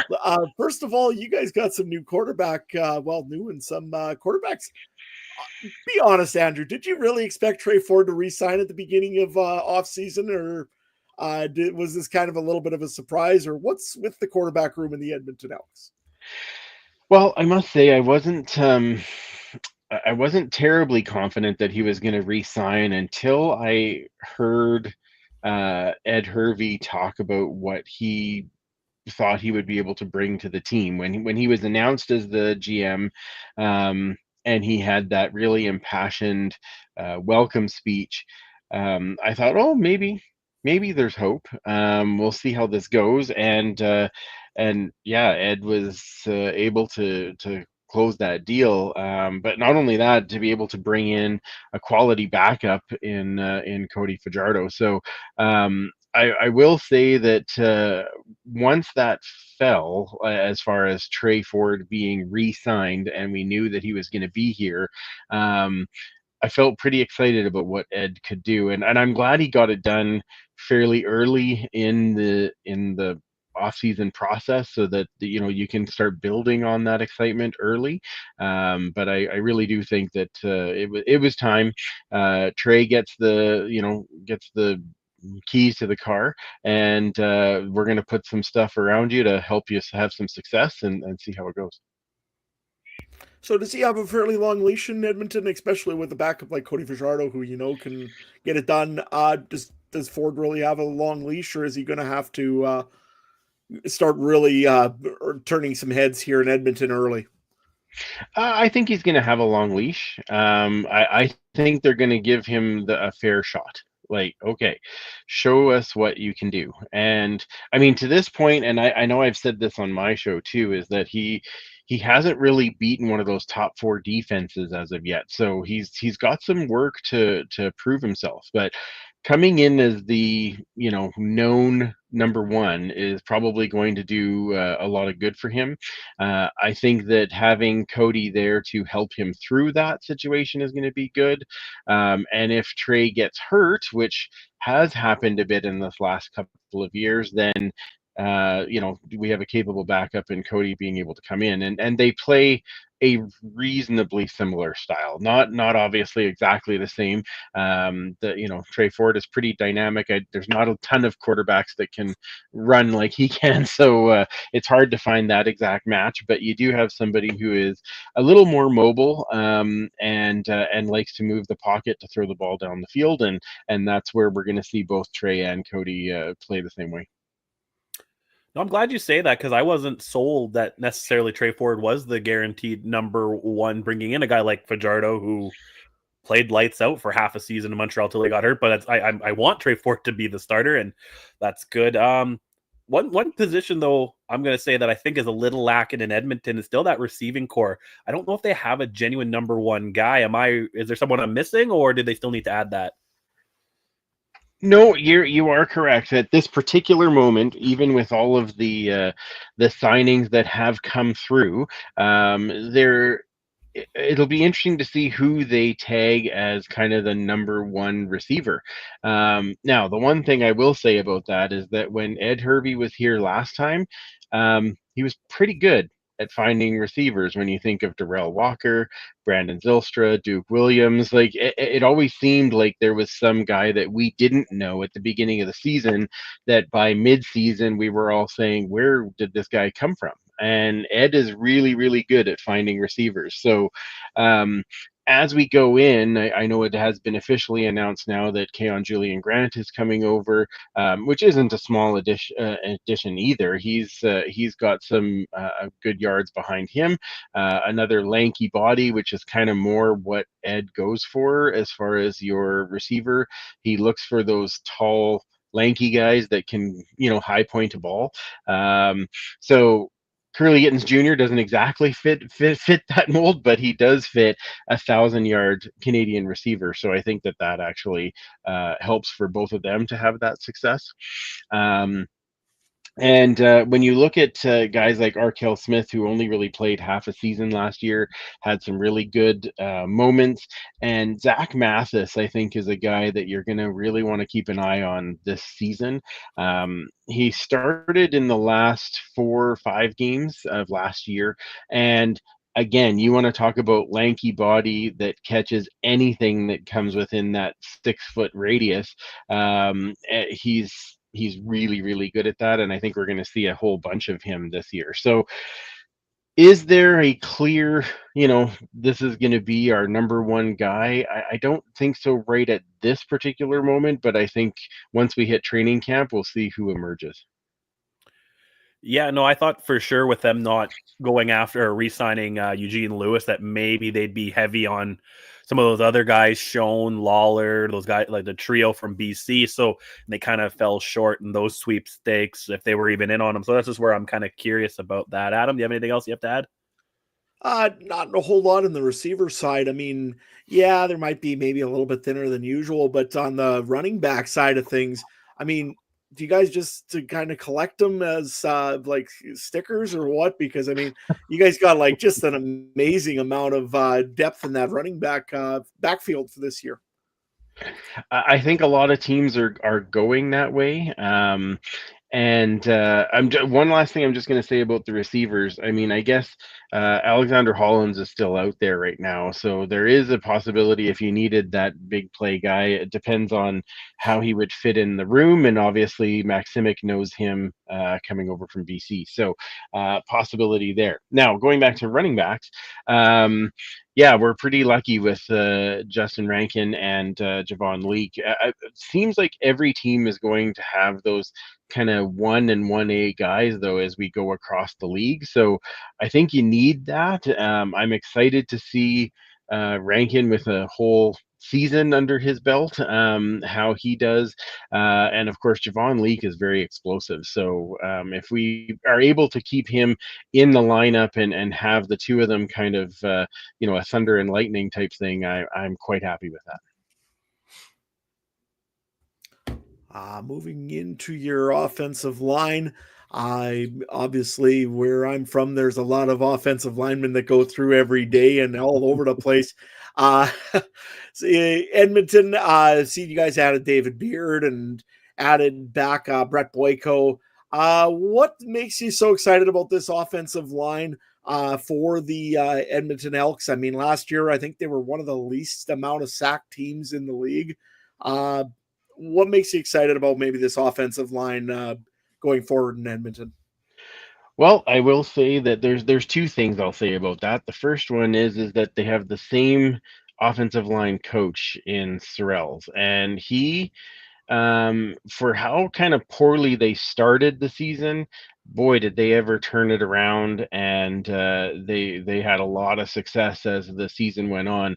The running game definitely got much better, and like you said, they were not allowing a ton of sacks. So that consistency is great.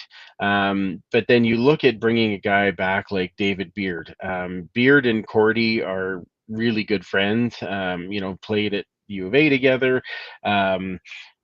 Bringing Beard home is just a really big deal, especially after being kind of the top offensive lineman last year. So I'm excited to see him back.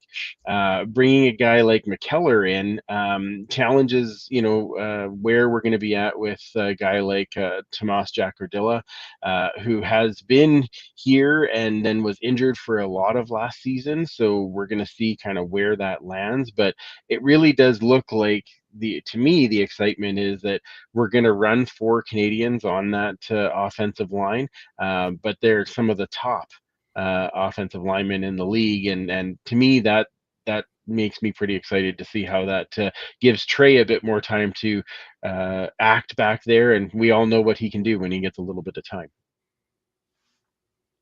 Yeah, exactly. I think the offense has definitely had a big improvement. Let's hop to the other side of the field. I want to talk about the other forward, the one that you guys took from the Winnipeg Blue Bombers, and some people don't think it's a big deal, and I think it's actually a big deal. And I think if you go, I think this forward is the better forward. it's hard to compare DB with QB, but I think this one has done a lot. Tyrell Ford, what does a guy like that, and maybe even doesn't have a boost having playing two brothers on the same time?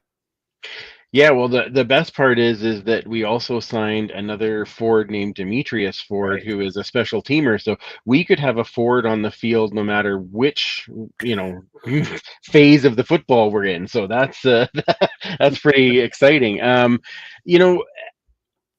had hoped that once the deal was done with Trey, that it made it easier to bring Tyrell here. I did actually think that they would both end up in the same spot, whether that be Winnipeg or in Edmonton. And obviously, having the right push between Ed and Killam, brought him to us. Now, again, that hasn't been confirmed yet, but as far as we know, that is a done deal. And my joke on that day when that was announced, that it was, those two basically become the face of the franchise because they have the same one. So it'll be exciting to see those, and it also, again, another really, really good Canadian. Ed did great in bringing in strong Canadians in the tampering window. I mean, if there's somebody who knows about it, it's Ed. I mean, we created it because of him, and he went out and found a way to lock some things down. But I think it was 7 Canadians that were signed in all of his work there, and Tyrell obviously a huge addition to that corner side, which the secondary in Edmonton struggled last year. So kind of revamping that makes sense, and then we're probably going to go to the next part, which is probably going to be the defensive line. And what Ed said right at the get-go was he was going to work in building the teams out with the offensive line, the defensive line, and we'll build out from there. And he's definitely done that. No, I'm for sure was the delusional Bomber fan that thought Trey Ford might come to Winnipeg, but they'll never get rid of Zach Collaros, unfortunately. Let's go to that defensive line. Some big names added to that as well. Serezna gets added, and that's a pretty ferocious defensive line. What's your thoughts on that and how they're gonna make hell for the other team's offense? Absolutely. Jake Serezna coming back home. He didn't want to leave with the trade before. But he got a Grey Cup out of it. So good for him. And now he's back where we want him to be. But bringing along some of his line mates between Robbie Smith and Jared Brinkman. And interestingly enough, Demetrius Maxey is here now as the special teams coach, coordinator, and defensive line coach. And all of these guys played for him before. People want to play for D-Max, and I think that's what we're seeing here. And that consistency is going to be amazing because, man, I tell you, Toronto's defensive line last year was pretty darn good, as I recall. So I'm excited to have those guys here. You still have guys like Jamin Pelly that are still around. You have Noah Curtis, who was one of the top defensive Canadians on the line last year. So the rotation is going to be fun to watch. And of course, Robbie Smith coming in as that Canadian as well is going to be very exciting. Jonathan Kongbo is a question for me, and I'm going to see how that pans out. I think this is one of those guys that Ed Hervey knows from being in BC. And he knows, what he can bring, but he also knows that, he's got to keep check on where he's at and make sure that he can contribute in the room as much as he can on the field. So I think that one will be one that we'll have to kind of keep an eye on and see where that ends up. But a lot of talent to choose from in that front four. Yeah, for sure. Adam had to step aside. There's Ryan back in. Adam had to go check the cows. Fortunately, I guess. Got to go make sure they're okay. Ryan, man, do you have anything you want to talk about the Edmonton Elks here? Yeah, sorry, I missed Adam's messages. They were behind many open windows on my screen. I was really close to calling you, but I was like, I don't know how to do that right now. Poor Adam's here struggling to get my attention. I was just off scrolling through and updating the free agent tracker. I mean, the main thing I want to know about the Edmonton Elks is just like, what the hell, Ed Hervey? Well, I mean, and that's the thing. I love how we call it the communication window or the legal tampering window or whatever you want to call it. I mean, let's call it what it is, the Ed Hervey window. That's where this all started, and I believe was it 11? 1, 2, 3, 4, 5, 6, 7, 8, 9, 10, 11, 12 people that were confirmed deals coming in. I guess what it did secure was that he wasn't going after a lot of the guys that were here before. He was going to leave a lot of those guys and start replacing with guys that he knew from around the league, which tends to happen when you have a GM change. But 12 of them, and I'm pretty sure 10 of those were in the first, 3 hours of the negotiation window. Um, so Ed's been a busy man. Now, not to say when we talked about earlier, Trey Ford joining in. Of course, he is going to be talking to his brother. That has nothing to do with Ed Hervey. A lot of these guys, either like Jake Seresna, he lives in Edmonton. Like, it's not like he hasn't talked to other people who play on the team. There's going to be some of that happens, and so that makes these processes go a little faster. I do think that there was a couple when you think of Robbie Smith and you think of Keon Julian Grant, when you think of Royce Metier, those are ones that I was surprised by. Those were ones that I thought, man, those are just coming out of left field. But obviously, some Toronto Argonauts connections there to bring some of these guys in. So I'm pretty excited to see when they get all of these guys on the field, then where do they slot in, and can they work together as well as they did on their other teams? Yeah, it was funny because when I was messaging you to try to get you to come on for this show, you said, "Oh yeah, I'll choose the 1:30 Central slot because by then we'll know who the Elks have signed." By that point, oh, who's kidding? We'll know by like 10:04 in the morning. And then a day later, I responded, "Actually, we knew like a week and a half beforehand." Yeah, very true. Yeah, there was a busy day, a good day to be an Elks fan. Let me tell you. Yeah. I think I said on the show last week, the devil works hard, and Ed Hervey, a week before he's allowed to, works harder. Yeah, maybe. Yeah, I'm not gonna say anything, but maybe. Yeah, exactly. Yeah, yeah, absolutely. I see some comments here in the chat about the special team situation for the Edmonton Elks to talk about a little bit. Jake Julian, fantastic season punting for him last year. He gets his shot off in the NFL. You've got Boris Beatty was the kicker last year, struggled at times. Looks like the Elks released him, moved on from him. They brought in punter Cody Grace, formerly of the Calgary Stampeders. Any thoughts on the special team situation for the Elks this year? Well, I will say that our head coach knows a few things about special teams, and I think that pulls some guys in. You look at Vincent Blanchard was here last year. He was here in training camp as a rookie and had a monster leg. We were all quite impressed with how strong his leg was. He did come back at the end of the season and struggled here and there in game action, but you know that he's going to get another look. But the other two guys, Cody Grace, Campbell Fair, both worked under Killam in Calgary. And so him being able to bring them in, he knows a thing or two, like I said, about special teams guys. I'm pretty good, pretty confident in his judgment as far as who these kickers are going to be. It does look like that means, possibly the end for Dean here, and that's unfortunate because we're, of course, we're all God Save the Dean fans, and we want him to be here. But it does look like Cody Grace is probably a lock. He was an excellent punter last year. I mean, I don't think anybody is going to be Jake Julian at this point, which we all hoped all the best for him.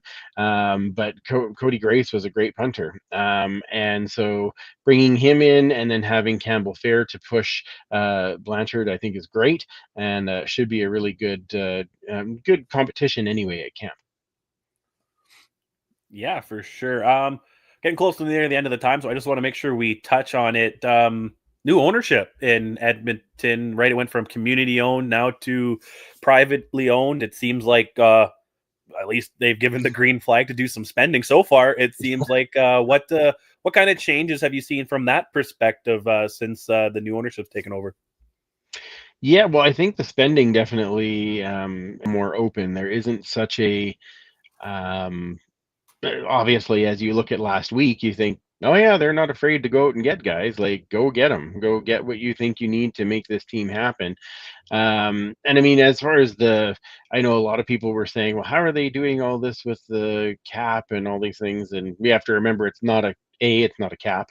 It's a luxury tax, but also you don't have to be cap compliant in February. You need to be cap compliant at the end of the season. So I feel pretty confident in some of the things like that. But even looking at the end of last year, like the stuff at there was a lot more fireworks. They were trying to do things in the stands. They were trying to ramp people up. I love the fact that Larry drives through the Calgary bench with the fire truck, and they made a t-shirt of it. Like, it was just like they're not afraid to have a little fun and throw a few dollars around. So it feels like they're in a good spot. Of course, year one, having a new owner is usually you kind of see, okay, well, they're ready to put some money down and make some things happen. I think the mandate this year is whatever that money takes to get us at least into a playoff spot of some kind. That's really what we need, and I think that's going to be there. And I feel a little more confident about having that backing, and it's not like the world's going to drop out at the halfway through the season. For sure, Ryan, you got anything else you want to add? No, I think we touched on it. I'm just hoping the start to the year is good for the Elks, because I get hyped on them every off season, and then it all goes south too early. So I know. I love how you're usually on our side to start, and then yeah. So maybe this year, if you could just not pick them, then they'll do great. But no, I agree. The start is very, very important for this team, not only for their own confidence, but for the fans, right? They need to see that there was some legitimate turnover to help the team get better. I don't know anybody who can listen to a conversation with either Ed or Chris Morris or Mark Killam and not feel like they want to just run through a wall for them. It's why I put the wall behind me, because I'd run through it for Killam. And but I think that's really I think that, like you said, that early start doing well will trigger that fan base to be a little more on board with, okay, let's see what they can do. So this is a good start. You get the Ford brothers in, you can market them like crazy.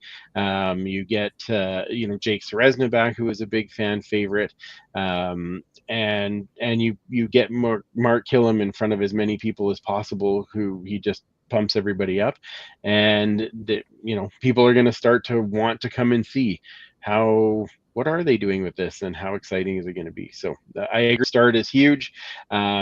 And the last part, just because we didn't talk about that one spot, the re-signing of Niles Morgan is also enormous. Yes. He's big in the community.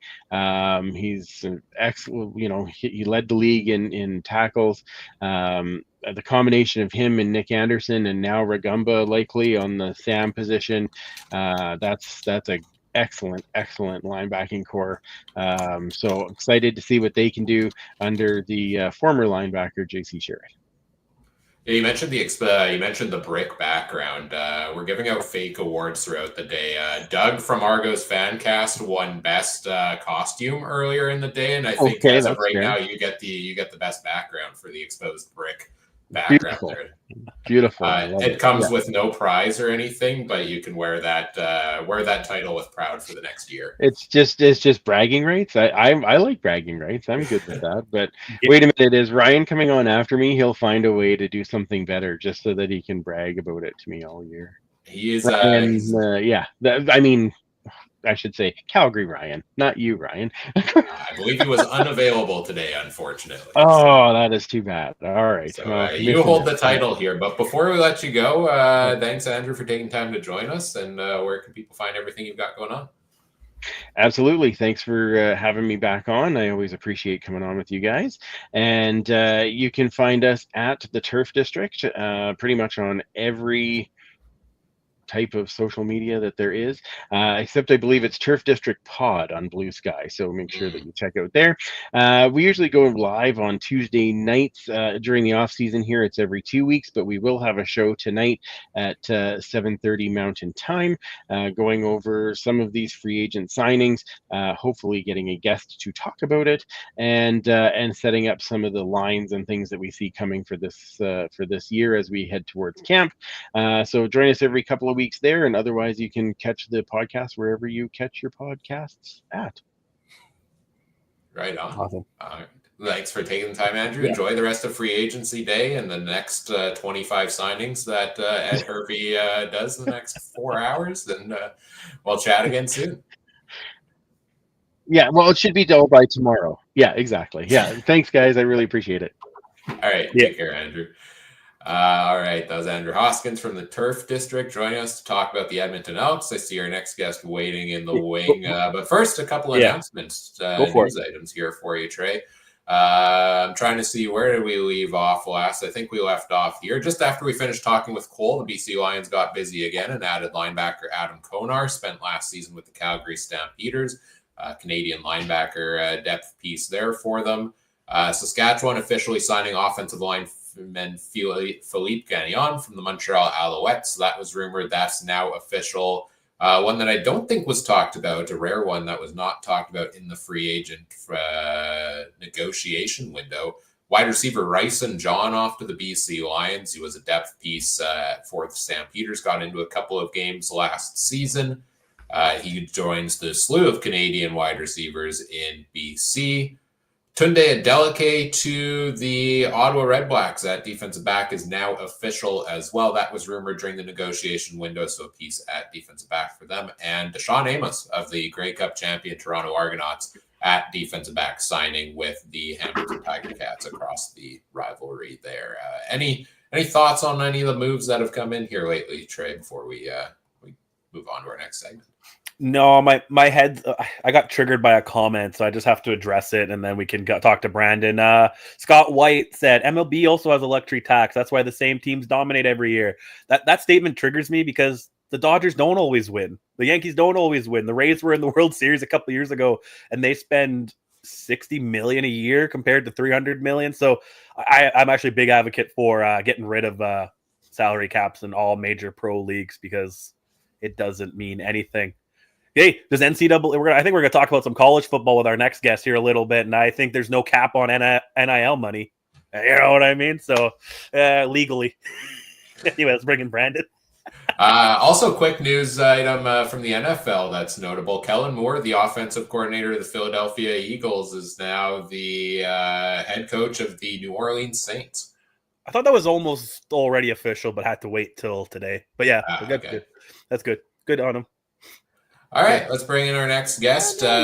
He's friend of the show, member of the CFC Discord community, now hosts the Future Freshman podcast. We're going to shift gears and talk a little bit about, we've been talking a lot today about the players that we know for our familiar names in the CFL trading spaces, but teams have over the last little while been signing a number of guys that maybe we don't know that we hopefully will learn to know by the end of the season. And he's here to tell us about it. The great Brandon Sanders makes his return to the podcast. We normally see you right when the season starts. We're not used to seeing you in February, but happy to have you here, Brandon. How you doing? Thanks, boys. I'm a little bit early. Trey, I grew this excellent beard for you, and yours is missing. I'm only at 40 degrees, not negative 40, so I got 80 degrees on you guys today. But it's still chilly in North Carolina to our standards. That's Fahrenheit, too. That's Fahrenheit, so we got to do a little bit of conversion. That is true. You guys are Celsius, so we'll do some calculations. Also, metrics are different, NFL and CFL. Good to know. But could you boys, it's good to be on. Meters? That's I'd be scared. I'd be scared for my life. First in 5 meters. First in 5 meters. So guys, no more. Math is hard. Math is really hard. Let's just stick to fantasy football, which is math. Yeah, exactly. Glad to go on, boys. It's exactly math. Exactly. But it's fun math. It's a lot more fun than converting the metric to the imperial system, for sure. We just hit the 5-hour mark on the live stream, by the way. 3 hours to boys. go. Let's Thanks, go. everybody, for tuning in. Thanks, Brandon, for joining us here. And absolutely. Yeah, so backstory for everybody. I think we've done it, 2-3 years in a row now? This will be year 4. I went in 2022 with the first list, and then we had 23, 24, and this will be 25. So we're going in year 4 of our conglomerate of campus to Canada, as we like to call it. So every year, Brandon reached out to us a couple of years ago and said, hey, I do a lot of college fantasy football stuff, and you guys are doing CFL fantasy content. Like, hey, I want to talk about these guys that you might not know about. So every year he comes in around training camp, preseason time, and gives us a name to watch for each of the teams. And we thought, why not do this at free agency time, where maybe a little less of a fantasy focus, more of a just players to know, but also a bit of a fantasy football focus. So as always, we were just talking about giving out awards to everybody, and Andrew got the award for best background. I think Brandon gets the award for best prep work because he provided me PowerPoint slides to put up on the screen. Graphics are important, boys and girls. Graphics are important. So let's bring these up here. We've got 6 players you want to talk about that CFL fans might not be as familiar with, that hopefully we're going to learn a little bit more. We've got the first 2 up on the screen here now. Where do you want to begin? Sure. So let's just preface it like, as this free agency is going, some of this might change. These guys are just in camp now. They're early signings. There will be some more after the NFL draft as well as the CFL draft. So a lot of this is flowing, but these are just guys. I like to call it the watch list. They might make the list. They may not by the time we hit week 1, week 2, when we always get together and kind of talk it and chop it up basically. But these are the guys that I think can make a difference if they were to play, let's say tomorrow, like if the season was to start to go along with it. So let's start with the BC Lions. They signed Justin McGinnis, which is a great, re-signing as well. They did lose Hollins. A lot of people are starting to, I think they just got John Ryson as well. So they're getting some depth pieces. They got a lot of Canadians and stuff like that, but they're missing like a true, dominant, like they don't have the Dominic Rhymes. They don't have those type of guys. McGinnis, I think, will be wide receiver 1, but they're in need of a good, solid, taller wide receiver that could probably take it off the top. Enter Devin Carter, who is previously from NC State. He lives in Clayton, North Carolina, which is about an hour from where I'm at here in North Carolina. And then he went to West Virginia. He's only 24 years of age. He's 6'3", 214 pounds. He spent 6 total seasons. So he had 4 regular years, and then he used, I believe he had the graduate degree ones where he was trying to get an additional degree. So that granted him more time. So that gave him some more time as well. He completed 51 games in total, 145 receptions for over 2,407 yards and 12 total touchdowns. So he's definitely been a monster. He's good in the fact that he's played a tight end position, which would be considered more slot back here in the CFL. So he has a way of moving around. He also even took some of the carries. Now, it wasn't a lot, but it's a lot of short downage and stuff like that in particular. So that's where I think Devin Carter could be a good player. He definitely was a guy that we enjoyed, especially at his time at NC State, is where he was more relevant in college fantasy football. West Virginia is kind of a tier up, I would say, a little bit from NC State when it comes to overall conferences and things like that.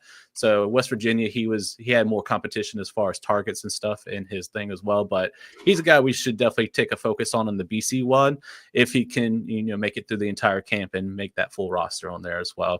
What's your guys' thoughts on BC before we move on? I think this would be a great addition to that. Like you said, they need a taller guy. They do have a lot of depth still kind of in that position, but yeah, I think there's always some missing pieces in that BC offense. This would be great, Ryan.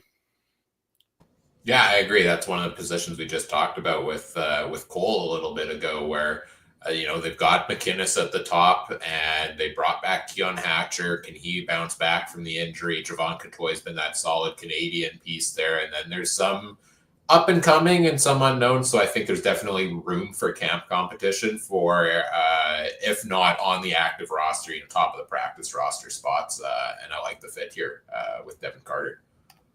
So let's go to our next guy. This is before we just heard of Kadeem Carey re-signing with the Argonauts as well. So that is a big change in plans. However, a guy that's coming in who is a camp visit, hopefully he sticks around because he has a great pedigree. And that is Mayan Williams. He's a running back from the Ohio State University, now the defending national champions as far as the NCAA. Unfortunately, he was a year too early. He graduated last year before they won their national championship. They already had two really good running backs that they would rotate. So kind of like you see out of Edmonton, especially with Leak and Lincoln. So Mayan Williams still had an incredible college season. I mean, he had 4 total seasons. He's 5'9" and 225, so he's built like a bowling ball. He's only 23 years of age, and he had 33 games played, 1,555 rushing yards, and over 20 touchdowns. So he was very much their goal line type of running back. So I know most of the times in the CFL, you see more of the quarterbacks, especially like Tommy Touchdown, my favorite, which is Terry Wilson, which I hope he stays with Winnipeg as well. Did a great job in the Grey Cup. So I would like to see maybe a little bit more, but if there's a case where maybe there's a little bit more yardage, say like 10 yards to go, and they just want to run it. We saw what the Eagles did to the Chiefs. If you have a good run game and a good defense, you're going to win championships regardless of what league that you're in. And I think with Toronto, having Mayan Williams in, I think he would be an excellent one. I know now with Kadeem Carey and having McMahon still there, I think that's your 1-2. But if they do want another depth piece that they can maybe move from the practice squad up or kind of just keep in the overall one, Mayan Williams would be a good one just because he's seen elite football when it comes to college. Like the best universities go up against these guys in Ohio State. They have one of the best in the Big Ten as far as competition. Oregon, where VA came from, all these other guys that they play against. Like it's important that you play against solid teams and not these, we call them the lower tier or the G5 team, which is like still good football, but the defense is optional, like we like to say, basically. So going up against really solid defense that would be good in a pro level, regardless if it's CFL or NFL, would do them some really good. So I think Mayan Williams, especially, we talked about this with Rick FM Fan, who I was on with the Tiger Cats Talk Network, just the having Kadeem Carey in the locker room, just to have that experience and to teach these youngsters, knowing that he has probably limited time left, would do these guys really some good. So that's really good for McMahon, and that's really, really good for Mayan Williams if he sticks around. So that's a guy I definitely would be focusing on. Yeah, I mean, 23 years of age. He's got a long career ahead of him. 20 touchdowns in 33 career games. I don't watch much college, but that seems pretty good to me to be averaging over a touchdown every half a game. So, yeah, it's where you see over 0.5. So 1.5 is really good. Okay, all right. Yeah, there we go. And Mayan Williams, I think, was one of the guys that Doug from the Argos fan cast was talking about earlier when we were going through the running backs as well. So I know that's something that he had his eyes on as an Argos fan. Let's move on to the next two here. And let's start with Corey Crooms Jr. Yep. So we just talked to some Edmonton Elks. I think the basic thing that I was talking about earlier was that you have, KGJ, you have KJG. So you have all these different Ks and Js and Gs, right? And it's good. You got Trey Adams Dukes, you got Middlemost. There's depth there, but I feel like there's no dominant wide receiver one, especially with Geno gone, right? So they need, I think, Gittins is going to have to just become a wide receiver one, like regardless of if he wants to or not. I think he just needs to play out of his mind in order to be that. But a guy that could come in and be a good wide receiver 2 or 3, of course, if he makes it through camp and he makes it into the preseason as well, is Corey Crooms Jr., wide receiver out of Minnesota, also played at Western Michigan, which was, like I said, the tier down, and he decided to transfer. We have that transfer portal in the NCAA.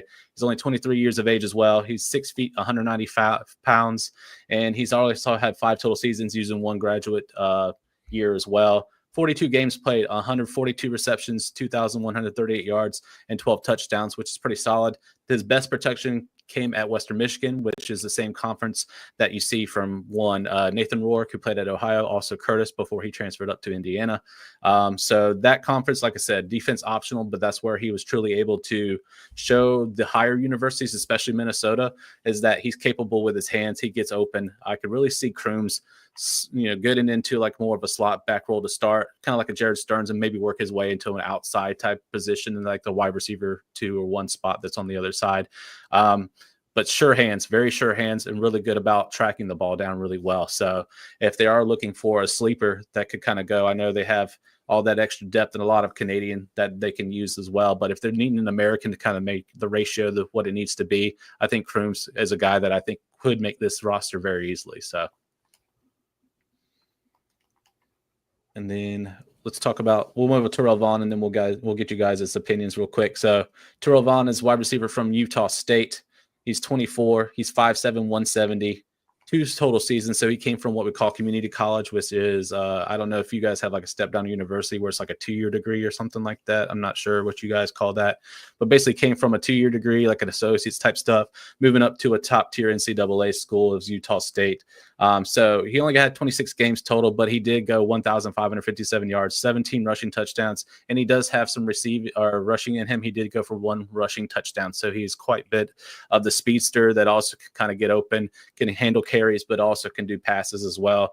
He's going to the Calgary Stampeders. He signed on the 21st of last month. So a guy that in a short amount of time made a big difference, especially in college fantasy football, to the point where he was an every week starter until his bye weeks where he didn't play, basically. So Terrell Vaughn kind of hopped on the scene from that community college over to Utah State, and really I think he had some time with Logan Bonner as well. So there's also that connection too. So if there was ever a time where Bonner got in somehow, we could talk about that. I still think PJ Walker will probably be QB2 in Calgary, just because I've seen PJ and he's excellent. But in case Logan Bonner ever plays and they need that depth and they need a guy that knows Bonner and knows how he plays, Terrell Vaughn would be an excellent choice as well. A little bit smaller, but I could definitely see a slot back situation. However, Calgary now has, some good weapons now, especially Rhymes and stuff like that. I know a lot of people think maybe they might be a little lighter when it comes to the wide receiver room, especially, but they still got Bagleton and a few others. So this is going to be a little bit harder for Vaughn to kind of probably make even the full roster. But if he does, he could be quite the standout, especially at slot back.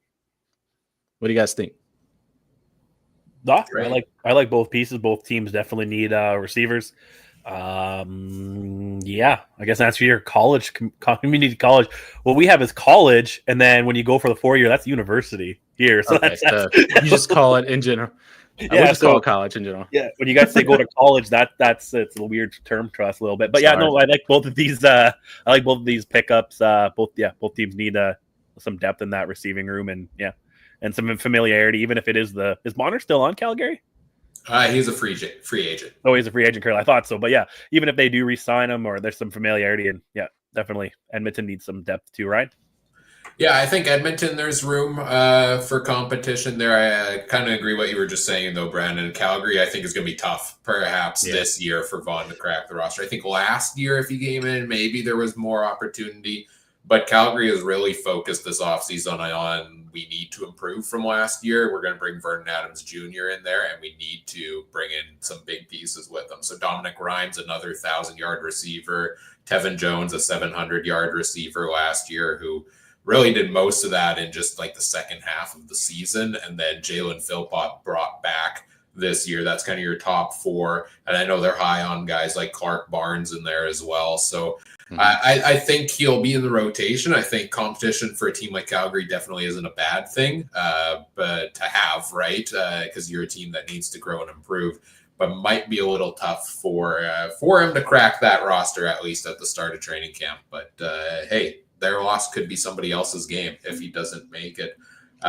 Quick note as well that about 15 minutes time we'll have Mark Steven, the voice of the Calgary Stampeders, joining us to chat about the Stamps. We'll get his take on the wide receiver position, among others there. But you've got 2 more names here for us, Brandon. Let's talk about these 2 guys.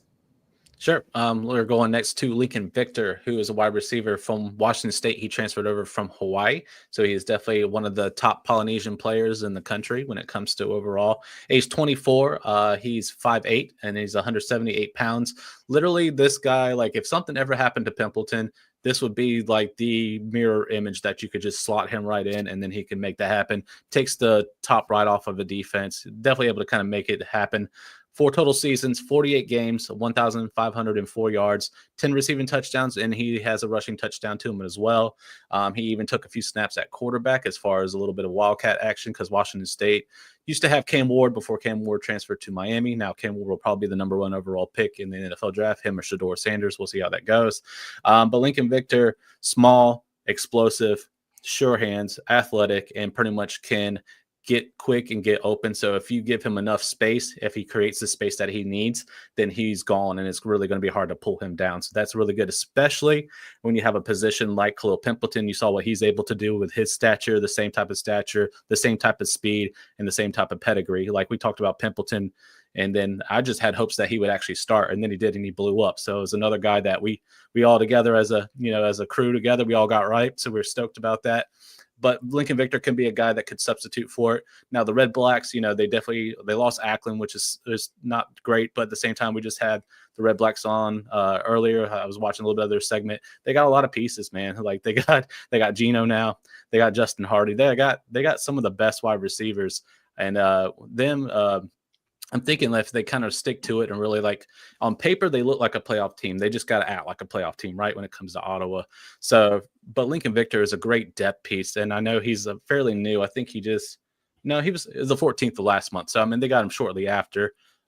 So he's in camp, and he's already kind of training, getting ready before camp's getting ready to start up. So he's definitely a guy I would pay attention to.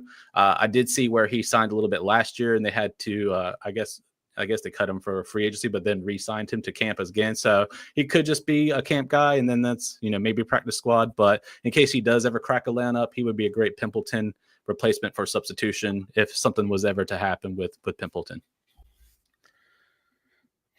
All right. Last one. Let's talk about the one I just added like today, because it happened on the 7th of so a few days ago, and that is Dijon Edwards, the running back out of Georgia. Georgia, the most notorious teams in the NCAA, them and the Alabama Rolling Tide, are some of the most highest pedigree running when it comes to just colleges, or universities in our nation. Basically, they are a factory of NFL players or pro players in particular.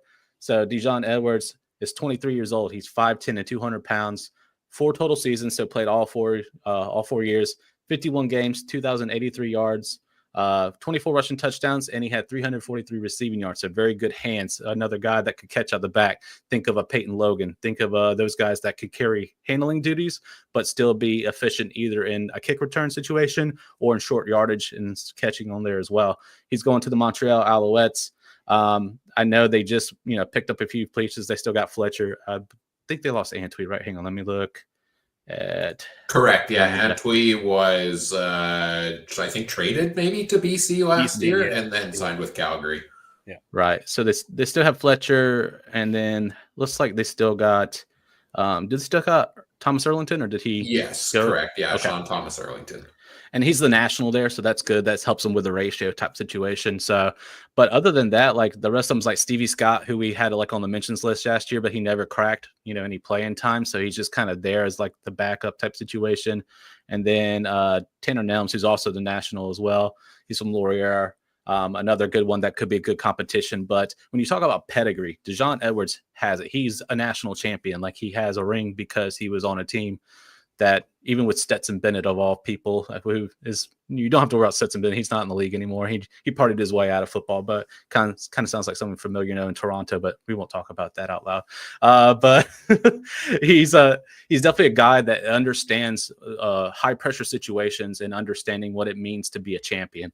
So if they're looking for a guy, and they just signed him, so obviously he was on the practice squad for Pittsburgh, the Steelers. The Steelers finally let him go. So now he was given the option to sign here. Of course, nothing's guaranteed as far as contract in the CFL or anything like that. He has to complete the full year.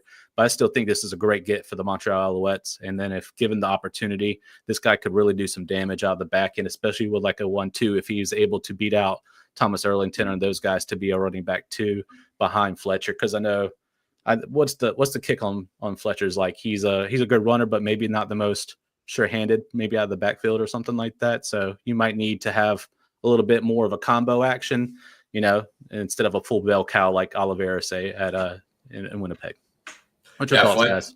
Fletcher's usage in Montreal was confusing but effective last year is how I would describe it, right? Like, I think there were like 5 weeks straight he had less than 7 carries a game, but they won because he got like 9 catches a game. So they kind of use him more in that receiver role. He has those explosive runs here and there, but he's not your every down, give him 20 carries a game type running back. So yeah, I like the fit of potential depth back there, whether he gets hurt or whether it's in a rotation there.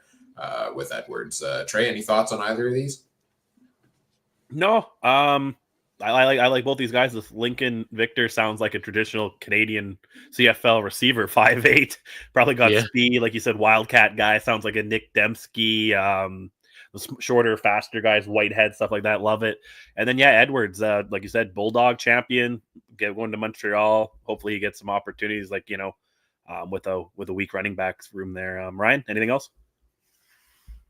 No, I love going through this list every year because I love looking back at it later in the season and being like, hey, Brandon told us about this guy, and he was right. Absolutely. You've got a pretty good track record here. I don't think you're ever going to top Dalton Schoen when you told us about Dalton Schoen before he took off. I don't think that's... I think you. I mean, that was my name to fame as far as like CFL people trusting me, I guess you could say, or anything like that. Was like him and Coxie as like a 1-2 combo, and then Hickson hitting on him too was a literally good one. But I will say, like looking back at the list, last year was probably my best with Pimpleton, Rambo, Leak, Shamar Brooks, Barry Hill, even as an honorable mention. Like we got like almost like, and then if you think about. Like if Ontario Woodson would have stayed in, not NFL, that counts as a win. So like we hit like 6 out of like 12. That was pretty good. That's 50%. So that's pretty good for 2024. So I was pretty stoked about that. So I'm excited to see what this holds. Like I am interested to see like if these guys stay in camp, who they bring in after the drafts, both CFL and NFL. And see, what this goes down to. And then looking back at this list is if any of these guys actually make it to our actual, news slideshow we like to do, or our annual slideshow that we are going to cover here probably in the beginning of, I believe, June. So we'll see how that goes. Yeah, I love it. Wow, that's a pretty good track record. I love it. I forgot who was all on the list last year. And yeah, those turned out to be some pretty notable pieces there. One guy I want to quickly get your 30-second thoughts on, because I know you love the guy. Jarrett Stearns signing with the Winnipeg Blue Bombers. You were pretty high on him last season as well. Former Rider receiver signing with Winnipeg. Yep. So I was talking to Rick, our FM fan, for our Discord guys and stuff like that. But Jarrett Stearns set monumental records in NCAA. Him and Bailey Zappi, who is one of the backups there in Cleveland for the Browns. They set one of the highest ones when they're at Western Kentucky, and no one's been able to top like over those 2,000 yards and stuff like that. Like literally, it was like it's like Tyson Philpott fantasy numbers, but in like yards, forms, and stuff like that.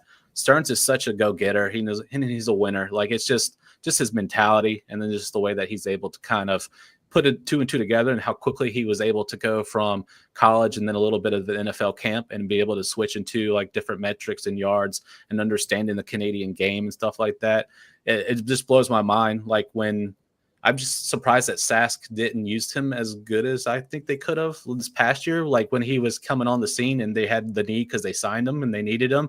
Like Stearns blew up when it comes. And I know we can't lose, Keon Schaefer-Baker, my boy Shake and Bake. Like it's just one of those things where like I get it. There's a lot of good receivers in the CFL, but when Stearns given a fair chance, he could really make something happen.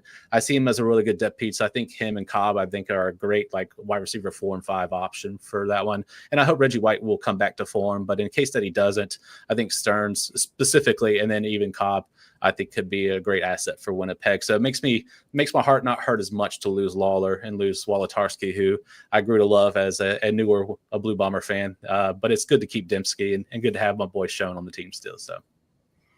Right on. Before we let you go here, Brandon, where can people? I got one question. I got one question for him. He's wearing the jacket. I got to ask him, how does it feel having the new head coach in Chapel Hill? Head coach is good. If you ask me about Chris Jones, I'm going to say no comment. That guy ruins teams, so he can just stay on the staff. He has no crazy ideas. He was coaching. He was good coach in Hamilton for free. So he's only a problem if you pay him.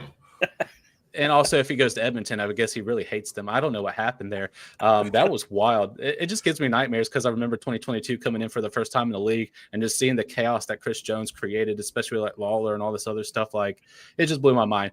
But having a 7-time Super Bowl champion, having a succession plan with his son, Steven, and Belichick as well, I'm excited, man. We're getting some really good transfers.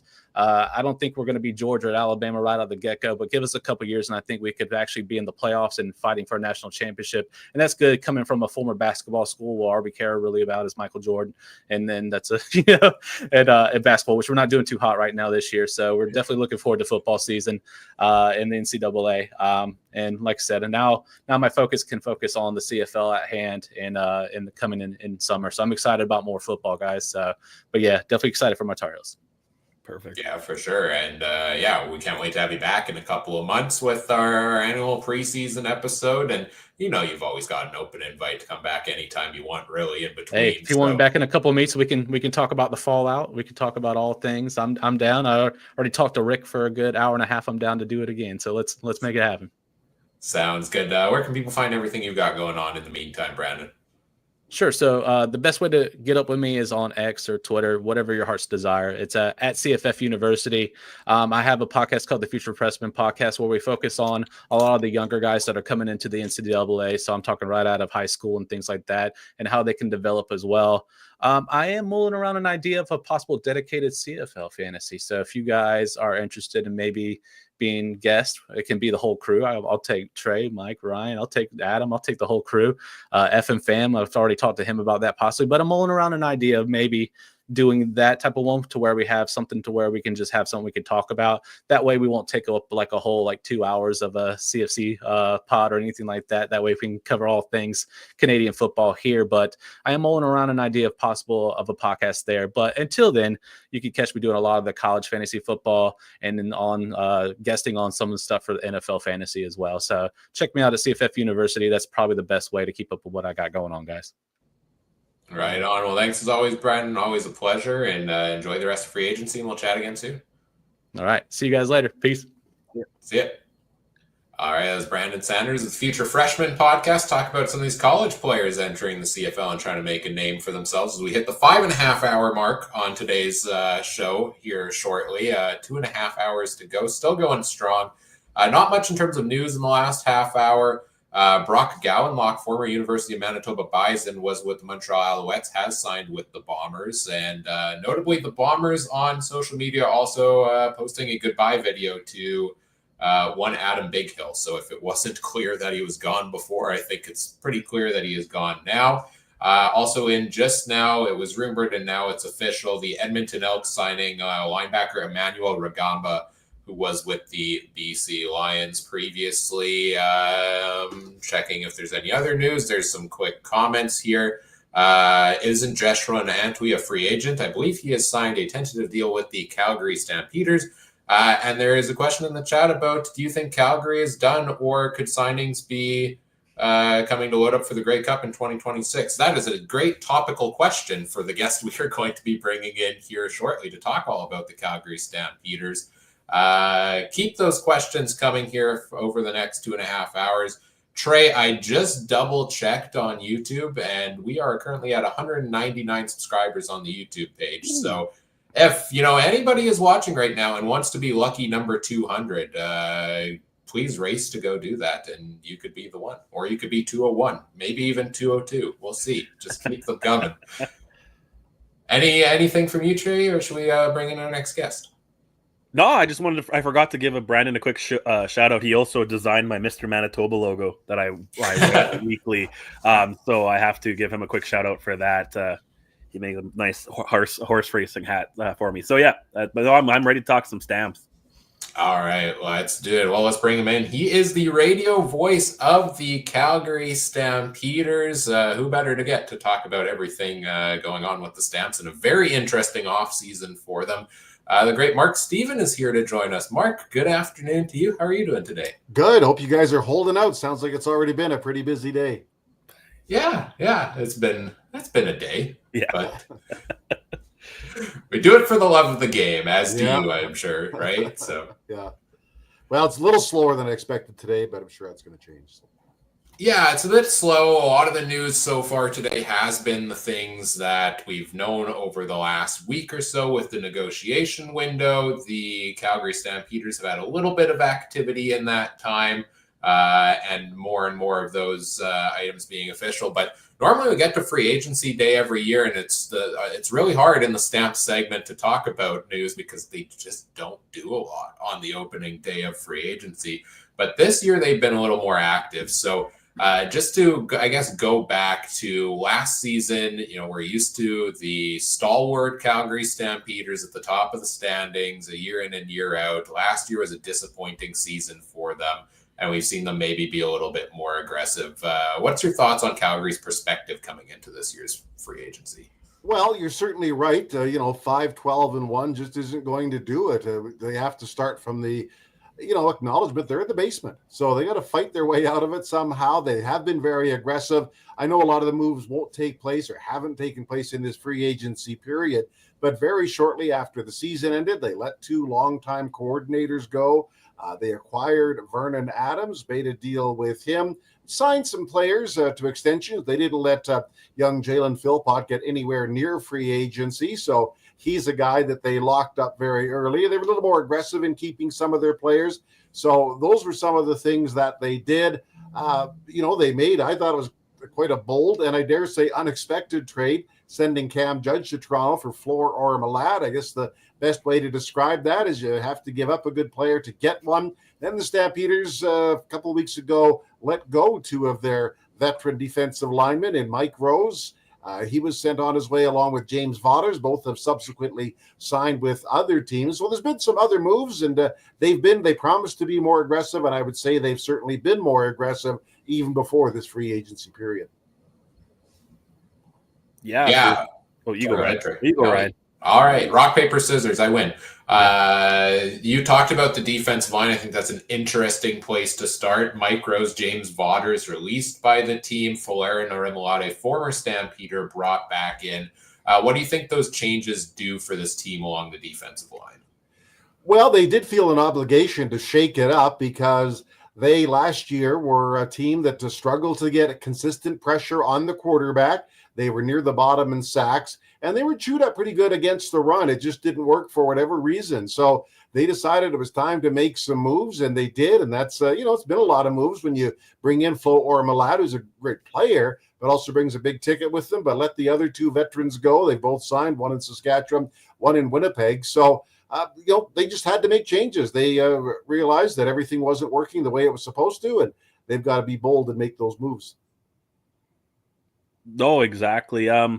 See, I was more wanting to talk about the offense because I thought it was interesting here that, Calgary's pedigree, Burris for years, Bo Levi for years. Mayer just didn't seem like the guy. What's the excitement in Stampsville for Vernon Adams Jr.? Very high. He's a guy that has been a proven winner, brings a different dimension in the sense that he's far more of a scrambling quarterback than has been here for a long, long time. He's making friends already. He's come to the city a couple of times. And, I think it was just that unquestioned number 1 quarterback. I think they were hoping Jake would develop into that. Jake showed he can play in this league, but there's a difference between doing what I call the expected high completion percentage of things, but not the exceptional, those real take you out of your seat plays. There just weren't many of those. So I'm glad that Jake found a home. He's a very good teammate, and we'll see if it blossoms in Regina. But specific to the Stamps, I think he'd hit the wall here, and Vernon Adams' appearance is going to be certainly something highly anticipated for the opening of the season. Awesome, Ryan. Yeah, Vernon Adams Jr., I mean, that was the big trade. It seemed like the obvious place for him to go, Calgary needing to make an impact there at the quarterback position. Interestingly, also seemed to be trying to bring in some weapons for him at wide receiver. Reggie Bagleton getting signed to an extension. He's been the kind of perennial, top guy at wide receiver for the Stamps over the last couple of years. Jalen Philpott, the rising Canadian star, also signed to an extension for them. And then 2 intriguing names brought in, I think, on pending contracts. Rhymes, I guess, could be official because he actually was signed, because Ottawa let him go a few days ago. So he was on the market, and the Stamps swept in and got him.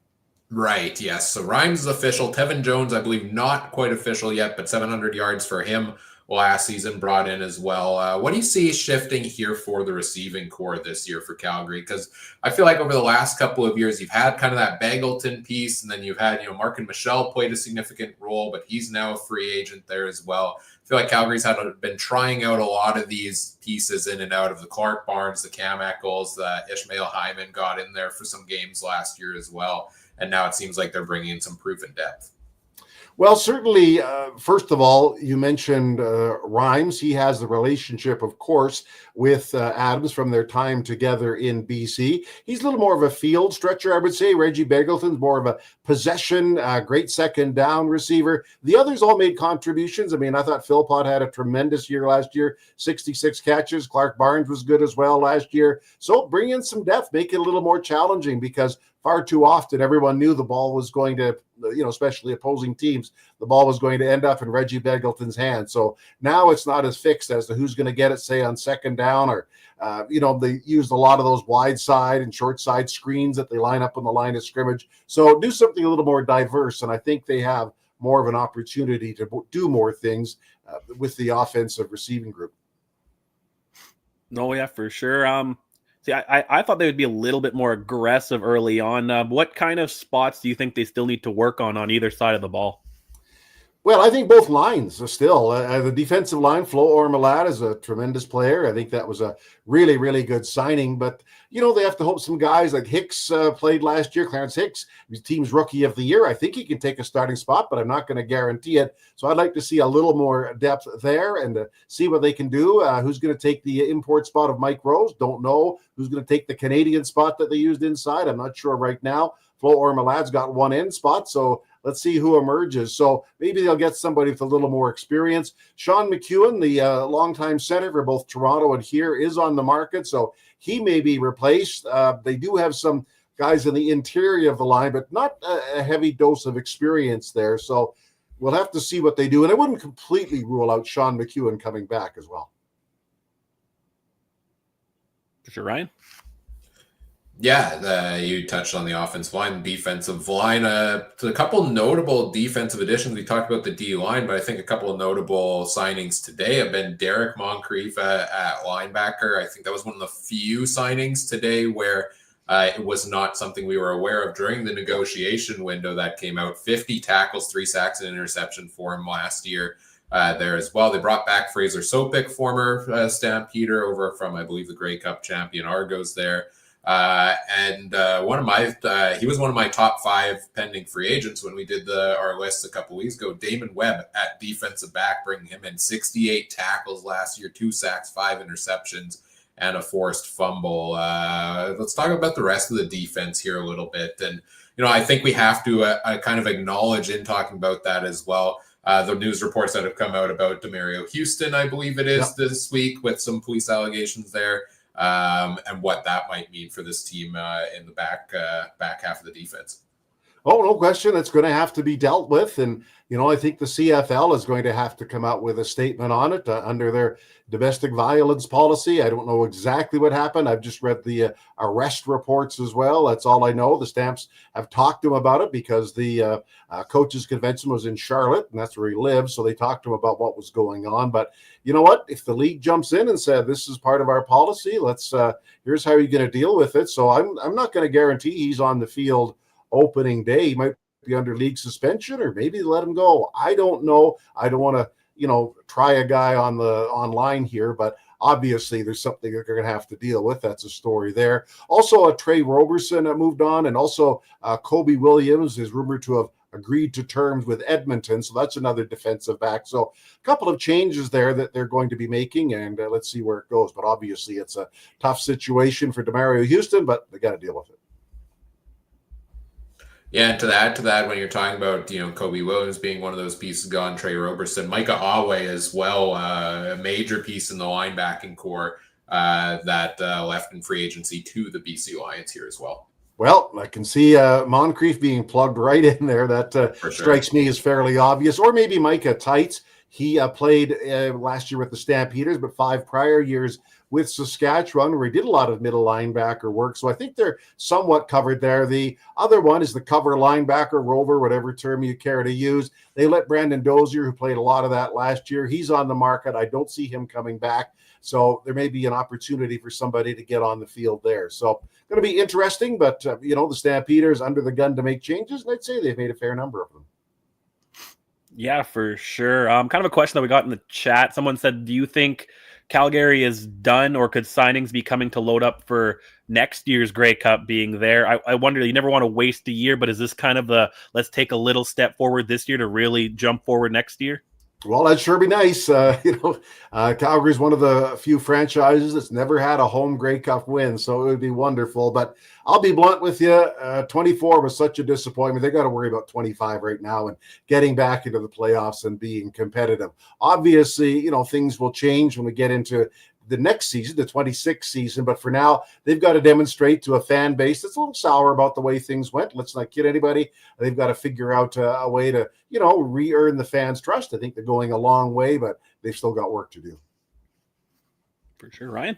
Everybody's favorite position on the football field is the backup quarterback position. And I mean, Vernon Adams and the energy he brings maybe makes that less the case because everybody's excited for him. But injuries happen in the CFL, and God forbid that does happen. PJ Walker, former NFL quarterback, is the only the second quarterback under contract right now because Tommy Stevens goes off to the Saskatchewan Roughriders. Jake Mayer gets traded to there, and Logan Bonner is, I believe, a free agent currently. Any thoughts on PJ Walker with the Stamps here in a backup role?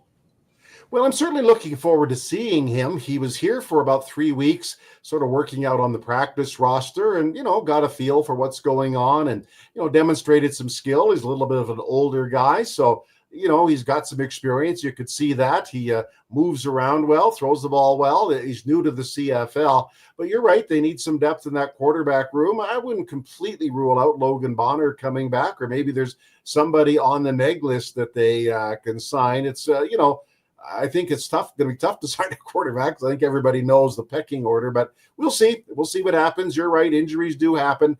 And, Jake Mayer, I'll give him this much. He is incredibly durable. He was healthy for every game last year. Now, they did play him in some, but he was healthy for every game last year and the year before. So he's a very durable guy. Calgary's one of the few teams that didn't need a second quarterback as a substitute due to injury. No, for sure. We'll jump to, we've got another question in the chat. We'll go to special teams. From between the goalposts says, who do you think the punter will be this year? Do they bring back Toshiki Sato? Oh, it's a good one. My money probably says no, but you never know.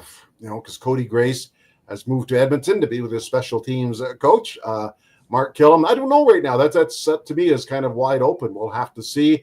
It's the kicking game in the CFL is a hard fraternity to break into. So here's an opening here. So at this time, I don't really know who it would be. I'm not sure it'll be Sato. He did mostly field goal kicking in practice last year, and not a lot of that either. But you know what? Maybe if they tell him, go work out, you're going to be a punter, maybe he comes in and does the job. But I think that's an open spot on the roster right now. We were talking about the receiver position before, and Tevin Jones is now officially signed by the Calgary Stampeders. So that was a pending addition there. That is now a done deal. Thanks to Jared in the chat for pointing that out for us. I want to talk running backs because Calgary was a bit confusing at the running back position, I would say, at times last season, right? Going back to last offseason, they decided to move on from Kadeem Carey to go with Dedrick Mills as the starting running back. And I think for a lot of us that made sense based on Mills, the up-and-coming play of Dedrick Mills. There was talk about in training camp or in preseason, maybe a bit of a rocky relationship, or rumors at least on the sidelines. I know Mills at some point during the season left the team for personal reasons and came back. They had Kylan Hill rotate in there for a couple of games, Peyton Logan as well, but he had some injury time. Are you surprised to see Dedrick Mills brought back as the starter at running back again this year? And thoughts on that position as a whole? No, I'm not. He was very productive. Obviously, there were some off-field issues. We don't know precisely where they were or what took him away from football. But when he's in town, playing, he's very productive and runs very hard. And I like him. He's good in the blocking game as well. You mentioned Kylan Hill got in for a few snaps. I heard earlier in the program you talking about Jeshua Antwi being one of those players that agreed to terms. I think the only reason he hasn't signed, he's a school teacher here and school's still in. So he'll be running to sign that contract. I saw that coming from a long time. He can do both things, in the backfield as a fullback or as a feature back. So I think that'll be resolved. I wouldn't be shocked if they brought in someone else. And of course, you've got William Longley, who missed all of last year with an injury. We'll see how he bounces back. That's so fascinating to hear a CFL player is actively a teacher. You gotta love that with this league. You never know what they're doing. Every once in a while, I just go out to different events, and there he is, teaching on the sidelines. So to me, I think, wait for after school, and he'll probably sign the deal because school's still in for about another hour and a half or two there. So. That's awesome. I believe University of Calgary guy too, right? Yes. And he lived here in the off season, even when he was with the Alouettes, and of course finished last year with BC. So I think this one kind of wrote itself the moment he went on the market there. Now, taking a look at this year's free agency, we talked about it a little bit. There was a lot of talk at the end of last season amongst the fan bases on Dave Dickinson's job as coach and general manager after the disappointing season. And a lot of people, saying they should move on from him. The Stamps decided to bring him back in both roles for one more season. How do you think that impacts the decision-making for the team in terms of this year's free agency and off-season? Is there a little bit of an extra push to be a bit more aggressive than usual because he might be on the so-to-so hot seat? Totally. Oh, yeah. No, I mean, they realized that at the end of last year, when you're sitting, in the basement, you've got to do things differently. And you know what? I'll be honest, there was a number of fans that wouldn't have been worried if Dave Dickinson was dispatched from the job and moved on. It wasn't universally popular to bring him back, but he's here. They've got to make the best of it. He's making the best of it. He's making some bold moves. I mean, to drop two coordinators that combined had 35 years, not just of coaching experience, but Calgary Stampeder coaching experience, that took some doing. So, they knew they had to. They put together what they called a 6-point plan at the end of the year. And, they're implementing it with more aggressive on the free agent market, not sitting around. They've added some resources in the U.S., even in season. They weren't getting what they thought was enough coverage in season. So they're doing some additional things there. But no, it's got to work. I mean, they're all under the gun here. I mean, I know there was a lot of heat on Dave, but let's remember, and I'm not trying to excuse it or anything, because 2023 wasn't great either, but he has only missed the playoff once, okay? They barely squeaked in 23, and I understand that, 11, 24, and 1 over consecutive seasons isn't very good, but, missing the playoffs once, they're going to give him a shot to redeem himself and get the team back moving forward. They've got a different plan on how to do things. So, we're going to watch it unfold starting June the 7th when the Hamilton Tiger Cats roll into town. Trey, anything else on the Stamps you want to talk about? No, I really appreciate your time, Mark. It's great to have someone who's got their eye really close on the Stamps in here. And I think the Stamps might, there's a lot of teams that want to improve, but they're still one of the teams that have a lot of question marks around. So I'm very intrigued how the remaining of their offseason goes. Oh, totally. I get it. I understand why there's, still some skepticism about which direction they're going and how they're going to move up the standings. We'll see. They've certainly stuck to the first part of their game plan, which is to do things differently and be more aggressive. And they've made some bold moves. Were they the right moves? Well, I guess we're soon going to find out. But it's, understandably, Calgary's been a very busy place in the offseason, making a lot of news. They should be, and basically they had to be. Maybe you could shed a light on this, because I'm not sure his involvement anymore. How actively involved is John Huffnagel still in any of the team's decisions when it comes to things like free agency? He's sort of at a high level, and he also, in the sense that he's not on the field or not in there, designing the offense or anything like that. But he does do some work on scouting and sort of the big picture stuff, what they were going to do in terms of putting this plan together to get things going in the offseason. I would not say it's day-to-day operations, but he's around, and you know what? If you've got a mind like that, take advantage of it. So he is still in charge, sort of, to a point. But, he's an authority figure that everybody kind of defers to. That's what I mean by that he's around and people always solicit his opinion. And they should. He's got an eye for talent and, let's see what it is. But he's also, pushing 75, and the day-to-day grind of a coach is tough for guys half his age. I didn't realize Huffnagel was 75. Wow. Yeah. He's been around the league for a long time, Been around a long time, yeah, that's right. And very successful. Came to the CFL as a Stampeder quarterback in 1976. So do the math. That's a long time. A long career and a very successful career for John Huffnagel. Final stamps related question here for you. Jake Mayer, we talked about him being let go or traded his rights to the Saskatchewan Roughriders. Any thoughts on Mayer in Saskatchewan? I know he's behind Trevor Harris there on the depth chart, but what can he do there to kind of turn his career back around? Well, a couple of things. Number one, he does have Mark Mueller with him. They worked together here for a few years with the Rough Riders now. Before that, they were both with the Stampeders. So I think that's good news. I think maybe the fact that he, here was succeeding, one of the greatest players in team history, that didn't, certainly is a tough shoes to fill at Bo Levi Mitchell. I think he just kind of hit the wall. Maybe there's a different way to do things for him, and maybe a different approach will serve him well because, as I said before, he was a good teammate. He was here, but he frustrated people, just didn't finish drives enough. And, maybe working with Trevor Harris will be a great godsend for him because I'll say this, Vernon Adams in his first news conference here said the guy that really kickstarted his career was Trevor Harris when they were together in Montreal, in the sense that, he helped him with a few things that maybe he wasn't doing before, not enough of in terms of game planning and different ways to do it. So maybe that can be the route to go for Jake to return to success. But he will play and he will have some success. How much he plays, I don't know, but I wish him well. Like I say, he was a good teammate here, but they just hit the wall. Yeah, for sure. Definitely rooting for him. I was high on him after those first couple starts where he went three straight starts with 300 yards. And we saw one of those games in Winnipeg where he was hitting his receivers left and right. So we'll see if he bounces back in Saskatchewan. Anything else on the stamps here for you, Trey? Or no, I'm good. I'm always worried about the Stamps. They're like the Patriots. You're just waiting for them to come back, and just it's one of those teams.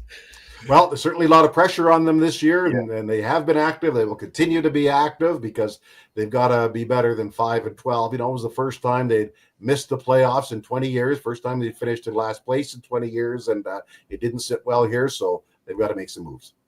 For sure. Right on. Well, Mark, we appreciate you taking time out of your day to join us here to talk about the Stampeders. We know you like to talk about the Stamps because you talk about them on the radio during the season.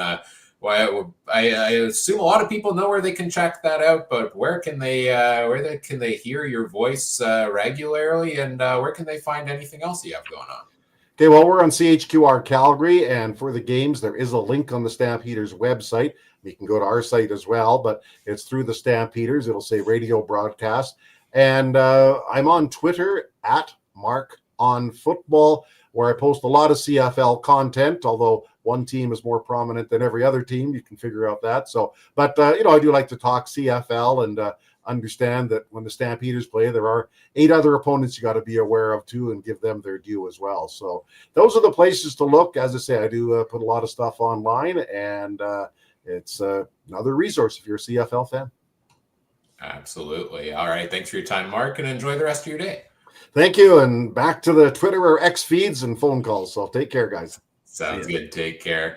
All right. That was Mark Stephen, voice of the Calgary Stampeders, joining us here. Great conversation there.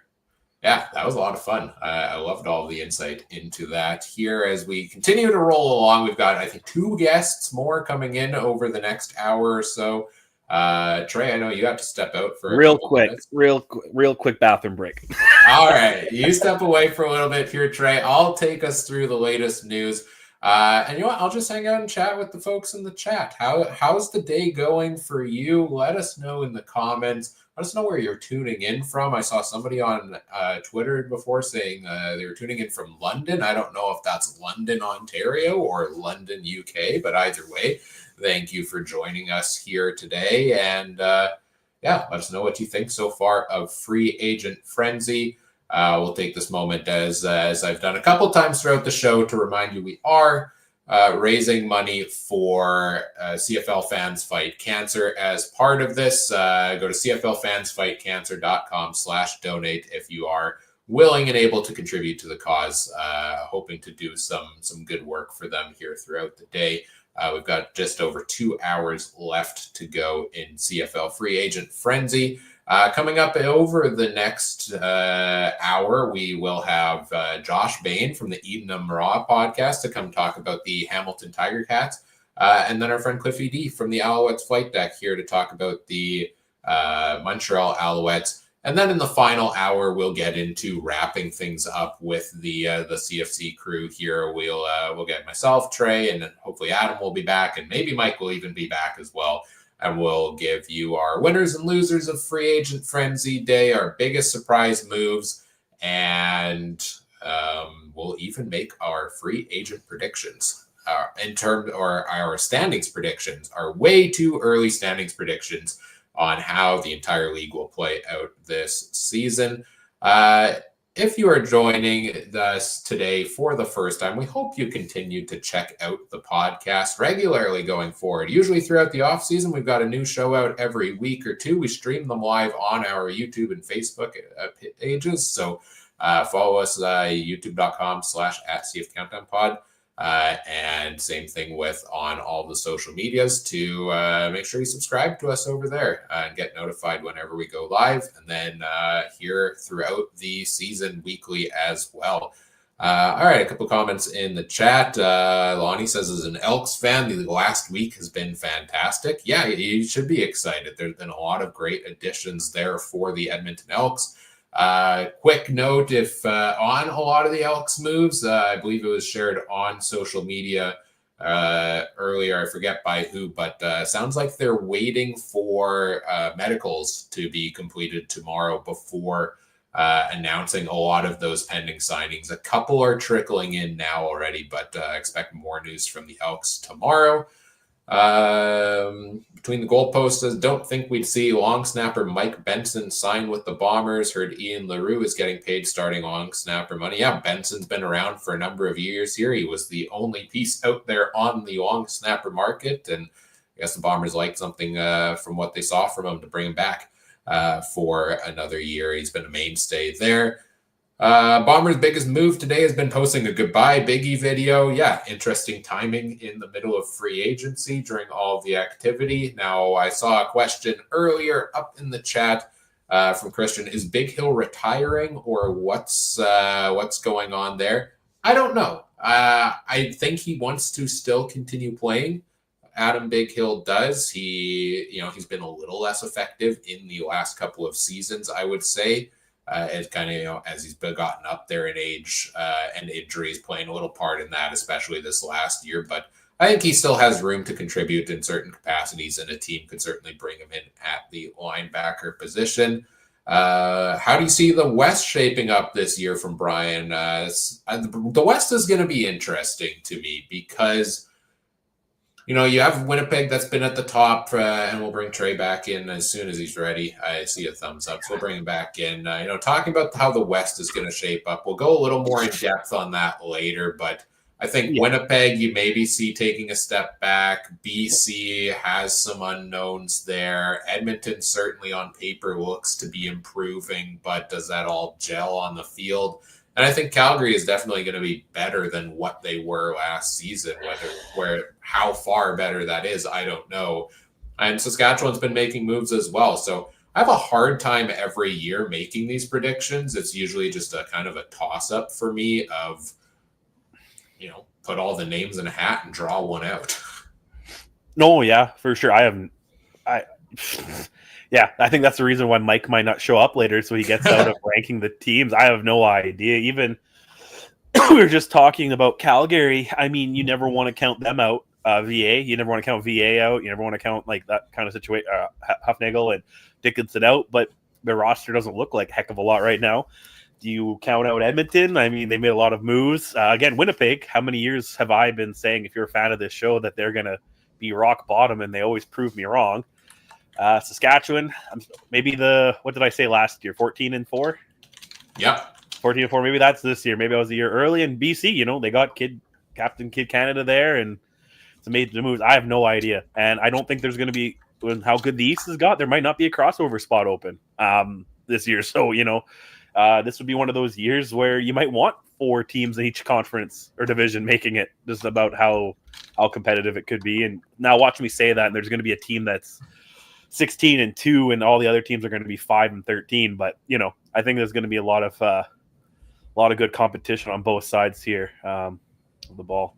Yeah, you know what I mean. I just out of nowhere started getting that like fever thing where I'm cold and everything's aching. So I just popped about 5 extra strength Advil. So let's see how the rest of this 2 hours goes.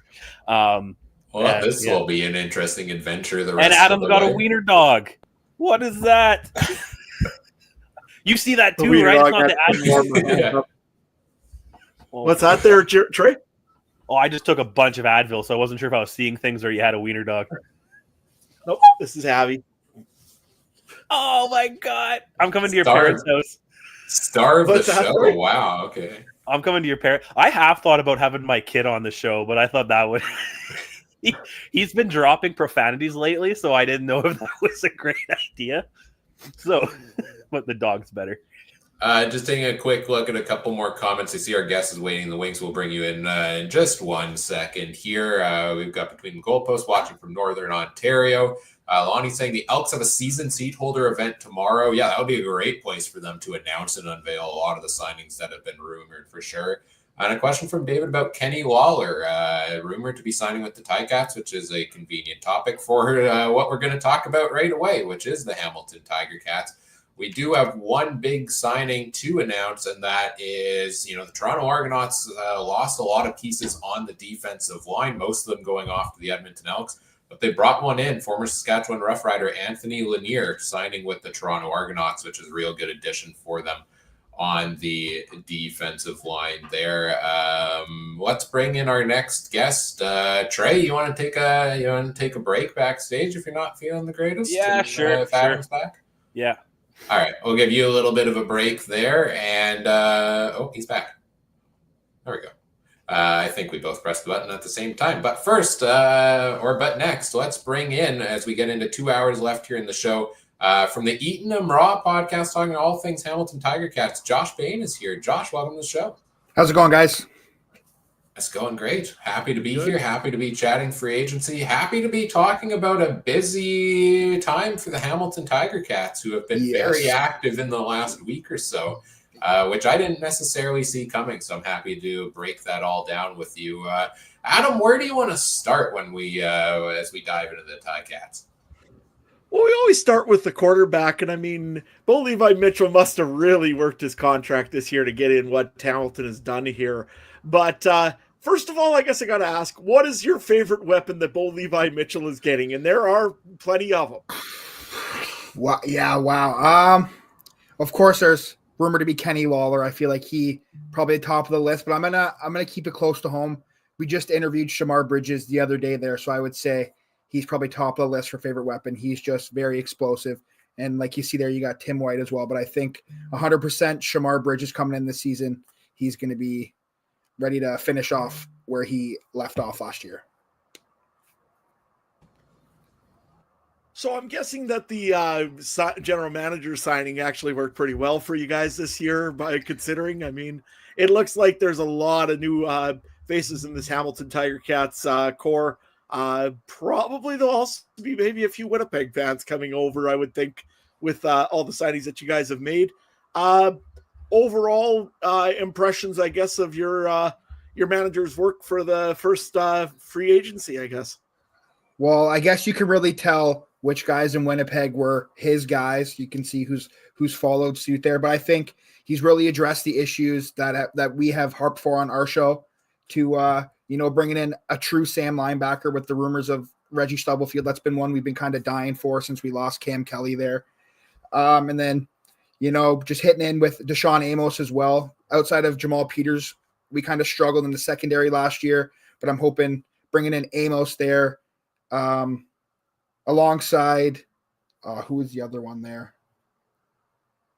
Sorry there. We'll just talk about Deshaun Amos. Yeah, I'm excited to bring him in there because to bring a real bit of solidification to the Ticat secondary.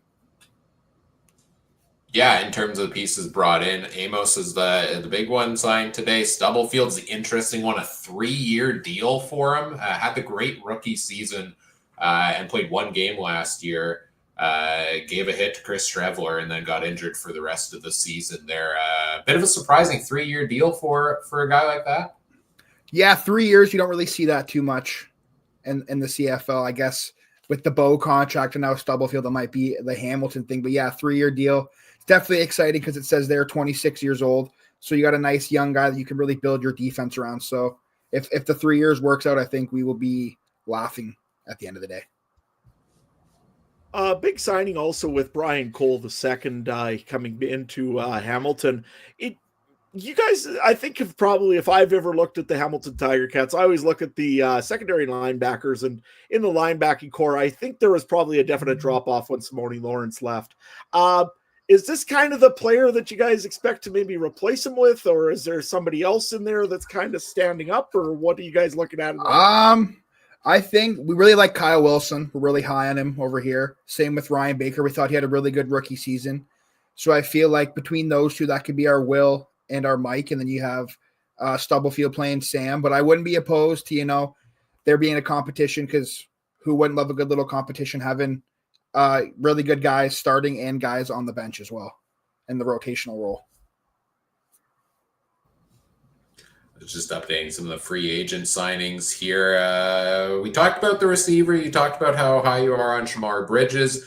Brendan O'Leary Orange just officially re-signed by the Ticats as well. So you look at Tim White, Shamar Bridges, Keandre Smith. I mean, they were basically all close to 1,000 yards. Bridges definitely would have gotten there if he played the entire season, didn't get injured late.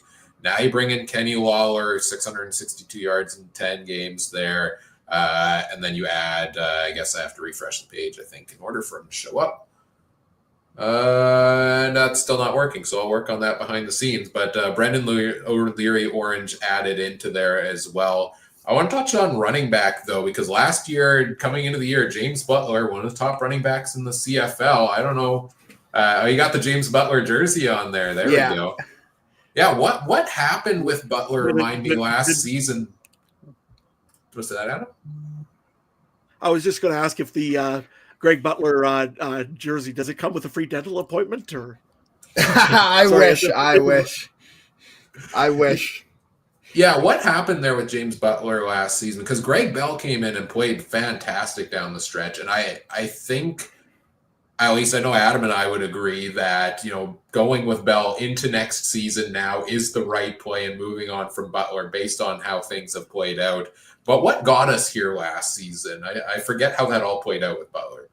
I think it was kind of just Bell brings a little bit different style to the game. Butler's a real north-south guy, just runs, but Bell's a bit more patient, looks for the hole. He's a little bit more explosive. But I'm still a big JB guy. Wish him the best in BC. But yeah, like you said, Greg Bell was definitely the right choice going in. 625 yards in 8 games. Who knows what he's got in store with a full season under his belt. So if you take a look, Hamilton for the last few years, we always thought they were on a little bit of a decline, especially after Bo Levi had that first season. And then the second season he came out, and last year, the second half was incredible how Hamilton really came back to almost get right back into the playoffs. What's the goal really for the Ticats this year? Is it going to be playoffs or bust, or is it home playoff game? Where do you think that this team can lead you this year? Would you like the biased answer or my logical answer? Let's go with the logical one first. My biased answer, like I say every year, Grey Cup or bust every year. But realistically, I do think that this is kind of like a playoff or bust type season. We've really been on the down slump, and now bringing in a lot of retooling, a kind of whole new era, it feels like, because you got a new GM. You kind of got a brand new coaching staff outside of Milanovic, and you just got a lot of new personnel in the building. So I really feel like it's kind of like the start of something new, and I would like to see us obviously contend for the Grey Cup Winnipeg this year, but I do feel like it's kind of a playoffs or bust season for sure. Okay. And I only got really one more question myself, and then I'll give it over to Ryan once more. But my other question was this. Was it Chris Jones, or what was the defensive deal after the second half? As a fan, what did you think happened? Was it Chris Jones, or was it something else in the defense, or what happened there? Because suddenly that defense looked almost unstoppable. I know Troy kind of did the number crunching behind the scenes for us, and he kind of said there wasn't too much of a drop-off really between Washington to Jones's defense. We just got a lot more turnovers, which was kind of a breath of fresh air, a lot more pressure at the quarterback. But I don't know what it was. It might have just been all the boys in Edmonton together because I was kind of where the switch flipped. But yeah, it was just a really fun end of the season, even though we didn't end up making the playoffs. Yeah, it was.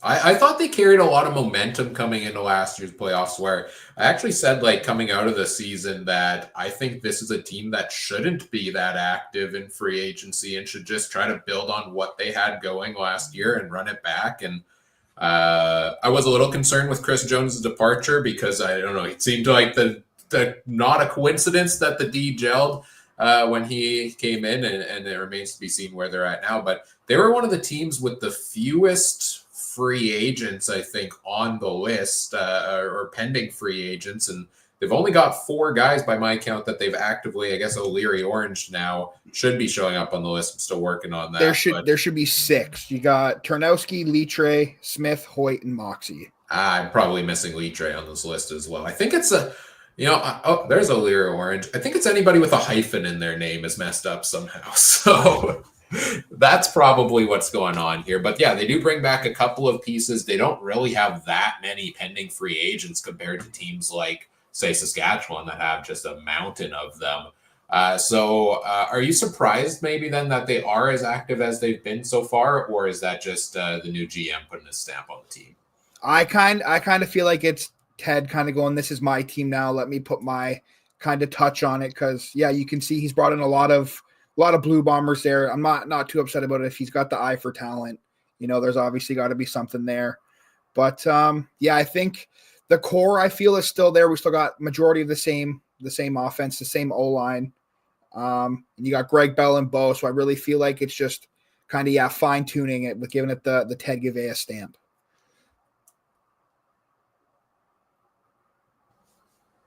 Yeah, no, I agree. I agree 100% on that. And we've seen it with all of the Bombers brought in. Kenny Lawler, former Bomber, Josh Johnson, Liam Dobson, Taiwan Garbett, Owen Hubert, Miles Fox, Brian Cole. These are all former members of the Bombers.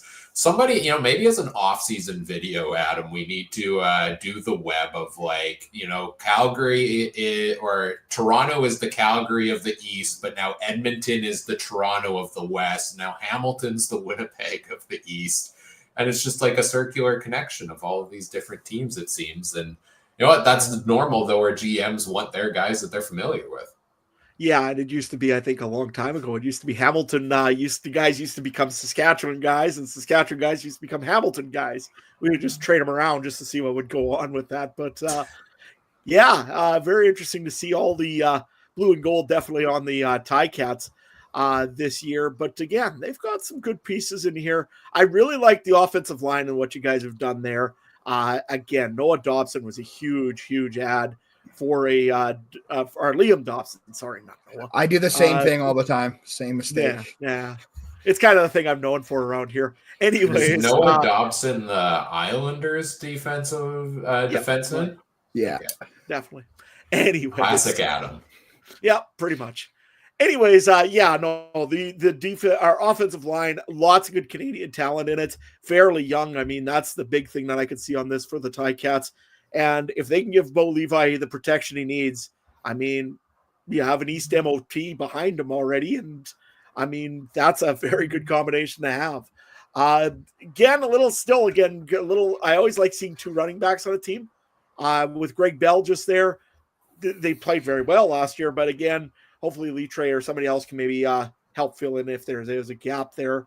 But the only biggest concern I've got with the Ticats, I think myself, would be the linebacking core if I was looking at the Ticats, and maybe a little bit in the secondary, but not as much. I always like seeing an all-star linebacker in the core. And again, Brian Cole should be that guy. We'll see if he can actually accomplish it this year. And also don't hold your breath on count out Nick Cross, the old U of R product. He's a good linebacker. I seen him back special teams demon. Yep, definitely great on special teams, and hopefully gets a little bit shot in there in the defense this year as well. So, yeah, for sure, I would definitely have to agree there that the linebacker core still kind of has a few question marks, but bringing in Stubblefield to have that Sam linebacker down is definitely one big need that we have asked for. But yeah, I'd have to agree with you. Let's talk about the defensive line a little bit more then, because Casey Sales is back. He had 7 sacks last season. Brandon Barlow is back. They bring in Tywan Garbett from the Bombers, bring in Hubert. They bring in Miles Fox. So that half the 4 out of potentially 5 starting linemen for the Ticats are former Bombers. But it's kind of a changing of the guard, right, along that defensive line from the guys that we had seen previously over the last couple of years, with guys like Ted Laurent being gone and Dylan Wynn, who was there for a while, and guys like that no longer with the team. How are you feeling with these additions about the defensive line? I definitely feel like there's still a few guys you could bring in a kind of a rotational piece to push other guys. Like Barlow has that big price tag, kind of an underwhelming season with, I know there was 5 sacks, but he had 3 of them in one game and then kind of didn't really do much from there. So if there's kind of, I know you don't want too many cooks in the kitchen, but like adding a few more names in there to kind of push other guys to know that there's somebody breathing down their neck would be a really good thing, I feel. Because this team went from having one of the most notorious D lines in the league to kind of who is there outside of Casey Sales. So I feel like there's a few question marks around there as well. So I got to ask the usual question like I've been asking almost anybody that I've seen today so far. If there is one free agent, again, not signed with anybody yet, that you would want and that would make the Ticats go from 3rd place to 2nd place in the East, who's that guy and why do you want him? It's one we've kind of collectively as a group been talking about would be Dylan Wynn. Really just a great vocal leader. You know, he's got the tenure here in Hamilton. Him and myself and his dad have shared a few beers at Ticats games. Great family all around. There's the one time former co-host Jake and I were at the beer store and Dylan Wynn was there. We ended up stepping around the corner and shotgunning a beer with Dylan Wynn. So that was a cool little memory we got there. So if we could get that guy back in Hamilton, we'd all be very happy. I love it. I love random stories like that. Those are great, for sure. One of those real character guys that you have to root for in that situation. I want to talk about quarterback position, and it's less of a conversation topic this year because Bo Levi Mitchell lit it up last year, which, you know, I'll eat the crow. I said he was washed coming into last year. We talked about it quite a bit on the podcast. I made up for it by spending all $100 of my waiver money in fantasy football on Bo Levi Mitchell once he started lighting it up, and which may have lost me the season, but that's a topic for another day. But Bo Levi Mitchell, finalist for most outstanding player last year, 5,400 passing yards. Heck of a season for him. He's 34 now entering this season. You have to think, you know, coming into the last year, we were thinking, is he going to retire soon? Is he not? How much more time is he going to play? I want to talk about the options behind him a little bit because Taylor Powell showed some promise at times, got injured when he was supposed to take over last year.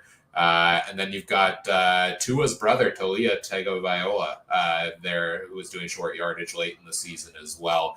Any thoughts on kind of the changing of the guard going forward here at the Ticats quarterback position beyond Bo? And do you think one of these guys on the roster here is the future or likely a free agent situation? I feel like Scott Milanovich super, super high on Taylor Powell. So I feel like once Bo Levi Mitchell does call it a career, I feel like this is Taylor Powell's team. You know, we all, like you said, we also have Talia Tagovailoa, who's really showed a lot. He showed his little flashes there, the Labor Day touchdown, super iconic moment there. And I'm also Harrison Frost is kind of a name that I like.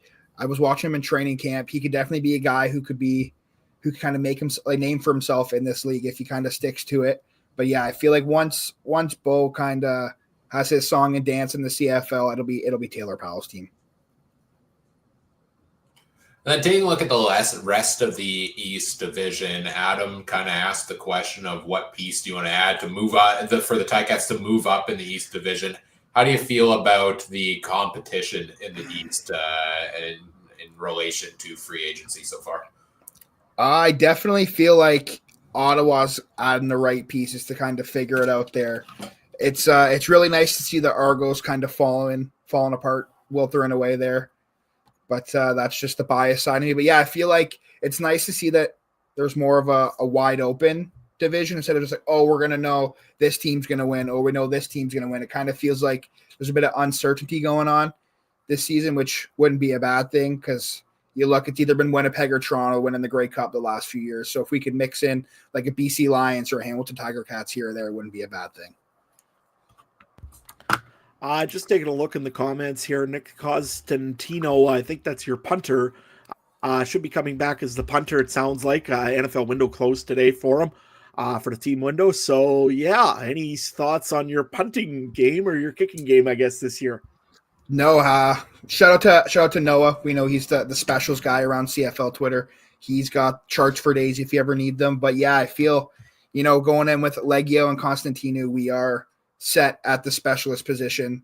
Both of them really excelled or exceeded expectations. Being a Ticats fan and a Vikings fan, I have kind of mixed feelings about kickers. So Noah and I got Mark Leggio coming in this year. I can watch field goals instead of kind of looking away like I'm used to. Oh, 6 hours in, I did the muted thing. I was doing so good today. I was going to say, you asked a Bombers fan that same thing. I don't think they would ever utter that same sentence of, you see Mark Leggio kicking in, you're confident that the field goal is going to go through. I think he was underrated in his time here in Winnipeg for sure. I'm happy to see him getting some love out in Hamilton there. Absolutely. Adam, anything else on the Hamilton Tiger Cats I'm going to talk about here with Josh?